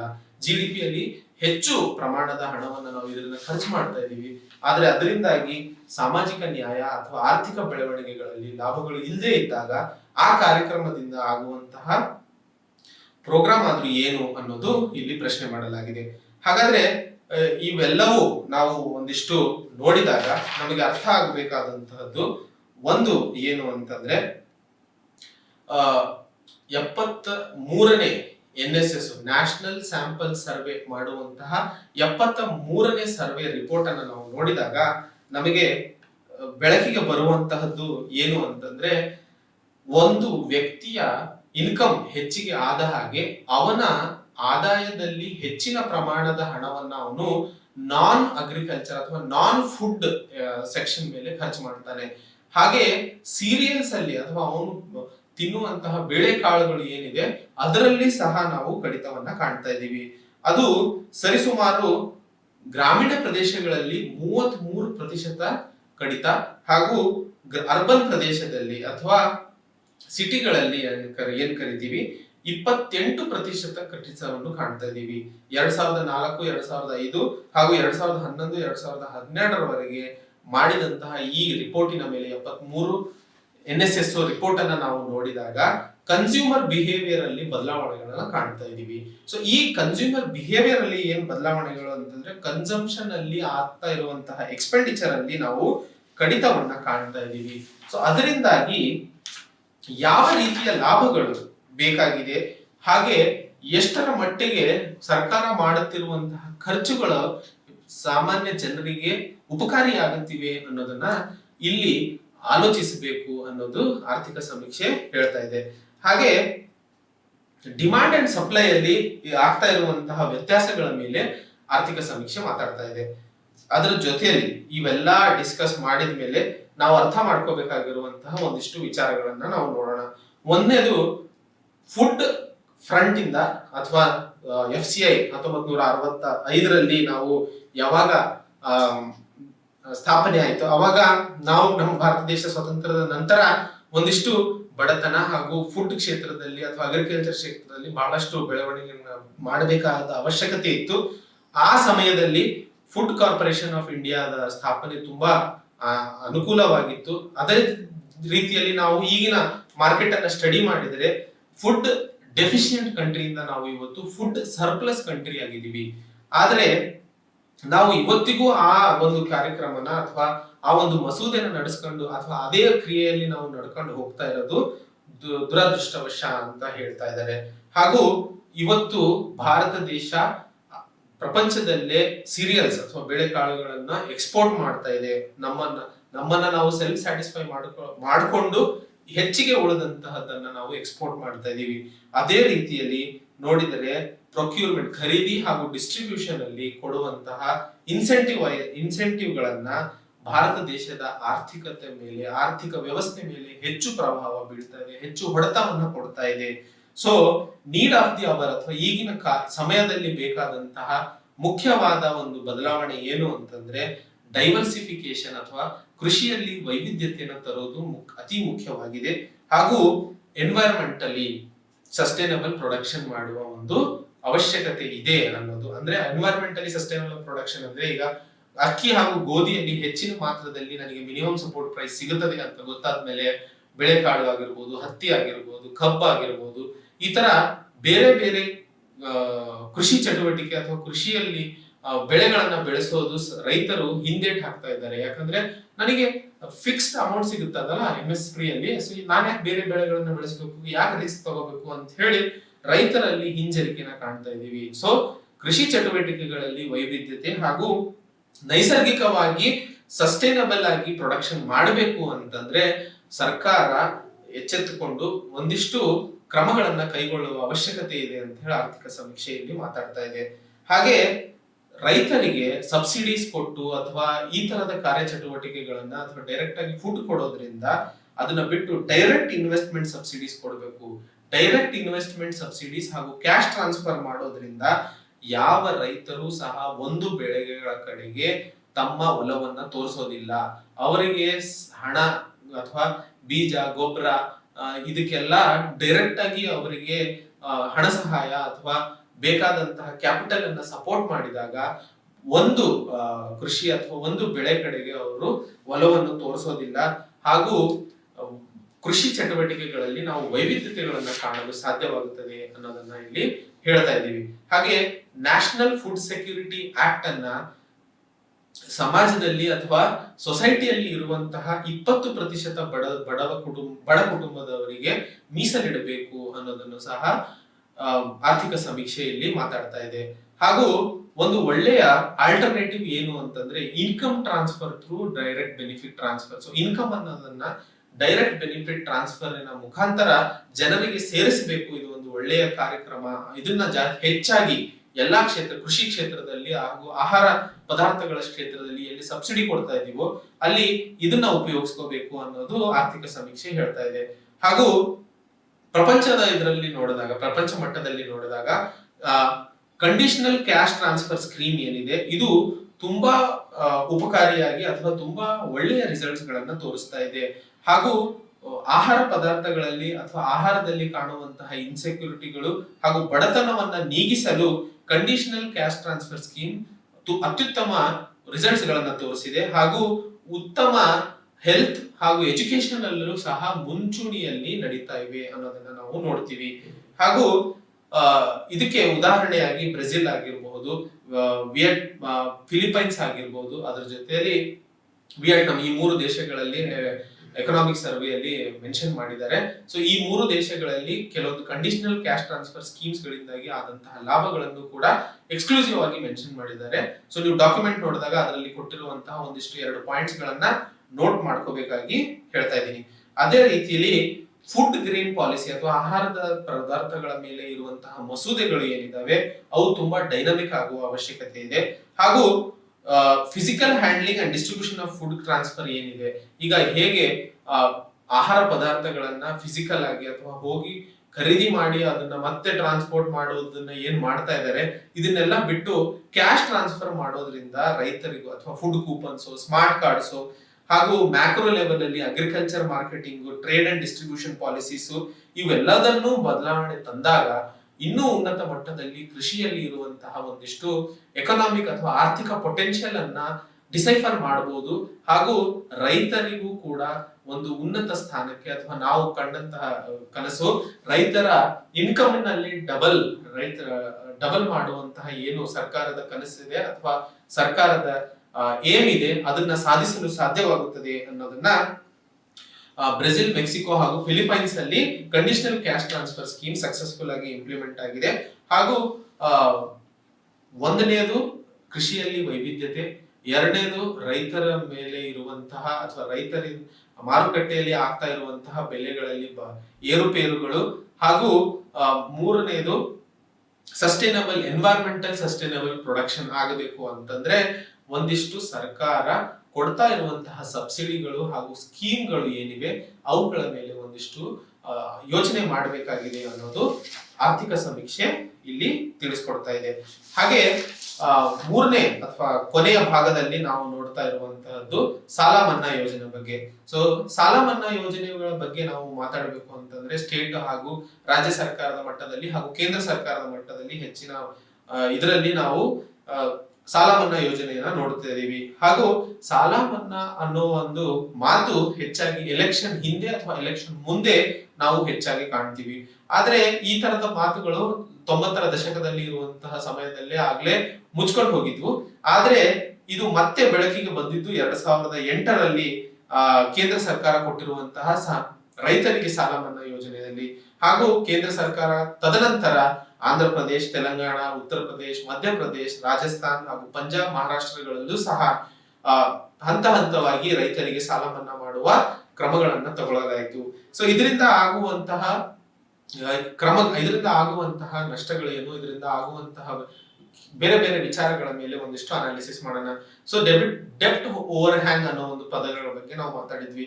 ಒಬ್ಬ ರೈತ ಸಾಲ ತಗೊಂಡ ಮೇಲೆ ಅವನು ತಗೊಂಡಿರುವಂತಹ ಸಾಲದ ಜೊತೆಯಲ್ಲಿ ಇಂಟ್ರೆಸ್ಟ್ ಅನ್ನ ಕಟ್ಟಲು ಅವನು ಪಡೆದಿರುವಂತಹ ಇನ್ಕಮಿನ ಹೆಚ್ಚು ಭಾಗವನ್ನು ಲೋನ್ ತೀರಿಸಲು ಹೋಗೋದ್ರಿಂದ ಫಿಸಿಕಲ್ ಕನೆಕ್ಟಿವಿಟಿ ಅಥವಾ ಫಿಸಿಕಲ್ ಡೆವಲಪ್ಮೆಂಟ್ ಹಾಗೂ ಸೋಷಿಯಲ್ ಡೆವಲಪ್ಮೆಂಟ್ ಅಂದ್ರೆ ಎಜುಕೇಶನ್ ಆಗಿರ್ಬೋದು, ಹೆಲ್ತ್ ಆಗಿರ್ಬೋದು, ಲಿಟ್ರಸಿ, ಈ ತರ ವಿಚಾರಗಳ ಮೇಲೆ ಅವನು ಖರ್ಚು ಮಾಡುವ ಸಾಮರ್ಥ್ಯವನ್ನು ಕಳೆದುಕೊಳ್ತಾನೆ ಅಂತ ಹೇಳಿ ನೋಡ್ತಾ ಇದೀವಿ. ಸೊ ಅದನ್ನ ನಾವು ಡೆಬ್ಟ್ ಓವರ್ ಹ್ಯಾಂಗ್ ಅಂತ ಹೇಳ್ತೀವಿ.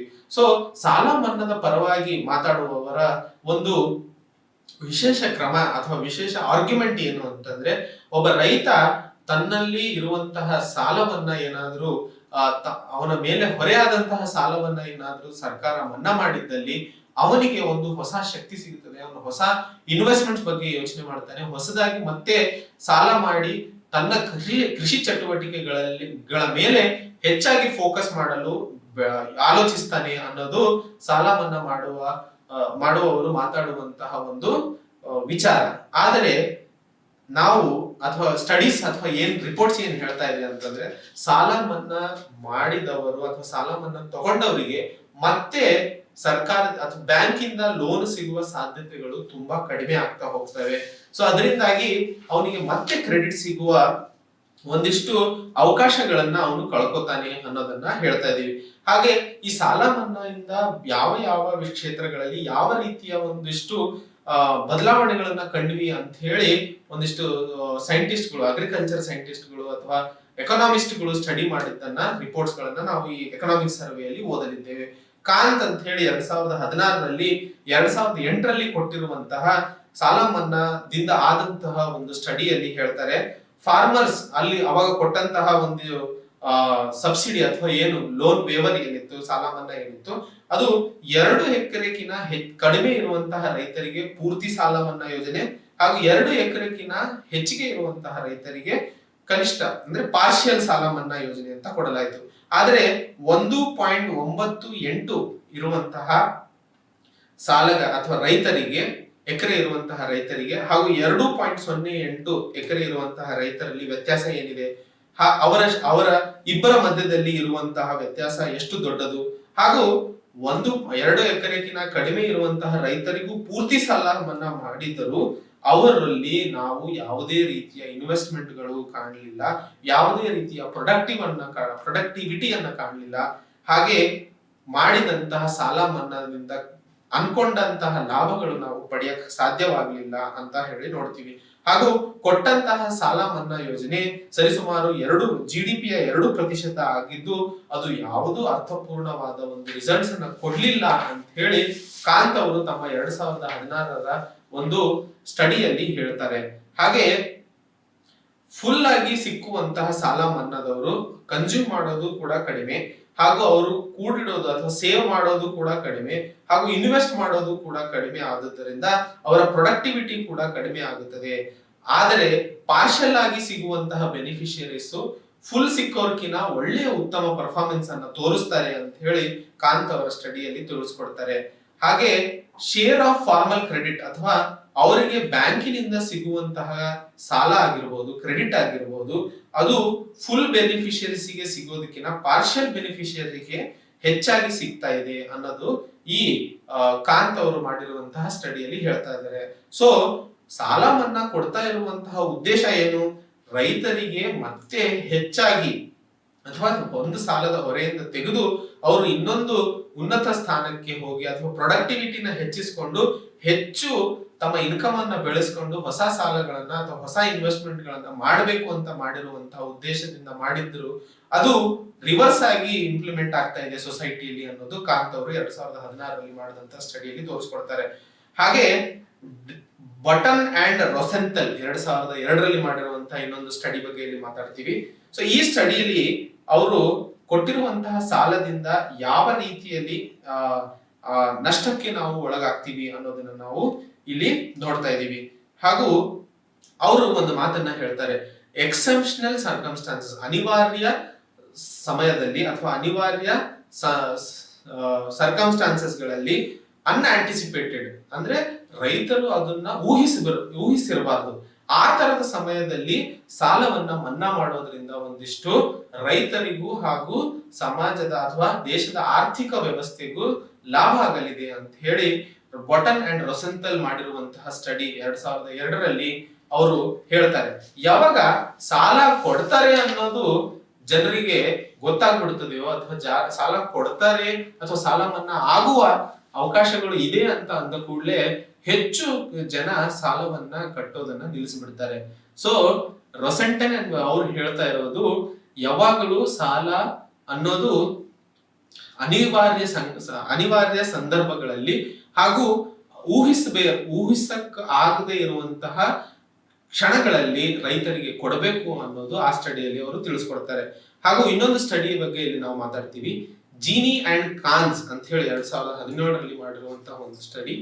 ಜೀನಿ ಅಂಡ್ ಕಾನ್ಸ್ 2017ರಲ್ಲಿ ಮಾಡಿರುವಂತಹ ಸ್ಟಡಿ. ಈ ಸ್ಟಡಿಯಲ್ಲಿ ಅವರು ಹೇಳುವಂತದ್ದು ಏನು ಅಂತಂದ್ರೆ, ವೇವರ್ಸ್ ಅಥವಾ ಸಾಲ ಮನ್ನಾ ಮಾಡೋದ್ರಿಂದ ಲೋನ್ ಡಿಫಾಲ್ಟರ್ ಗಳ ಸಂಖ್ಯೆ ಹೆಚ್ಚಾಗ್ತಾ ಹೋಗ್ತಾ ಇದೆ.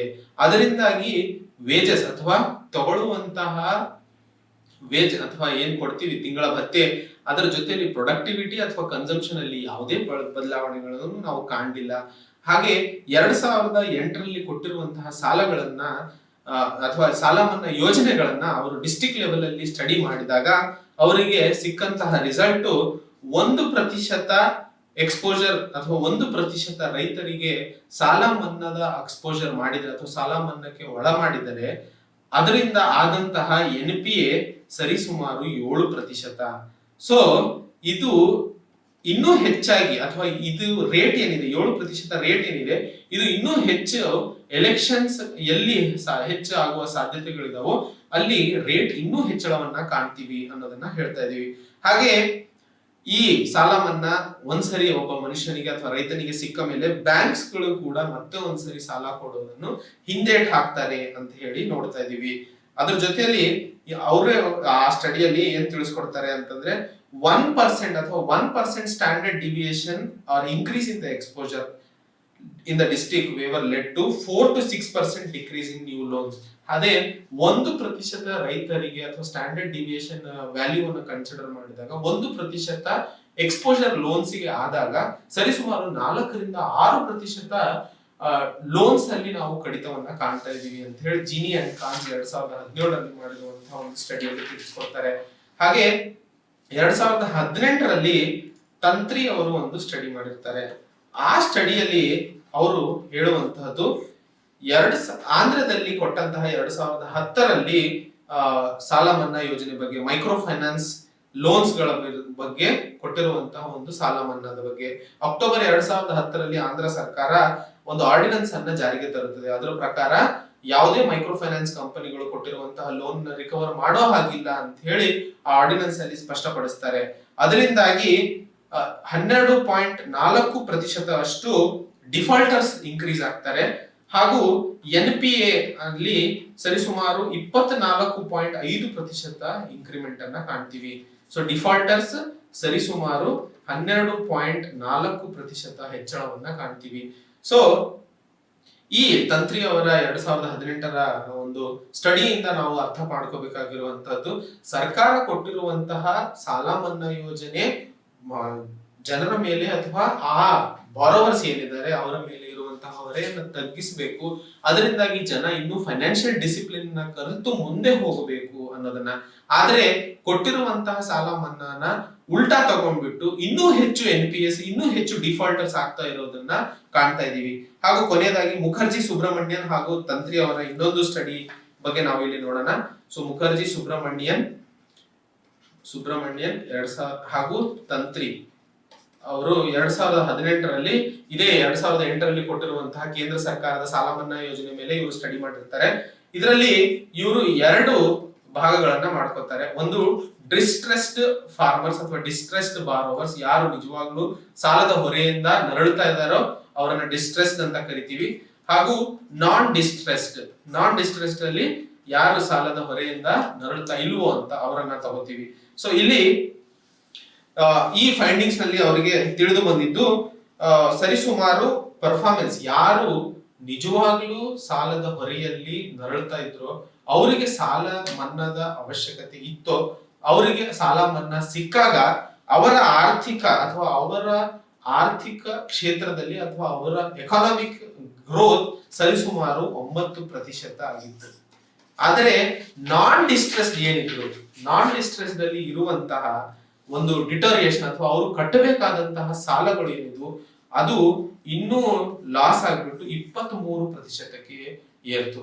ಅಂದ್ರೆ ಇಲ್ಲಿ ಅರ್ಥ ಮಾಡ್ಕೋಬೇಕಾಗಿರೋದು, ಸಾಲ ಮನ್ನಾ ಯೋಜನೆ ಡಿಸ್ಟ್ರೆಸ್ಡ್, ಯಾರಿಗೆ ನಿಜವಾಗ್ಲೂ ಅವಶ್ಯಕತೆ ಇದೆಯೋ ಅವರಿಗೆ ಸಿಕ್ಕಾಗ ನಾವು ಲಾಭವನ್ನ ಕಾಣ್ತಾ ಇದೀವಿ. ಆದ್ರೆ ಯಾರಿಗೆ ಅವಶ್ಯಕತೆ ಇಲ್ವೋ ಅವರಿಗೆ ಕೊಡೋದ್ರಿಂದ ಹೆಚ್ಚಿನ ನಷ್ಟವನ್ನ ಸರ್ಕಾರ ಅಥವಾ ಆರ್ಥಿಕ ವ್ಯವಸ್ಥೆ ಪಡಬೇಕಾಗುತ್ತದೆ ಅನ್ನೋದನ್ನ ಈ ಸ್ಟಡಿಯಲ್ಲಿ ನಾವು ತಿಳ್ಕೊತಾ ಇದೀವಿ.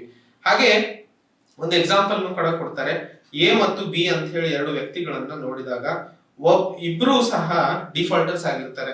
ಸೊ ಇವರು ಇಬ್ಬರು ಕಷ್ಟದಲ್ಲಿ ಇರುವಂತಹ ರೈತರು ಅಂದ್ಕೊಳ್ಳೋಣ. ಸೊ ಲೋನ್ ತಗೊಳ್ಳುವ ಒಂದು ಡೆಡ್ ಲೈನ್ ಏನಿತ್ತು ಅದು 31 ಡಿಸೆಂಬರ್ 2007 ಅಂತ ಇಟ್ಕೊಳ್ಳೋಣ. ಹಾಗೆ ಇವ್ರು ಏನ್ ಮಾಡ್ತಾರೆ, 1 ಜನವರಿ 2008ಕ್ಕೆ ತಮಗೆ ಲೋನಿನ ಬಗ್ಗೆ ಗೊತ್ತಾಗ್ತದೆ. ಅಂದ್ರೆ ಯಾವ ರೈತರು 31 ಡಿಸೆಂಬರ್ 2007 ಅಪ್ಲೈ ಮಾಡ್ತಾರೋ ಅವರಿಗೆ ಸಾಲ ಮನ್ನಾ ಯೋಜನೆಯ ಅಡಿಯಲ್ಲಿ ತಗೋತಾರೆ. ಆದ್ರೆ ಜನವರಿ 1ಕ್ಕೆ ಅಪ್ಲೈ ಮಾಡಿದವರಿಗೆ ಅದು ಸಿಗೋದಿಲ್ಲ. ಸೊ ಅದೇ ನಿಟ್ಟಿನಲ್ಲಿ ಅಥವಾ ಆ ಕ್ರಮಕ್ಕೆ ಹೋದಾಗ ಹೇಗೆ ಸಾಲ ಮನ್ನಾ ಯೋಜನೆ ಆಗುತ್ತದೆ. ಅದರಿಂದಾಗಿ ಇವರ ಲೋನ್ ಪರ್ಫಾರ್ಮೆನ್ಸ್ ಅಥವಾ ಇವರು ಲೋನಿನ ಪರ್ಫಾರ್ಮೆನ್ಸ್ ಹಾಗೂ ಇವರು ಆರ್ಥಿಕವಾಗಿ ಬೆಳೆದಂತಹ ಒಂದು ರಿಪೋರ್ಟ್ ಅನ್ನ ಕಾಣ್ತೀವಿ. ಇಲ್ಲಿ ಏನು ಲೋನ್ ವ್ಯವರ್ಸ್, ಅದೇ ನಾನ್ ಡಿಸ್ಟ್ರೆಸ್ಡ್ ಅಥವಾ ಯಾರಿಗೆ ಅವಶ್ಯಕತೆ ಇರೋದಿಲ್ಲ ಆ ತರದ ಒಂದು ಕೇಸ್ ತಗೊಂಡಾಗ ಸಿ ಮತ್ತು ಡಿ ಗೆ ತಗೊಂಡಾಗ ಸಿಗೆ ಅದೇ ರೀತಿಯಲ್ಲಿ 31 ಡಿಸೆಂಬರ್ ಒಳಗೆ ಇವ್ರು ಅಪ್ಲೈ ಮಾಡ್ತಾರೆ ಹಾಗೂ ಡಿ 1 ಜನವರಿಗೆ ಅಪ್ಲೈ ಮಾಡ್ತಾರೆ. 31 ಡಿಸೆಂಬರ್ ಒಳಗೆ ಅಪ್ಲೈ ಮಾಡಿದವನಿಗೆ ಸಾಲ ಮನ್ನಾ ಸಿಗುತ್ತದೆ. ಸೊ ಅದರಲ್ಲಿ ಏನು ಅವನು ಬದಲಾವಣೆಗಳು ಏನು ಕಾಣಲ್ಲ. ಆದ್ರೆ ಸಾಲ ಮನ್ನಾ ಸಿಗದೆ ಇರೋನು, ನಾನ್ ಡಿಸ್ಟ್ರೆಸ್, ಯಾರು ಕಷ್ಟ ಇಲ್ಲದೆ ಇರೋದ್ರನೋ ಅವನು ಇನ್ನೂ ಲೋನಿನ ಪರ್ಫಾರ್ಮೆನ್ಸ್ ಅನ್ನ ಕೆಟ್ಟದಾಗಿಸ್ಕೊತಾನೆ ಅಥವಾ ಅವನು ಇನ್ನೂ ಲೋನ್ ಅನ್ನ ಪರ್ಫಾರ್ಮೆನ್ಸ್ ಅನ್ನ ಹದಗೆಡಿಸ್ಕೊತಾನೆ. ಸೊ ಇವೆರಡೂ ಸ್ಟಡಿಗಳಿಂದ ನಾವು ಅರ್ಥ ಮಾಡ್ಕೋಬೇಕಾಗಿರುವಂತಹದ್ದು, ಯಾರಿಗೆ ಅವಶ್ಯಕತೆ ಇದೆಯೋ ಅವರಿಗೆ ಲೋನ್ ಸಿಗೋದ್ರಿಂದ ಒಂದಿಷ್ಟು ಆರ್ಥಿಕ ವ್ಯವಸ್ಥೆಯಲ್ಲಿ ವ್ಯವಸ್ಥೆ ಹಾಗೂ ನೈತಿಕವಾಗಿಯೂ ಒಳಿತಿಗಾಗಿ ಮುಂಜಾಗ್ರತೆ ಕ್ರಮಗಳನ್ನ ತಗೋಬಹುದು ಅನ್ನೋದನ್ನ ಆರ್ಥಿಕ ಸಮೀಕ್ಷೆಯಲ್ಲಿ ತಿಳಿಸ್ಕೊಡ್ತಾ ಇದೆ. ಹಾಗಾದ್ರೆ ಈ ಎಲ್ಲಾ ಸ್ಟಡಿಗಳನ್ನ ನಾವು ನೋಡಿದಾಗ ನಮಗೆ ಅರ್ಥ ಆಗುವಂತದ್ದು ಏನು ಅಂತಂದ್ರೆ, ನಾವು ಸರ್ಕಾರದ ಹಸ್ತಕ್ಷೇಪ ಅಥವಾ ಕೊಡುವಂತಹ ಮೆಡಿಸಿನ್ ಏನಿದೆ, ಸಾಲ ಮನ್ನಾ ಅನ್ನೋದು ಒಂದು ಎಮರ್ಜೆನ್ಸಿ ಮೆಡಿಸಿನ್ ಇದ್ದ ಹಾಗೆ. ಇದು ಯಾರಿಗೂ ಗೊತ್ತಿರಬಾರ್ದು ಅಂಡ್ ಅವಶ್ಯಕತೆ ಇರೋರಿಗೆ ಮಾತ್ರ ಸಿಗಬೇಕು. ಸೊ ಸರಿಯಾಗಿ ಇರುವಂತಹ ರೋಗನ ಅರ್ಥಕೊಂಡು ಆ ರೋಗದ ಮೇಜರ್ ಹಾಟ್ಸ್ಪಾಟ್ಸ್ ಎಲ್ಲಿದೆ ಅದನ್ನ ಅರ್ಥಕೊಂಡು ಸರಿಯಾದ ಸಮಯದಲ್ಲಿ ಕೊಟ್ಟಾಗ ಆ ಮೆಡಿಸಿನ್ಗೆ ಒಂದು ಬೆಲೆ ಉಳ್ಕೊಳ್ಳುತ್ತದೆ ಅಥವಾ ಆ ಮೆಡಿಸಿನ್ ಎಫೆಕ್ಟಿವ್ ಆಗಿ ವರ್ಕ್ ಆಗ್ತಿದೆ. ಅದನ್ನ ಬಿಟ್ಟು ಮೆಡಿಸಿನ್ ಅನ್ನ ಊಟದ ತರ ಎಲ್ಲರಿಗೂ ಕೊಟ್ಬಿಟ್ರೆ ಅದಕ್ಕೇನು ವ್ಯಾಲ್ಯೂ ಇರಲ್ಲ, ಅದಕ್ಕೇನು ಎಫೆಕ್ಟಿವ್ ಆಗುದಿಲ್ಲ. ಸೊ ಸರ್ಕಾರ ಕೊಡುವಂತಹ ಸಾಲ ಮನ್ನಾವನ್ನ ಒಂದು ಎಮರ್ಜೆನ್ಸಿ ಮೆಡಿಸಿನ್ ತರ ಸ್ಪೆಸಿಫಿಕ್ ಆಗಿ ಸ್ಟಡಿ ಮಾಡಿ ಕರೆಕ್ಟ್ ಆಗಿ ಬೆನಿಫಿಷಿಯರ್ಸ್ಗೆ ತಲುಪಿಸಬೇಕು ಅಂತ ಹೇಳಿ ಎಕನಾಮಿಕ್ ಸರ್ವೆ ಅಥವಾ ಆರ್ಥಿಕ ಸಮೀಕ್ಷೆ ಸ್ಪಷ್ಟವಾಗಿ ತಿಳಿಸ್ಕೊಡ್ತಾ ಇದೆ. ಹಾಗೂ ಇಲ್ಲಿ strengths and weaknesses of market ಅಲ್ಲಿ ನೋಡ್ತೀವಿ, ಪ್ರೈಸಸ್ ಅನ್ನ ಮಾರ್ಕೆಟ್ ಇರೋದ್ರಿಂದ ಅಥವಾ ಮಾರ್ಕೆಟ್ ನ ಪ್ರಭಾವ ಹೆಚ್ಚಿಗೆ ಇದ್ದಾಗ ಪ್ರೈಸಸ್ ಅನ್ನ ಕಂಟ್ರೋಲ್ ಅಲ್ಲಿ ಇಡೋಕೆ ಸಾಧ್ಯವಾಗುತ್ತದೆ, ರಿಸೋರ್ಸಸ್ ಅನ್ನ ಎಫಿಷಿಯಂಟ್ ಆಗಿ ಯೂಸ್ ಮಾಡಕ್ಕೆ ಸಾಧ್ಯವಾಗುತ್ತದೆ, ಇನೋವೇಷನ್ ಅನ್ನ ಇನ್ನೂ ಹೆಚ್ಚಿಗೆ ಮಾಡಲು ಸಾಧ್ಯವಾಗುತ್ತದೆ, ಕನ್ಸ್ಯೂಮರ್ ಚಾಯ್ಸ್ ಅನ್ನ ಹೆಚ್ಚಿಸ್ತೀವಿ, ವೆಲ್ತ್ ಅನ್ನ ಅಥವಾ ಸಂಪತ್ತು ಸೃಷ್ಟಿ ಮಾಡಲು ಸಾಧ್ಯವಾಗುತ್ತದೆ, ಹಾಗೂ ವೆಲ್ಫೇರ್ ಸಾಮಾಜಿಕ ನ್ಯಾಯ ಅಥವಾ ಸಾಮಾಜಿಕ ಒಳಿತಿಗಾಗಿ ಇನ್ನೂ ಹೆಚ್ಚಿನ ಕ್ರಮಗಳನ್ನು ತಗೋಬಹುದು ಅಂತ ಹೇಳ್ತೀವಿ. ಆದ್ರೆ ಮಾರ್ಕೆಟ್ ಏನನ್ನು ಮಾಡಲು ಸಾಧ್ಯವಿಲ್ಲ ಅಂತಂದ್ರೆ ಪಬ್ಲಿಕ್ ಗೂಡ್ಸ್ ಅನ್ನ ಕೊಡಲು ಸಾಧ್ಯವಿಲ್ಲ, ಹಾಗೂ ಮನೋಪಲಿ ಆಗುವಂತಹದ್ದು ಅಥವಾ ಪವರ್ ಏಕೀಕರಣ ಆಗುವಂತಹದ್ದನ್ನು ತಡೆಯಲು ಮಾರ್ಕೆಟ್ ಇಂದ ಸಾಧ್ಯವಾಗುವುದಿಲ್ಲ, ಹಾಗೂ ಇಂಟರ್ನೈಸಸ್ ಎಕ್ಸ್ಟರ್ನಲಿಟೀಸ್ ಬೇರೆ ಬೇರೆ ಕಡೆಯಿಂದ ಇರುವಂತಹ ಎಫೆಕ್ಟ್ಸ್ ಏನಿದೆ ಅದು ಹೆಚ್ಚಾಗ್ತಾ ಹೋಗುತ್ತದೆ, ಹಾಗೂ ಇನ್ಫಾರ್ಮೇಶನ್ ಅಸಿಮೆಟ್ರಿ. ಸೊ ಏನ್ ಇನ್ಫಾರ್ಮೇಶನ್ ಇರುತ್ತದೆ ಅದು ಸರಿಯಾಗಿ ಎಲ್ಲಾ ಕಡೆ ಒಂದಾಗಿ ತಿಳಿಸ್ಕೊಡೋದು ಅಥವಾ ಹೋಗುವಂತಹ ಅವಕಾಶಗಳು ಇರೋದಿಲ್ಲ. ವೆಲ್ತ್ ಏನಿದೆ ಅಥವಾ ಸಂಪತ್ತು ಡಿಸ್ಟ್ರಿಬ್ಯೂಷನ್ ಇದೆ ಅದು ಸಮಾನಾಂತರವಾಗಿ ಆಗೋದಿಲ್ಲ, ಹಾಗೂ ನೈತಿಕತೆಯನ್ನ ಉಳಿಸ್ಕೊಳ್ಳೋದಕ್ಕೆ ಮಾರ್ಕೆಟ್ ಇಂದ ಸಾಧ್ಯವಿಲ್ಲ ಅನ್ನೋದು ಆರ್ಥಿಕ ಸಮೀಕ್ಷೆ ತಿಳಿಸ್ಕೊಡ್ತಾ ಇದೆ. ಹಾಗೂ ಈ ಇಡೀ ಚಾಪ್ಟರ್ ನಾವು ನೋಡಿದಾಗ ನಮಗೆ ತಿಳಿದು ಬರುವಂತಹದ್ದು ಯಾವ ಯಾವ ರೀತಿಯಲ್ಲಿ ಒಂದಿಷ್ಟು ಮಸೂದೆಗಳ ಮೇಲೆ ಬದಲಾವಣೆ ತರಬೇಕು, ಯಾವ ಯಾವ ರೀತಿಯಲ್ಲಿ ತಂದಿದ್ದೀವಿ, ಹಾಗೂ ಯಾವ ರೀತಿಯಲ್ಲಿ ನಾವು ಇನ್ನು ಮಾಡುವ ಅವಶ್ಯಕತೆ ಇದೆ ಅಂತ ಹೇಳಿ ಆರ್ಥಿಕ ಸಮೀಕ್ಷೆ ಒಂದು ಟೇಬಲಿನ ಇದರಲ್ಲಿ ಮಾತಾಡ್ತಾ ಇದೆ. ಸೊ ಅದನ್ನ ನೋಡಿದಾಗ ನಾವು ಕಮಾಂಡ್ ಅಂಡ್ ಕಂಟ್ರೋಲ್ ಎಕಾನಮಿಯಿಂದ ಮಾರ್ಕೆಟ್ ಡ್ರಿವನ್ ಎಕಾನಮಿಗೆ ನಾವು ಬದಲಾಗಿದ್ದೀವಿ.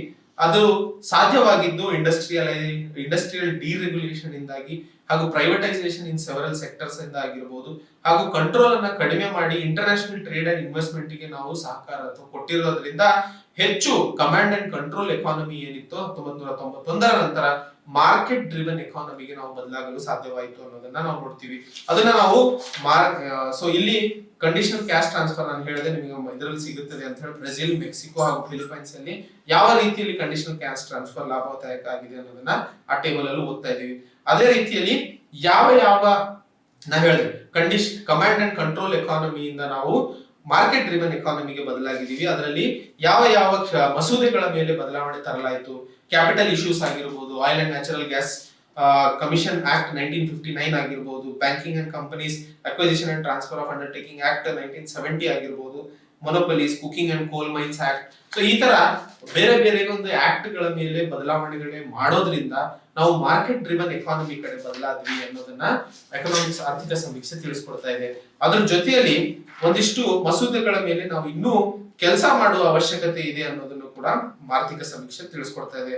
ಅದು ಯಾವ ಅಂತಂದ್ರೆ factories act 1948, essential commodities act ನಾವು ಡಿಸ್ಕಸ್ ಮಾಡಿದ್ವಿ 1955, food corporation act 1965, sick textile undertakings act 1974, recovery of debts due to bank and financial institutions 1993, ಹಾಗೆ right to fair compensation transparency land acquisition rehabilitation and resettlement act 2013. So ಈ ತರ ಈ ಒಂದಿಷ್ಟು act ಗಳ ಮೇಲೆ ಸರ್ಕಾರದ ಹಸ್ತಕ್ಷೇಪ ಬದಲಾಗಿ ಬೇರೆ ಒಂದು ಹೊಸ ಈಗಿನ ಮಟ್ಟಕ್ಕೆ ಅಥವಾ ಈಗಿನ ಕಾಲಕ್ರಮೇಣಕ್ಕೆ ಸೂಕ್ತವಾದ ಒಂದು ಮಸೂದೆಯನ್ನು ತಯಾರಿಸುವ ಅವಶ್ಯಕತೆ ಇದೆ ಅಂತ ಹೇಳಿ ಆರ್ಥಿಕ ಸಮೀಕ್ಷೆ ಸ್ಪಷ್ಟವಾಗಿ ತಿಳಿಸ್ಕೊಡ್ತಾ ಇದೆ.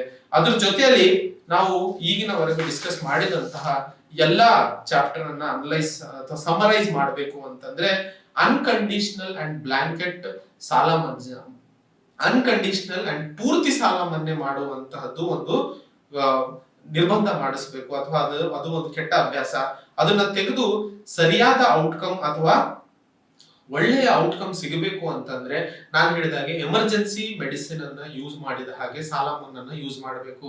ಊಟ ಆಗ್ಬಾರ್ದು, ಊಟಕ್ಕೆ ಉಪ್ಪಿನಕಾಯಿ ಆಗ್ಬೇಕು ಹೊರತು ಉಪ್ಪಿನಕಾಯಿ ಊಟ ಆಗ್ಬಾರ್ದು ಅನ್ನೋದು ನಾವೇನ್ ಗಾದೆ ಮಾತು ಉಪಯೋಗಿಸ್ಕೋತೀವೋ ಅದರ ಅಡಿಯಲ್ಲಿ ಸಾಲ ಮನ್ನಾನ ಉಪಯೋಗಿಸ್ಕೋಬೇಕು ಅನ್ನೋದು ಆರ್ಥಿಕ ಸಮೀಕ್ಷೆ ತೋರಿಸ್ಕೊಡ್ತಾ ಇದೆ. ಹಾಗೆ ಕ್ರೆಡಿಟ್ ಕಲ್ಚರ್ ಅನ್ನ ಅಥವಾ ಸಾಲ ಮನ್ನಾ ಮಾಡೋದ್ರಿಂದ ಕ್ರೆಡಿಟ್ ಕಲ್ಚರ್ ಹಾಳಾಗುತ್ತದೆ.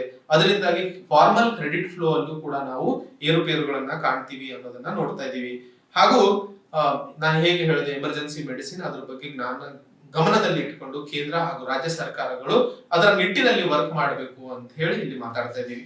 ಸೊ ಇಲ್ಲಿ ಡಿಸ್ಕಸ್ ಮಾಡಿರುವಂತಹ 4 ಕ್ಷೇತ್ರಗಳಲ್ಲಿ ಎಸೆನ್ಷಿಯಲ್ ಕಮೋಡಿಟೀಸ್ ಆಕ್ಟ್ ಆಗಿರ್ಬೋದು, ಅಥವಾ ಫಾರ್ಮಾಸ್ಯೂಟಿಕಲ್ ಇಂಡಸ್ಟ್ರಿಯಲ್ಲಿ ಅಥವಾ ಎಸೆನ್ಷಿಯಲ್ ಕಮೋಡಿಟೀಸ್ ಆಕ್ಟ್ ಕೆಳಗಡೆನೆ ಬರುವಂತಹ ಸೆಕ್ಷನ್ 3 ಅಲ್ಲಿ ಡ್ರಗ್ ಪ್ರೈಸಿಂಗ್ ಕಂಟ್ರೋಲ್ ಅಥಾರಿಟಿ ಆಗಿರ್ಬೋದು, ಹಾಗೂ ಆಹಾರ ಧಾನ್ಯಗಳಲ್ಲಿ ಇರುವಂತಹ ಸರ್ಕಾರದ ಹಸ್ತಕ್ಷೇಪಗಳು, ಸಬ್ಸಿಡಿ ಆಗಿರ್ಬೋದು ಅಥವಾ ಇಂಟ್ರೆಸ್ಟ್ ಸಬ್ವೆನ್ಷನ್ ಆಗಿರ್ಬೋದು, ಹಾಗೂ 4ನೇ ಇದರಲ್ಲಿ ನಾವು ನೋಡಿದಂತಹ ಇಂಟ್ರೆಸ್ಟ್ ಸಬ್ವೆನ್ಷನ್ ಅಥವಾ ಫುಡ್ ಸಬ್ಸಿಡಿ ಆಯ್ತು.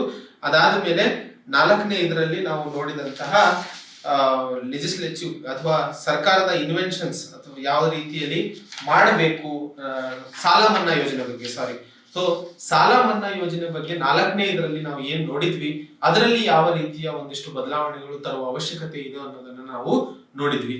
ಸೊ ಈ 4 ಕ್ಷೇತ್ರಗಳಲ್ಲಿ ಒಂದಿಷ್ಟು ಎಕ್ಸಾಂಪಲ್ಸ್ ಹಾಕಿ ತಗೊಂಡು ಓದಿದೀವಿ. ಅದ್ರ ಜೊತೆಯಲ್ಲಿ ಯಾವ ಯಾವ ಮಸೂದೆಗಳ ಮೇಲೆ ಒಂದಿಷ್ಟು ವರ್ಕ್ ಮಾಡುವ ಅವಶ್ಯಕತೆ ಇದೆ ಅಂತ ಹೇಳಿ ಟೇಬಲ್ ಅಲ್ಲೂ ನಾವು ಸಂಕ್ಷಿಪ್ತವಾಗಿ ಡಿಸ್ಕಸ್ ಮಾಡಿದ್ವಿ.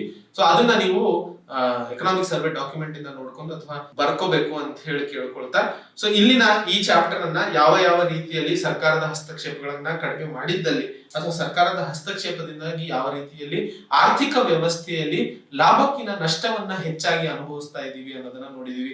ಸೊ ಈ ಬದಲಾವಣೆಗಳನ್ನ ಮಾಡೋದ್ರಿಂದ ಈಗಿನ 21ನೇ ಸೆಂಚುರಿಯಲ್ಲಿ ಬೇಕಾದಂತಹ ಬದಲಾವಣೆಗಳಿಂದಾಗಿ ಯಾವ ರೀತಿಯಲ್ಲಿ ನಾವು ಕಂಡಂತಹ ಕನಸು $5 ಟ್ರಿಲಿಯನ್ ಎಕಾನಮಿನ ಭಾರತ ಸರ್ಕಾರದ್ದು ಅಥವಾ ಭಾರತದ ಆರ್ಥಿಕ ವ್ಯವಸ್ಥೆಯನ್ನ ಆ ಮಟ್ಟಕ್ಕೆ ಕರೆದೊಯ್ಯಲು ಇದು ಒಂದು ಬೇಕಾದಂತಹ ಅತ್ಯಮುಖ್ಯ ಅಥವಾ ಅತಿ ಮುಖ್ಯವಾದ ಒಂದು ಪಾಯಿಂಟ್ ಅಂತ ಹೇಳುತ್ತಾ ಇಂದಿನ ಸೆಕ್ಷನ್ ಅನ್ನ ಇಲ್ಲಿಗೆ ಮುಗಿಸ್ತಾ ಇದೀವಿ.